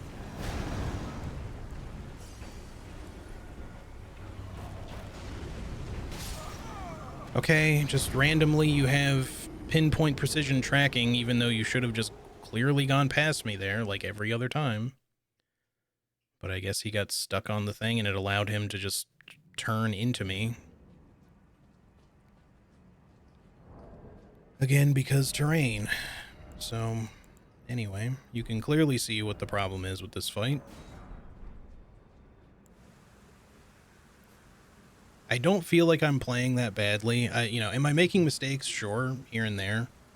Like, I've mistimed some rolls, definitely, but the terrain is just fucking me like crazy. It is extending his hitboxes. That one slam attack hit well behind him when it was not supposed to. Because it's not like he fell on me or anything either. Like, that axe slam where he stabs it into the ground after his charge, it hits almost entirely in front of him. I know what that hitbox actually looks like. It does not hit that far behind him. But sometimes terrain causes hitboxes to shift around in weird ways, so I guess.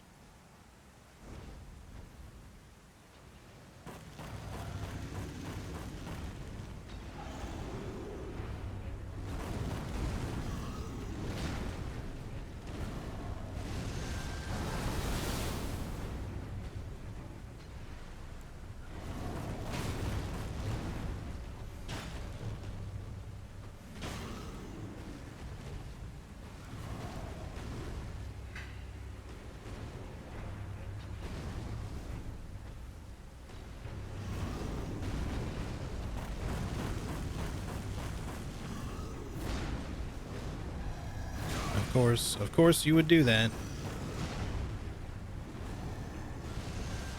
I shouldn't have thrown a thing then, to be honest, but not like it mattered. I'm just gonna eternally lose my fucking bubble no matter what I fucking do. I just don't know why I cannot hold on to it. I can get a nearly fucking flawless fight, except I always manage to get hit at least 2 times. The second one, of course, being my death.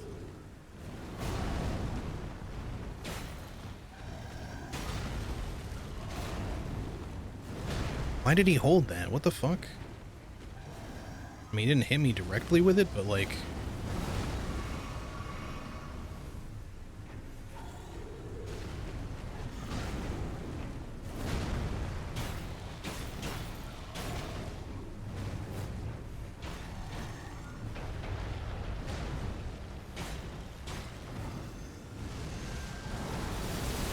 I just wish I had some damage to throw at him, because this just wouldn't take 5 years and feel like a giant waste of resources every time. I think this is going to be my last try. If he doesn't die on this one, I'm going to just come back some other time. And this is the type of shit that's making me not want to do this in all bosses in the first place. Because there's going to be plenty of shit that's just not going to be good.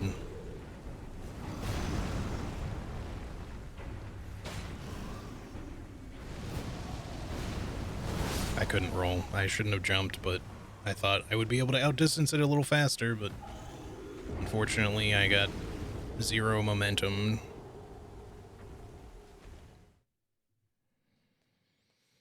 Alright. Well, enough of that. Sorry for wasting everybody's time. I will just go do something else instead.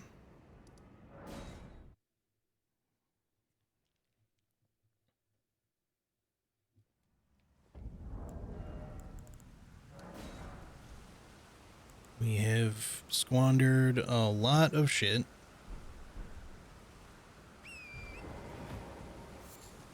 So I may end up having to farm.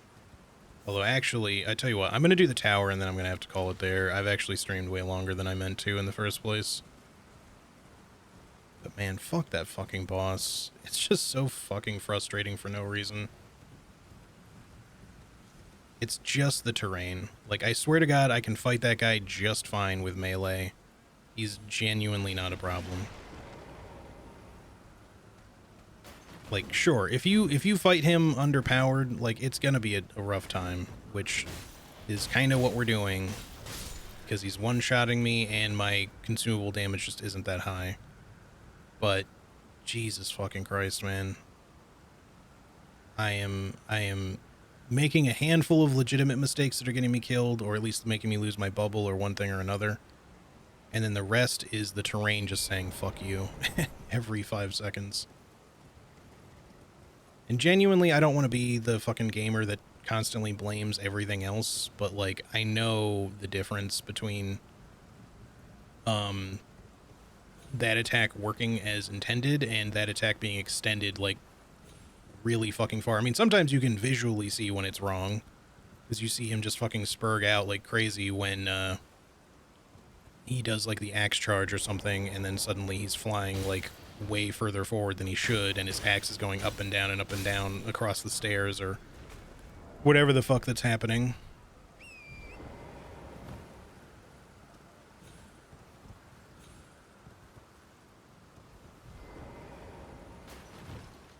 And then other times it's harder to tell, but, like, I genuinely know what the range on most of his attacks are. I've fought them a lot of times in the course of guide making, and I tell you what, both the Blackblade Kindred have been some of my least favorite bosses to fight in the game, specifically because neither of them are good areas to fight in.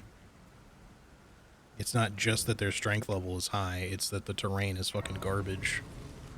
At least the Valiant Gargoyle fight, like the duo, you know, you fight them in a relatively flat area, so it just makes them not really that big of a pain. Together, they're still a potentially annoying fight, but, you know, overall, they're not that bad.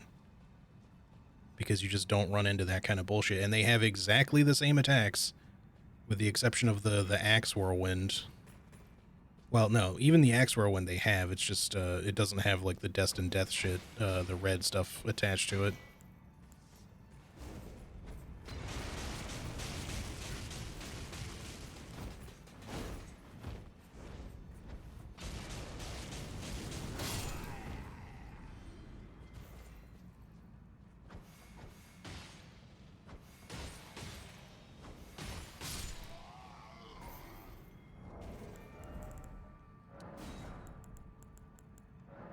Which, I mean, thank goodness those guys don't have, like, real Destined Death, where they just drain your health on top of everything else, because they would already... They're bad enough as they are. They don't need additional bullshit like that. But that's what the red effect stuff is kind of supposed to be associated with. It's just that in their case, they just do a lot more damage.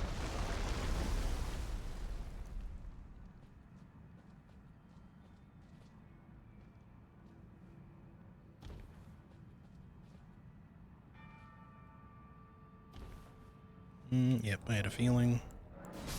Fuck. God, I don't know what it is about my muscle memory lately. I keep accidentally pressing one extra left input. Like, my quit outs are normally fine, but I keep accidentally going to return to desktop and then trying to switch back. Because I'm not... I don't want to return to desktop. I don't want to close the game. I just want to get to where I'm going and quit out quickly so that I can fix the accidental fall.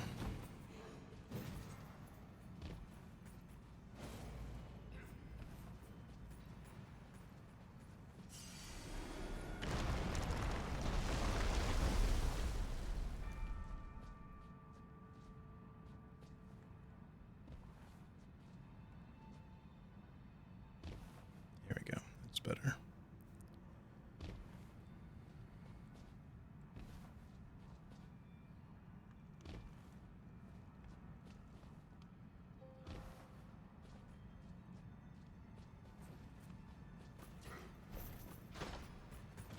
What? Okay. How did he do that? How the fuck did he charge forth and spin around in place? What the fuck? I don't think I've ever seen that before. I swear to God, sometimes I feel like they, in one of their recent patches, they made it so that everything had pinpoint tracking and could just instantly fucking turn on a dime in the middle of an attack that's supposed to charge them forward. We got that booty cam. Talked to my dad today. I told him that I'm nervous because I'm going to meet my boyfriend's family for the first time tonight. My dad advised me, my dad's advice was just tell them you're from the indigenous people here. They'll be impressed by that. You can castrate a reindeer by biting off the balls. Good advice. I've never done that, by the way. Yeah, I assumed.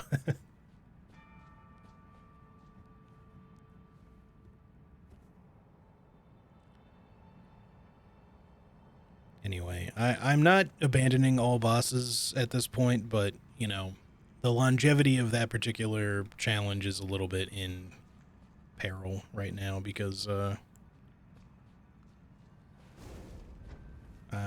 if the Black Blade shit is going to be that bad, even at this point of the game with the amount of upgrades that I have, which is, you know, admittedly, like, I don't have any upgraded weapons or anything, but even with the stats that we have, like,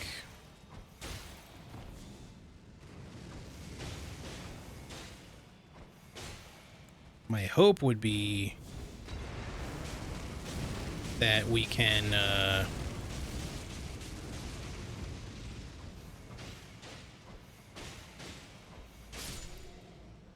if we can come back with, like, even 10 more vigor, that we can just survive a hit without having to change up our equipment.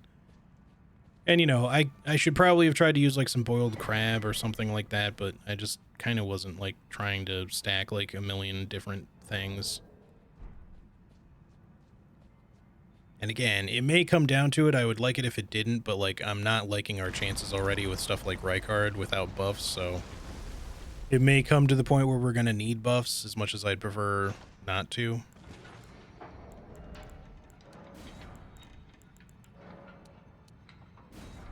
So let's just see how bad the Apostle's going to be, because I already feel like this is going to be just as bad. He shouldn't be, but if I know now.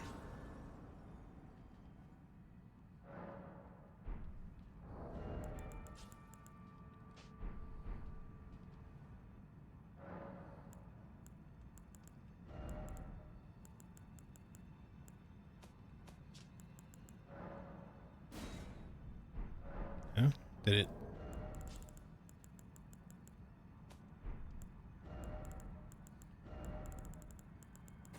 I want these. I don't know why. Okay, I must have, like, stood up and then sat back down again.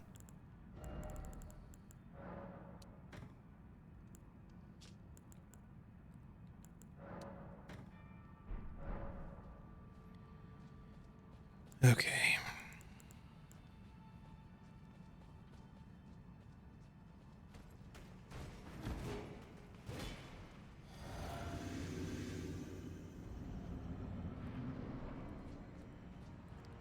Lock on, please.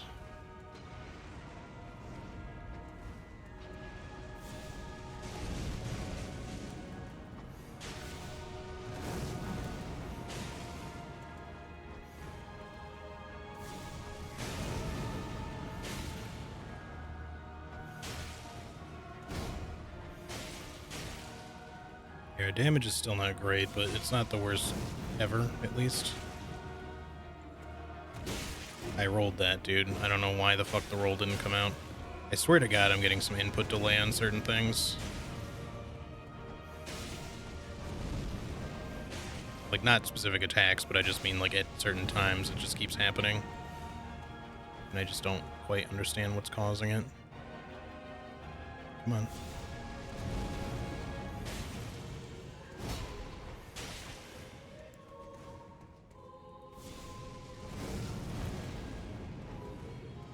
I want to use Kukri, but, like, he's going to make it difficult because of the dodging. I have to use them at, like, specific times. That was not one of those times, but at least we traded.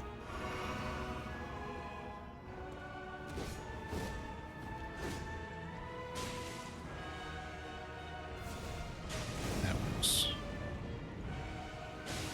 Sick.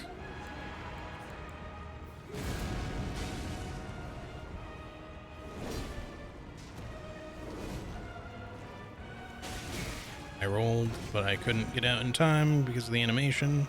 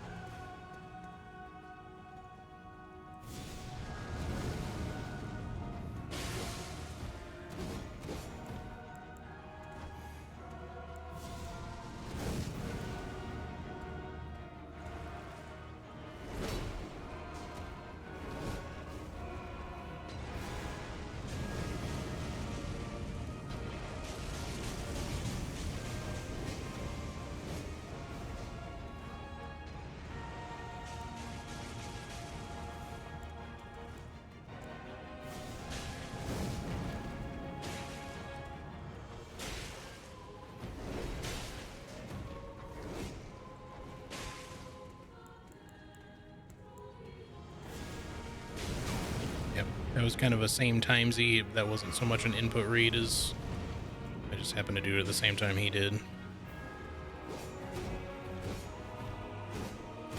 Fuck, of course he did the extended combo.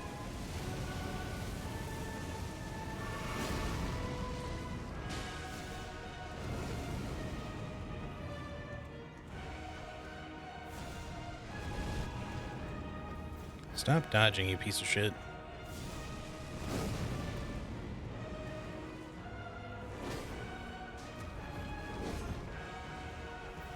Good God, I really wish the Kukri were a little faster sometimes.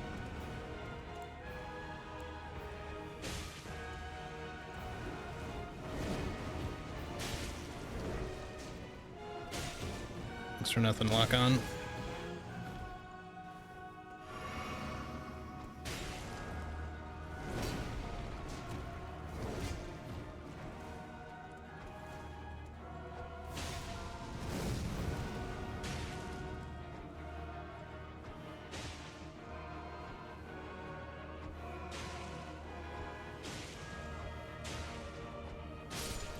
Okay. I don't know why he decided to just RP walk at the end, but... Alright, well, at least that one's done. So...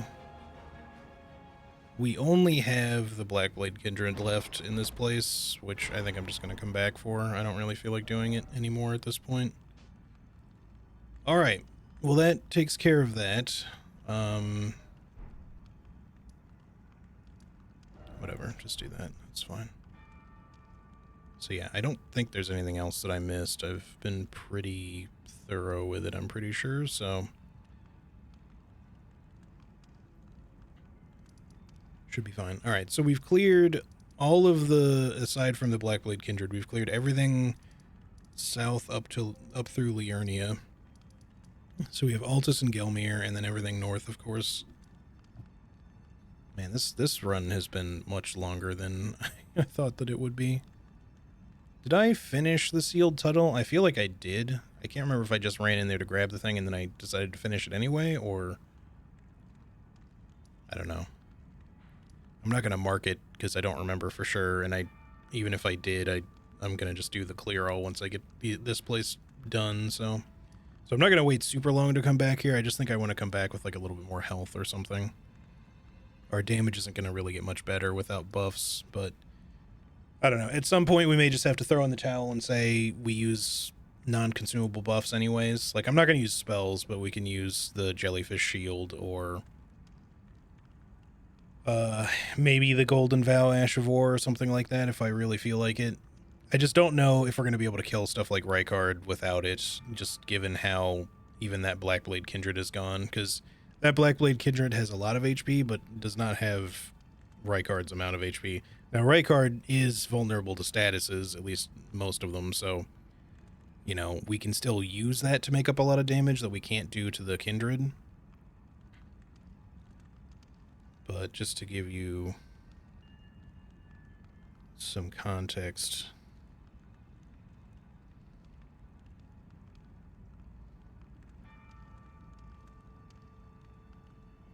y'all not even list the amount? I was gonna tell you how much health they have, but Fextra doesn't even have the fucking health listed for them, at least not on the mobile version. I can't see it. I can see how much runes they drop, which is not helpful. But it's a lot, but Rykard has more, and he has 2 phases, which is part of the reason why he has so much more, but even his second phase even just has a lot of HP, so... Anyway, yeah, next time I think we'll probably just continue with Altus, or, well, later game stuff. I feel like Fire Giant is also going to be rough just due to the large health pool, but, you know, Fire Giant is going to be kind of a weird one, because some of his attacks will probably one-shot me, but others won't. And we can abuse certain things to make that fight a little easier. Plus, we can use stuff like Swarm Pots if we need to. Volcano Pots probably aren't going to help us much in that fight, because fire damage isn't going to be especially useful. But we can use Volcano Pots and other stuff if we need to get, like, bleed, poison, whatever. We've obviously got, like, poison darts, but they're not especially strong in terms of poison. We might want to go get the Rot Pot recipe, literally even just for him, and Rykard for that matter. Obviously, we are going to have a limited amount of those just due to the Aeonian butterflies, because I don't really want to be farming those all that much, so... Yeah, we'll see. Anyway, sorry it was, like, very stupid towards the end here. I wish that we had gotten the Blackblade Kindred down, but frankly, like, the last several bosses have just been frustrating for one reason or another. I mean, the Dragon Grail was no problem, but this Knight's Cavalry was giving me trouble for who knows what the fuck ever reason. The cheese was not working. And just fighting him straight up was going way worse than it normally does. Partly because the bridge is annoying to fight on, because you don't have a lot of room to maneuver, at least less than you normally do, but he was still just being very stupid a lot of the time. But yeah, it's just been weird because, like, all the way up through even, like, mountaintops, I feel like our damage has not felt that bad throughout most things. Granted, we skipped a lot of shit in mountaintops.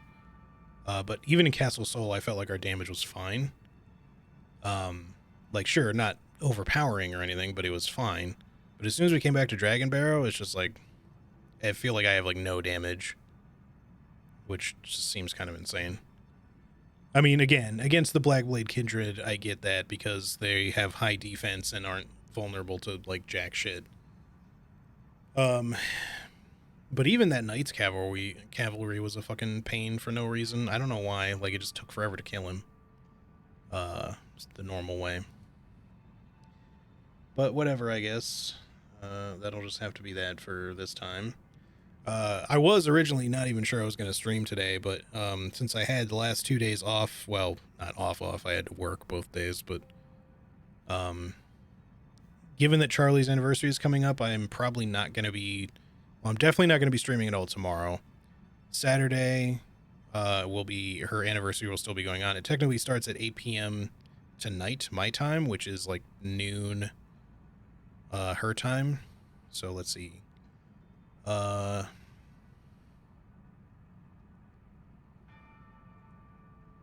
want to say that's probably like 3 a.m. CET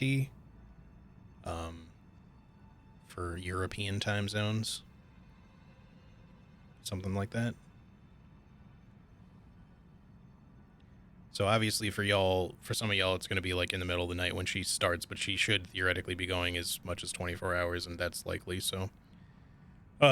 So be sure if you want to support her and all that, just to tune in when you're up and around or whatever tomorrow, or tonight if you're in the U.S. time zone, or what have you. But yeah, anywho, yeah, I think Sunday, just because there's so much of that going on, I think Sunday is an unlikelihood for stream, but maybe I'll be back. I should be back on Monday or Tuesday, probably, unless work gets, like, super in the way for some reason, but we'll see. I definitely have a lot going on, but I don't have, other than, like, a midweek soft meeting I have to have at some point for one project, I don't think I have any, like, big meetings going on next week, so hopefully I'll be able to just kind of shift things around. I'll still have a day or two off for work at least, but yeah. Anyways, yeah, so if I don't see y'all for stream and stuff, this weekend. I should be back Monday or Tuesday, so I'll probably see you sometime around then. And again, you can very likely find me in Charlie's stream tomorrow for the anniversary, possibly also playing some games as well, or more than likely. But anyways, yeah, so thank you all so much for being here. I appreciate it as always. Again, apologies for it being kind of frustrating at the end here, or me just being frustrated, whatever. I will give this another try at some point. I just feel like I need to find some way to get a little bit more damage. Maybe we just need to switch up what weapons we're using against him, even just use like gravity stone shit or something against him, or whatever we can, but I don't know. We'll see how it goes. But yeah, I will see y'all in the next one. In the meantime, take good care of yourselves. Have a great rest of your day/night, and I will see you then. All right. Peace out, everybody.